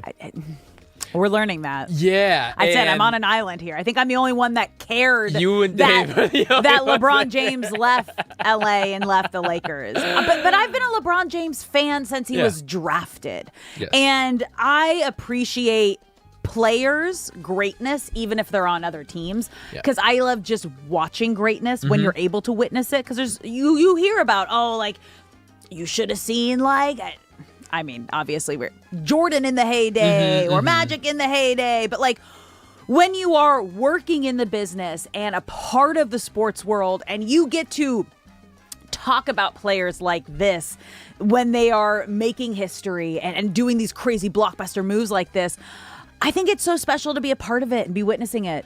There are very few teams across all sports where the brand is bigger than any star that played there. And I feel that LeBron James' time at the Lakers was the ultimate test of that, right? You think of the Yankees. It doesn't matter who's wearing the Yankee jersey. You're a Yankee. Yeah. Before you are Derek Jeter, you're a Yankee. Before you are Aaron Judge, you're a Yankee. And the Lakers are one of those brands. And LeBron was the ultimate test of that because he brought Cleveland up from the depths of hell to relevancy, and then he made the Miami Heat, who already had a championship. D-Wade already had a championship, but he elevated that because it wasn't the Miami Heat, it was LeBron and D-Wade and the Heat. Then he goes back to Cleveland and brings them a championship, and coming to the Lakers, understandably so. I think he just felt that the name LeBron was bigger than the Lakers, and there are a few teams where no one is bigger than the brand. His time is over, and to answer Shay's question, Alex cares. I care as a basketball fan, but not as a Laker fan. But collectively, shockingly, I do not think LA cares. No, and I'm having a real hard time with that, you guys. We want to hear from you, LA, all day. You can call us at 855-97-LA-FAN, 855-975-2326. Do you care that LeBron James has signed with the 76ers? I'll keep saying it all show. Now all I want to see is the Lakers and the 76ers meeting in the finals. It has to happen. It has to happen because then we're going to really see. I don't think the LeBron and Luka thing ended the way we all thought it did. No, and the way that LeBron said goodbye and just thank you, LA, instead of I love you, great times. No exclamation you guys, point. It's spicier than we thought. We're going to continue the LeBron James talk all day. Don't go anywhere.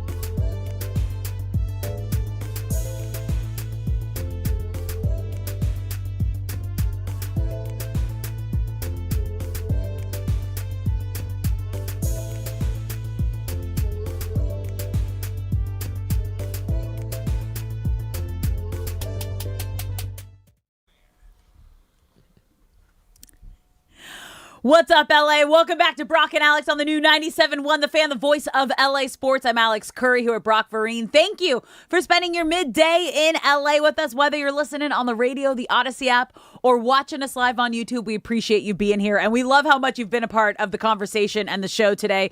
Whether you're in the live chat on YouTube at The Fan LA or calling in 855-97 LA Fan with the big breaking news today that LeBron James has officially signed with the 76ers on a 2-year, $8 million deal with a player option. So he's taken Bron camp to Philly, you guys. It's officially, this feels like it's the book has finally closed on the LeBron James LA Lakers chapter, which was the longest chapter in his career. And now he is hoping, like he did here in LA. The whole point of him coming to LA was that kind of in between post Kobe Bryant moment where the Lakers weren't relevant. They weren't good. And Jeannie Buss and LeBron James camp decided, hey, if we bring our two brands and our forces together, we can bring this Lakers franchise back to where it deserves to be, where our fans want it to be. And they did, you guys. LeBron James brought a championship to LA. And I want you to remember that, okay? You can be happy that he's gone. You can be happy that it's in Philly, that it's in the East, however you want to feel about it. But you have to remember, he gave us a ring. And for that, I will be grateful for LeBron James. He just had a very interesting, you guys, I'm going to go through and I'm going to read his quote that he gave this morning. He put out an incredible, I love a good montage. It's going to be a montage. And he did a beautiful career highlight montage that started with, oh, you guys waiting for me? I think that was his high school or right before the draft. He knows what he's doing. It was beautiful. And it ended with the 76ers logo, making his announcement. And then he tweeted out, LeBron James said, I thought I was done when the season ended. I wasn't ready to announce it. I knew I needed some time to really decide, but I was pretty sure I played my last game. I was honest at that last press conference when I said I needed to look at myself and decide if I still love this game. I still truly love this game, and I have more to give. The last few weeks have really been special. I've never been able to have no clue what to do and take real time to just think. I had an incredible few months with all the people I love trying to figure it all out. This is my last decision. I'm not going for money. I'm not going for family. What am I really playing for at this point? I still want to sacrifice. I still want to work. I still want to grind. I still want to compete, to win, to have a chance at the feeling of winning another championship. I believe I can help make the 76ers a championship team, and I am so excited to energize a new fan base and start this incredible journey one last time. Thank you, LA. Miami, I'll forever love, and Northeast Ohio will always be home. You see it there? If you are watching the stream, you see what our buddy David, I believe it was, pointed out, that there's a period after thank you, LA. There is emotion and love, and you will always have my heart, and an exclamation point that is after Miami all and forever love. Ohio. And the Cavs are home. So thank you, LA. Yeah, so there are two reasons why what feels like the majority of LA fans are just kind of wiping their hands clean and saying best of luck to you, LeBron. Don't let the door hit you on the way out. We'll start with off the court. Okay. Off the court also meaning acquisitions and stuff. So kind of on the court, but mostly off the court. He came to LA not to be a Laker. The sentiment is he came to LA to cement his foot into the entertainment industry. It just so happened that the Lakers were a team that needed a star at the time. Meaning, if the Spurs moved to LA, he would have went to the Spurs. He wasn't going to go to the Clippers because they were seen as the second-rate team. If the Suns were in LA, he was going to be the Suns, right? He wasn't here to be a Laker. And he didn't necessarily hide that fact. However, to be fair, no matter what he did as a Laker, it was never going to be enough. surmount his time in Miami, because his time in Miami was maybe the most exciting basketball that we've ever seen. It was never going to surmount what he did at Cleveland, bringing them their first, being the hometown kid. So already we're off to the start of you're not one of us, and him not necessarily trying to be one of you. So that's where it started. The split between him and the Buss family, who ran the show the entirety of his time as a Laker, was the feeling of, you're not doing enough. I'm asking for X, Y, and Z. And the Buss family, specifically Jeannie, who runs the show, saying, you wanted Anthony Davis, we got Anthony Davis. You wanted Russell Westbrook, we got Russell Westbrook. You wanted Carmelo Anthony, we got Carmelo Anthony. You wanted us to draft your son, we drafted your son. We have done everything for you. We hired your friend as the head coach in JJ Redick. So how dare you act like we aren't doing enough just because you want depth, and we're kind of cash strapped right now and can't get depth. And it was a situation where everyone got what they wanted out of it, but neither side felt fulfilled and both sides felt scorned. So the passive-aggressive split was going to be the inevitable ending, especially when the Buss family passed off ownership to the Walter Group. And that is why LeBron feels scorned, and yet the Buss family still feels like, what more did he want from us? That, plus not coming to L.A. to be a Laker, but to be in L.A., it was never going to end pretty, but it did not need to end this ugly. Well, his new teammate, Joel Embiid, I think feels the same way a lot of LA fans do. Not me. Like I said, I am on an island here. I am grateful for the time that we had LeBron James. I think both got at what they wanted out of the relationship. The Lakers got a championship. They became relevant again. They became a competitive team. LeBron James got to the billionaire status being here in LA, cemented himself in Hollywood and the entertainment industry, and also won another championship and kind of got to be that shining hero that got the Lakers back there. But his new teammate, Joel Embiid, you guys, this is back when LeBron signed with the Lakers. On June 30th, 2018, tweeted, the Lakers are, in all caps, forever gonna be Kobe and Magic's team. ... Process that. Which leads to the Jaylen Brown of it all. So if you go back to 2024 Summer League, as we know, we've been talking about Summer League for the past 2 weeks. That is the time for when the stars go to their vet camps or just to hang out in Vegas. Jaylen Brown is sitting courtside at Bronny James. I believe it was his first Summer League game. He's sitting next to what I believe was his girlfriend at the time. And obviously he doesn't know that the camera is on him, but if you can lip read, he says, I just don't think Bronny is a pro. That obviously goes viral. It rubs rubs Lakers fans the wrong way. Even if that was the public sentiment at the time, the fact that a current player was saying that rubbed people the wrong way. Now, obviously the clip goes viral, and Jaylen Brown tweets out something along the lines of, having a son playing with his father is a flex, cleaning it up. A little later, when LeBron is asked in the locker room what his relationship is like with Jaylen Brown, he said it's respectful, quote, besides the blank he said about Bronny at Summer League. So he sees everything. I'm assuming they have crossed paths at some point. They've obviously had some kind of conversation since. I don't know how bad of blood this is going to be, but that is something that will be brought up at least 20 times before the season starts that they're going to have to address.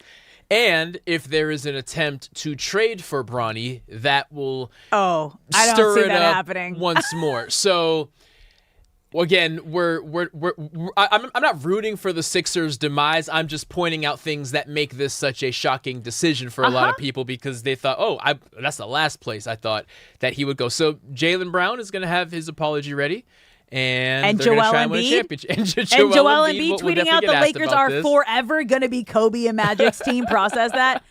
So there's some funny off the court history here.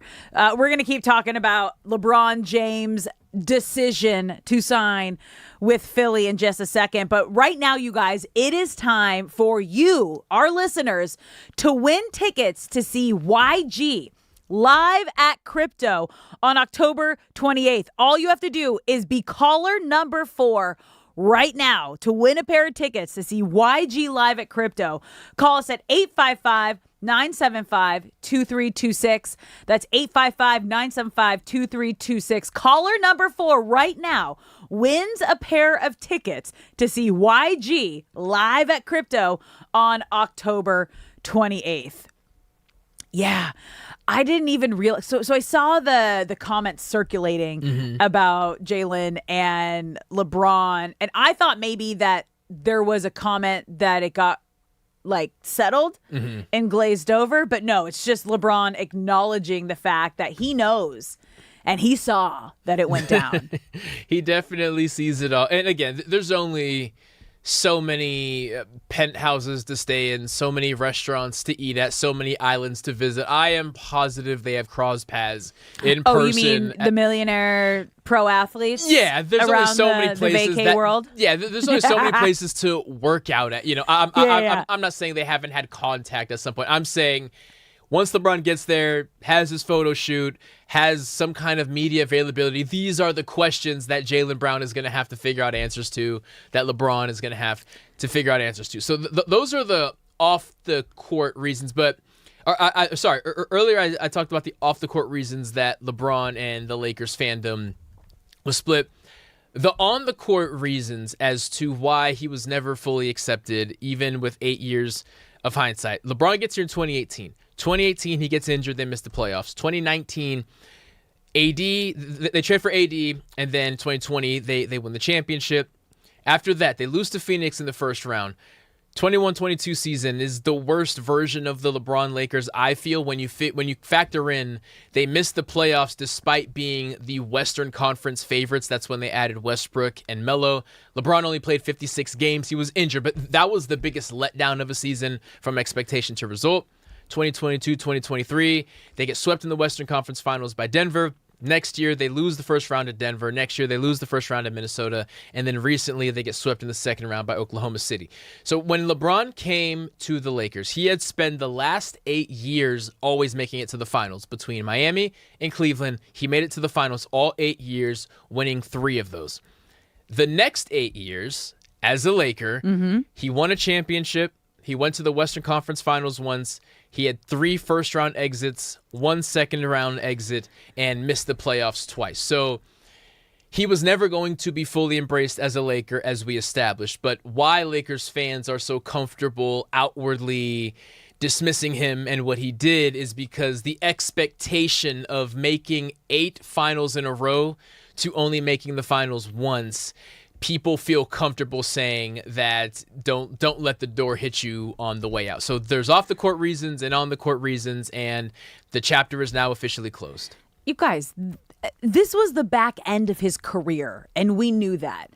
He brought us a championship, okay? And for that, if we're just looking at was it a successful time here in LA? Yes. If you win a championship, that is successful. That literally is the goal. That is the peak.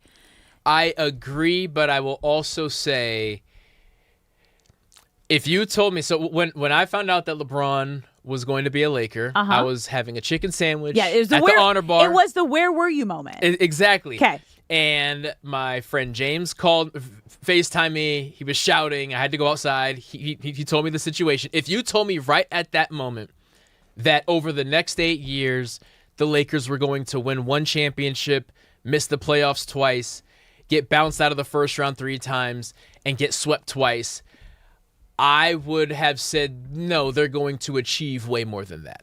Right? Like that's the part of it that I have to be honest with myself about. In hindsight, there has been a different NBA champion for the past, I don't even know how many years, 6 years or something like that. Yeah, post-Warriors.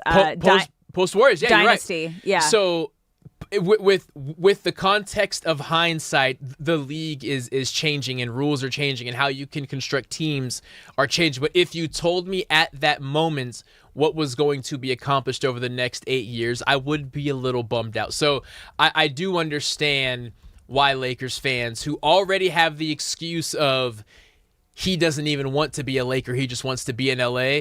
The results give them just enough of a reason to celebrate his exit if you choose to not look at the LeBron era fondly as a Laker fan.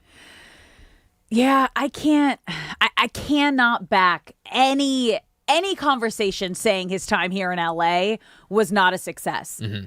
He brought us a championship. Mm-hmm. Bottom line, that's it. Doesn't matter how many years. His time here in LA, he brought us a championship. And that right there is considered success. There are some of the greatest players in the history of the game who never even won a championship. Charles Barkley, take him for example. We'll go another sport. Mike Trout hasn't even won a playoff game. Right. Okay, one of the greatest players of our time in that sport. LeBron James came to LA and brought us a championship. Mm-hmm. And for that, it was successful. And for that, I will be grateful. And I want to keep hearing from you, LA, because it is blowing my mind how happy you are to see LeBron leave and not think it's going to work out in Philly. Yeah, it's strange because when he left Cleveland the second time, there was an understanding of, he brought them a championship. They went to the finals for 4 years. The first time he left a bad taste in our mouths with the decision, breaking up with us on national TV. But we understand, go and do your thing. And if you want to finish your career here in a couple years, we will be here.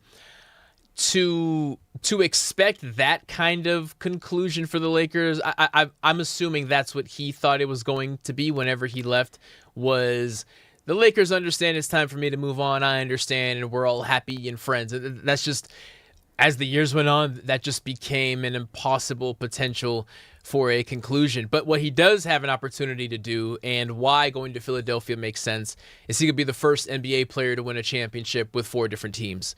There's 4 players who have done it with 3 teams: Robert Horry, John Sally, Danny Green.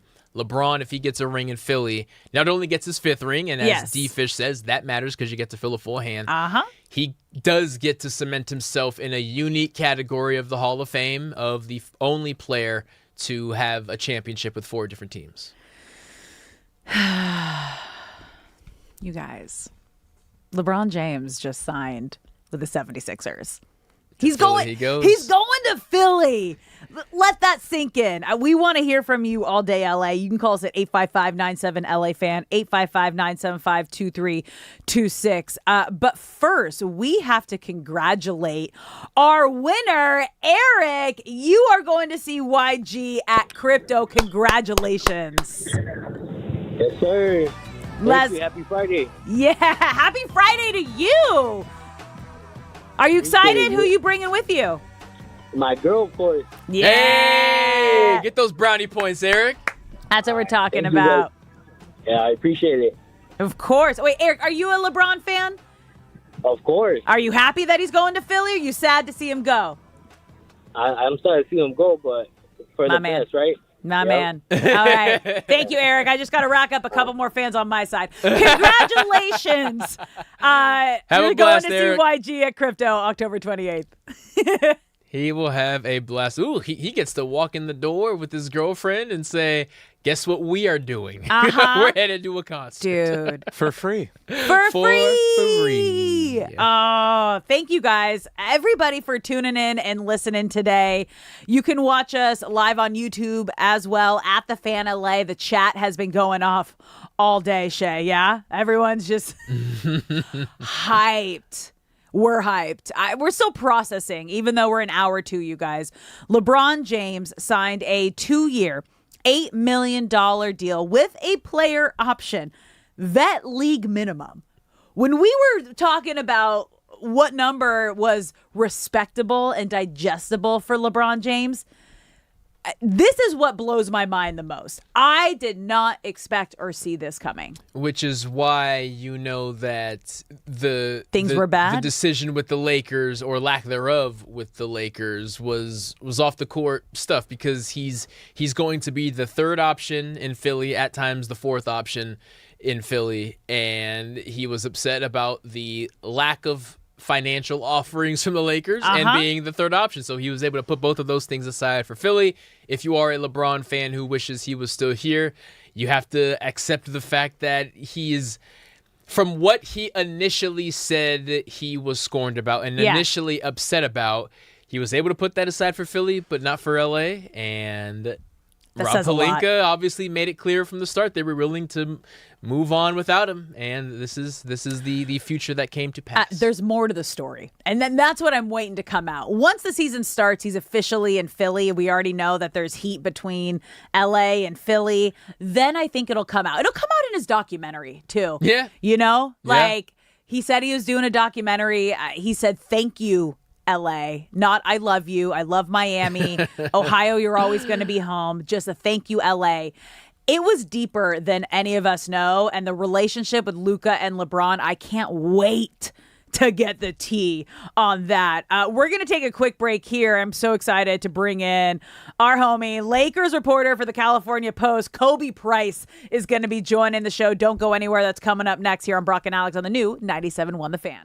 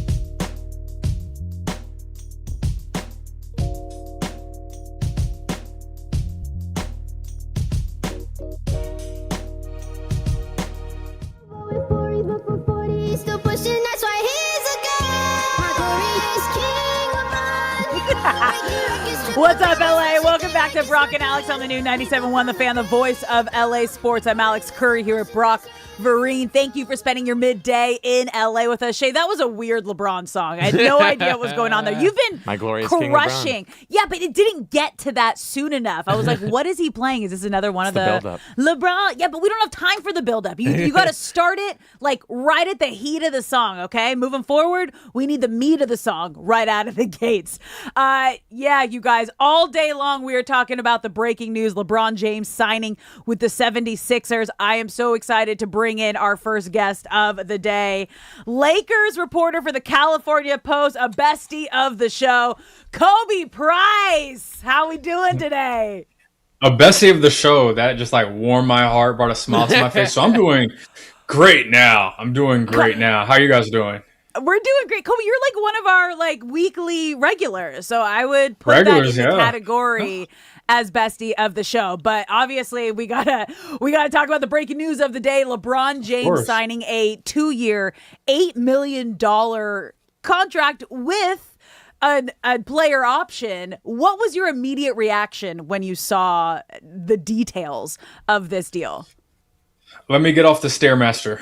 That was my literally my immediate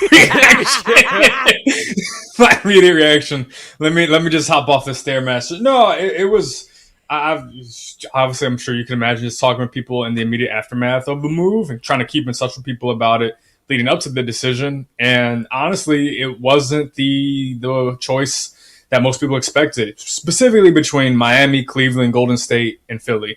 Minnesota having an outside shot. If you had to rank them as a 5, Philly probably would have been 4th, with a gap between them and the Warriors, and then another gap between Miami and Cleveland, or even flip the Warriors and Philly. So just for him to be on the Sixers, I mean, he's going to be with a 4th franchise in his career, which is also just going to be a little mind-boggling. I was on another show talking about like the black Sixers retro jersey with the 23 LeBron James.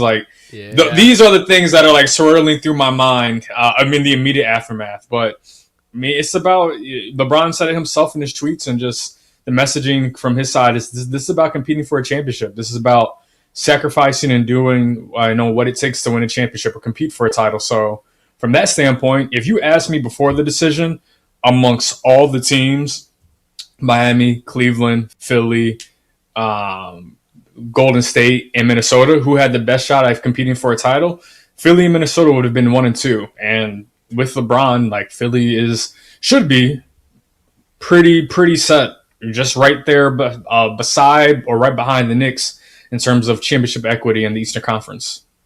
And with the starting 5 of Tyrese Maxey, VJ Edgecombe, Jaylen Brown, LeBron James, and Joel Embiid, if everyone can remain healthy, why, for on-court reasons, does this excite you so much? Just the versatility, specifically offensively. I mean, LeBron, it's funny, like we kind of got a glimpse of what third option LeBron looked like during that March to early April run with the Lakers. Now there are going to be times where he's potentially the 3rd or 4th option, honestly, if he, depending on Embiid's availability and health. I mean, Jaylen Brown, Tyrese Maxey, they seem like the clear 1 and 2, and then you have Embiid and LeBron. Like that versatility, and not to say anything about Edgecombe. I mean, it can get a little sticky in terms of the ball. Like it goes back to there's only one ball. But the thing about LeBron is like they could use his playmaking. You look at all the guys they have on the roster, like it's a lot of guys who can score, but LeBron immediately steps into that lineup and he's the best passer. I mean, he's one of the best passers in the league, one of the best passers of all time, but for this 76ers team specifically, his passing can take their offense to a different level, to a whole nother level that they wouldn't have been able to access without him. Kobe, I want to talk about the number because I think that threw me the most of the 2 years, $8 million with a player option and what that means. Because in his tweet that he shared, he said it wasn't about the money. I'm not going for the money. This is my last decision. I'm not going for family. I just want to win another championship. So it makes me think, how bad was it really with LeBron and the Lakers, whether it was the front office, whether it was Luka, whether it was Rob Pelinka, everything going on there, that this is what he was willing to take? I mean, I think the relationship between LeBron and the Lakers has been was rather on the downslide for almost 4 to 5 years now. And it's not just like one explosive thing, right? Like if it was, he probably would have been gone beforehand. But like really starting with the trade for Russell Westbrook back in 2021, that's a pivotal moment. You go all the way down the line to even something as recent as, I mean, again, this is less about Luka, but more so about the communication from the Lakers to LeBron. Yo, y'all couldn't have given me a heads up that you're going to trade my partner in crime, Anthony Davis, for Luka Doncic. Like, we see, and it's funny. We're seeing how the Lakers are treating Luka. LeBron has not gotten that treatment, I mean, in years. And if he ever did, like, just look at how the Lakers are treating Luka, how involved he is in terms of the front office decisions, how much of not what's the word I'm looking for? Just how involved he is, and that hasn't been the case for LeBron. And obviously, is LeBron James, one of the most accomplished, one of the greatest players of all time. So, from his side, he could look at it and be like, "Do y'all even really want me here?" Especially when we see how quickly they made the other moves. As soon as he made the decision not to return, bam, next day. The Lakers are bringing in Walker Kessler. They're bringing in Quentin Grimes. They're bringing in Mamu. They're bringing in Colin Sexton. Like, they were very much envisioning a life without LeBron, and that shows in just everything. That shows in how the franchise operated, and people pick up on that. LeBron can pick on that. Rich Paul can pick up on that. Like, everyone can pick up on that. We can pick up on that in terms of the reporters' media side. Like, so that's part of the equation. For the past couple weeks since LeBron made it official that he was not going to return to the Lakers organization, the overwhelming number of callers that we have been kind of celebrating his exit, and that goes for today as well. Why do you think the LeBron era in LA feels so bitter from a fan perspective? I mean, one of the big parts about LeBron LA Lakers relationship is that he came to the Lakers on the backside of his career. And there's always that, especially in the late 2000s, kind of rounding into the 2010s, the LeBron Kobe debate, when LeBron's, people are bringing up LeBron versus MJ, and the Kobe fans are like, Kobe fans are like, wait, when did LeBron pass Kobe? So there was always that give and take, in not LeBron not being viewed as a Laker, even though he was with the Lakers for 8 seasons. He won a championship, All-Star, All-NBA. He had some of like the biggest milestones of his career as a Laker. One of the top ones being, taking over the scoring title from Kareem Abdul-Jabbar. Like, he accomplished a lot as a Laker, but he was not really viewed as a Laker. Case in point, one of the biggest reasons why people were talking about, go back to other places like Cleveland or Miami, places that people associate with LeBron more. And I think there's always been that gap, right? The gap between, even though LeBron, again, spent more time as a Laker consecutive years than any other franchise, but he was not embraced in that same way. So it's interesting, Kobe, because now receipts are getting pulled out, right? That LeBron decided to go to Philly, and one of his teammates, it kind of feels like he was on the side of Laker fans. Joel Embiid tweeted out back in 2018 on June 30th, the Lakers are forever going to be Kobe and Magic's team. Process that. Plus, we know the Jaylen Brown situation and his comments about Bronny not necessarily being a pro player. How do you see all of that, knowing LeBron James and knowing that relationships were a big reason of why he wanted to make a decision of where he went? How do you see all this working out? I think it's going to be entertaining. Now, it's also going to be pretty volatile. I mean, the other thing about LeBron is when LeBron comes to town, it changes the dynamic of everything, or at least it can. So I think that's going to be one of the most important parts of this. I mean, before LeBron aside, they were already going to be pretty interesting just because you have the Jaylen Brown factor. Like, Jaylen Brown, chip on his shoulder, got traded from the Celtics. Like, this could get really it could get really intense, and it's going to be must-see TV. I need the Sixers on national TV, 50 out of 82 games. Oh, they will. Just so I can watch it. Just so I can observe this. It can get super fascinating. At its highest, this is a high-octane offense, and if everybody plays the right role, they believe in their role, it could hit.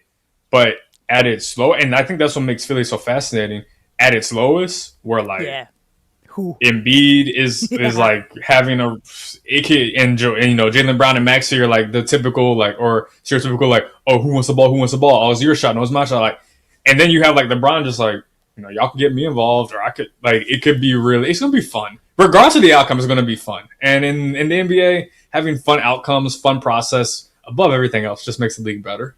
It's gonna be spicy. The entire league was they're spicy. On hold. Yeah, definitely spicy. There we go. The entire league was essentially on hold waiting for LeBron's decision. So as we look ahead, who do the Lakers need to compete for the Jonathan Kuminga and Peyton Watson sweepstakes now that teams know that they're not going to sign LeBron James? Well, when it comes to Peyton Watson, I think the Lakers kind of took themselves out of that just based off the other moves they made. Not just getting Walker Kessler, but now they're pushing up pretty. They don't have enough salary cap maneuvering to really do. They would have to do a lot to get in the Peyton Watson sweepstakes. Now, as for Jonathan Kuminga, all eyes are really on them and the Cavaliers, and also the Hawks to an extent in terms of, okay, LeBron's going to Philly. The Cavs have been in on Jonathan Kuminga in the same way the Lakers have, but both teams would pretty much have to go through the Hawks in terms of a sign and trade to bring in said Jonathan Kuminga. So those are the teams, I'm monitoring, or I've been told to monitor between the Lakers and the Lakers and the Cavs. But it's also likely have to be a sign and trade with the Hawks. So those, again, there are dominoes going to be falling. This is also the other good part about LeBron making his decision. There are a lot of dominoes. James Harden, Draymond Green. You said Jonathan Kuminga, DeMar DeRozan, potentially Russell Westbrook. Like, we have other dominoes to fall now that LeBron's made his decision. So, Kobe, before we let you go, now that LeBron is officially, this kind of closes the chapter on his LA Laker tenure. When you look back, would you consider his time in LA a success? I would. Yeah, I mean, he brought them a championship. And I know that the bar for, I know the bar for success in Lakerland is higher. Like, it's funny because I was having a conversation with this, like, about Luka, and I was asked the question, like, what would you say about Luka if they don't win a championship with him? I'm like, well, let's get to that conversation when we get there. But like, the bar is always championship. Bar is always championship, and LeBron did that. And I know, all the Lakers superstars, they've won multiple championships, from Kobe Bryant, Magic Johnson, Kareem, going down the line of Lakers stars, they've won multiple titles. But in this modern era where we haven't had a repeat champion since the 2017, 2018 Warriors, winning a single championship is an accomplishment. So for that alone, it was a success. He played at a high level. He won a championship. He brought Anthony Davis to the Lakers, who was also part of the reason why you can get Luka Doncic, because you needed Anthony Davis to trade for Luka, which ushered in this next era of the Lakers. Like, yes, to me, it's a success. And the argument that it wasn't success is what? Because he didn't win multiple titles. He won you a title and helped set up your next era of the franchise, even inadvertently. So, yes, it's a success. Hands down. My bad. Whoa. Hands down success. I love it. No, that was beautiful. Kobe, you're with me. I said the exact same thing. Peace. I was like, there is no way you cannot say this wasn't a success when he brought us a championship. Bottom line. That's it. Championship equals success. Kobe, we appreciate you taking the time to come on always, especially today. I know you're going to be jam-packed. Have a great weekend, and we can't wait to have you on next time. Thank you, sir. No, appreciate it. Sorry for the earthquake, but appreciate y'all. No, I love it. It was passionate. We're all feeling passionate today. I'm into it. He just slammed the table, slammed the laptop. I'm like, yeah, that's what I'm talking about. Got to emphasize that I point. had to turn off my mic a couple times as he was like giving his points. So I was like, yeah, you said the same thing I said. Yeah, I got another one on my island. Oh, he's still here. Oh, he's still hanging with us. Kobe, I'm here for all of it. All of it. So am I. Y'all have a good one. You too, sir. There's not many of us on this island, so I'm happy to have you with me. It's so good. Good. He is always great. Yeah. Kobe, you're great. He's going to have a busy afternoon, so yeah. Get some sleep when you can. This is going to be a busy day on the Fan LA, you guys. Remember, we want to hear from you. LA, how do you feel about LeBron James signing with the 76ers? You can call us at 855-97-LA-FAN, 855-975-2326. We're going to take a quick break here When we come back, I kind of want to dive into that. The spiciness that LeBron and all these personalities are going to be like together in Philly. Don't go anywhere. That's next on Brock and Alex on the new 97.1 The Fan.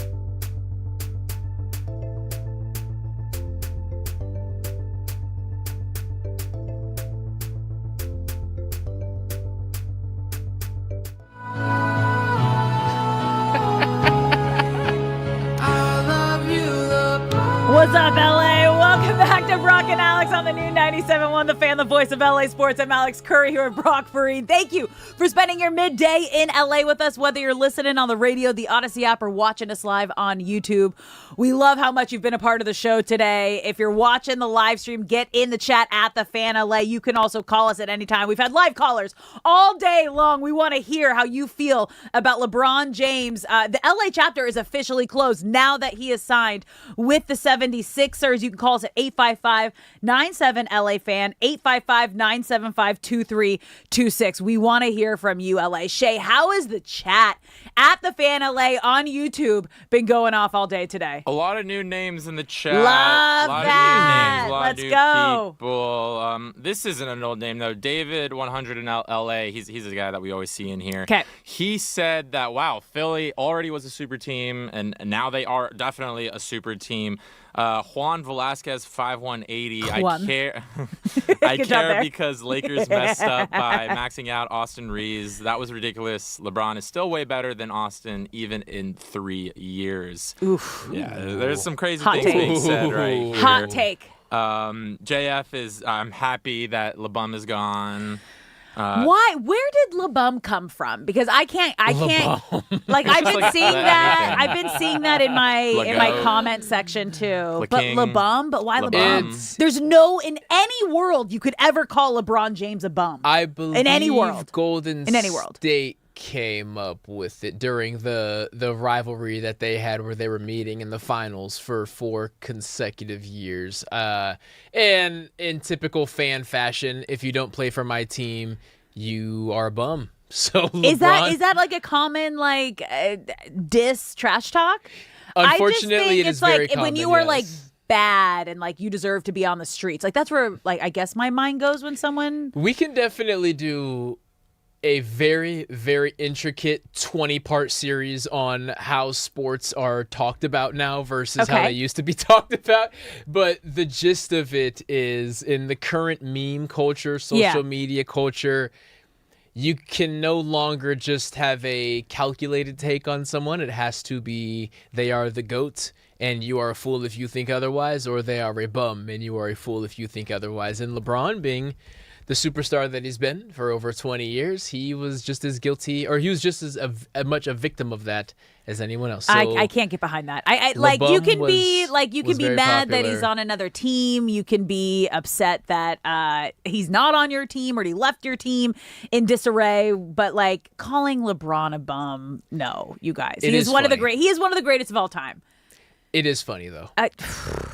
I do not agree with it, obviously. But funny is funny. And if I'm calling balls and strikes, that is funny. We want to hear from you, LA, okay? LeBron James officially signed with the 76ers on a 2-year, $8 million deal with a player option. That is league vet minimum. You can call us at 855-97-LA-FAN. We want to know how you feel. Let's go to Juan in Glendale. Is this the same one from the chat? Yeah. Hey, guys. How you guys doing? Yeah. What's up, Juan? That's what I'm talking about. How are we feeling about the whole LeBron sitch? Well, man, you know what? I'm kind of, I don't think I'm with everybody because I love LeBron, man. I've been a Laker fan. I'm 55 years old. I've been a Laker fan since the 80s, since Magic. And those Laker fans that don't like LeBron, what are you guys watching? Yeah. I mean, the guy gave his heart on the floor. I know he does crazy things, but, man, anytime, look at the playoff numbers. The guy, he did everything he could. And, as a Laker fan, I'm more disappointed, like I said on YouTube. I mean, how can we max out Austin Reeves? I mean, LeBron in 4 years will still be better than Austin Reeves. Look at Austin Reeves' numbers in the playoffs; they diminish. The guy doesn't play defense. They lock down on him, and he can't do anything.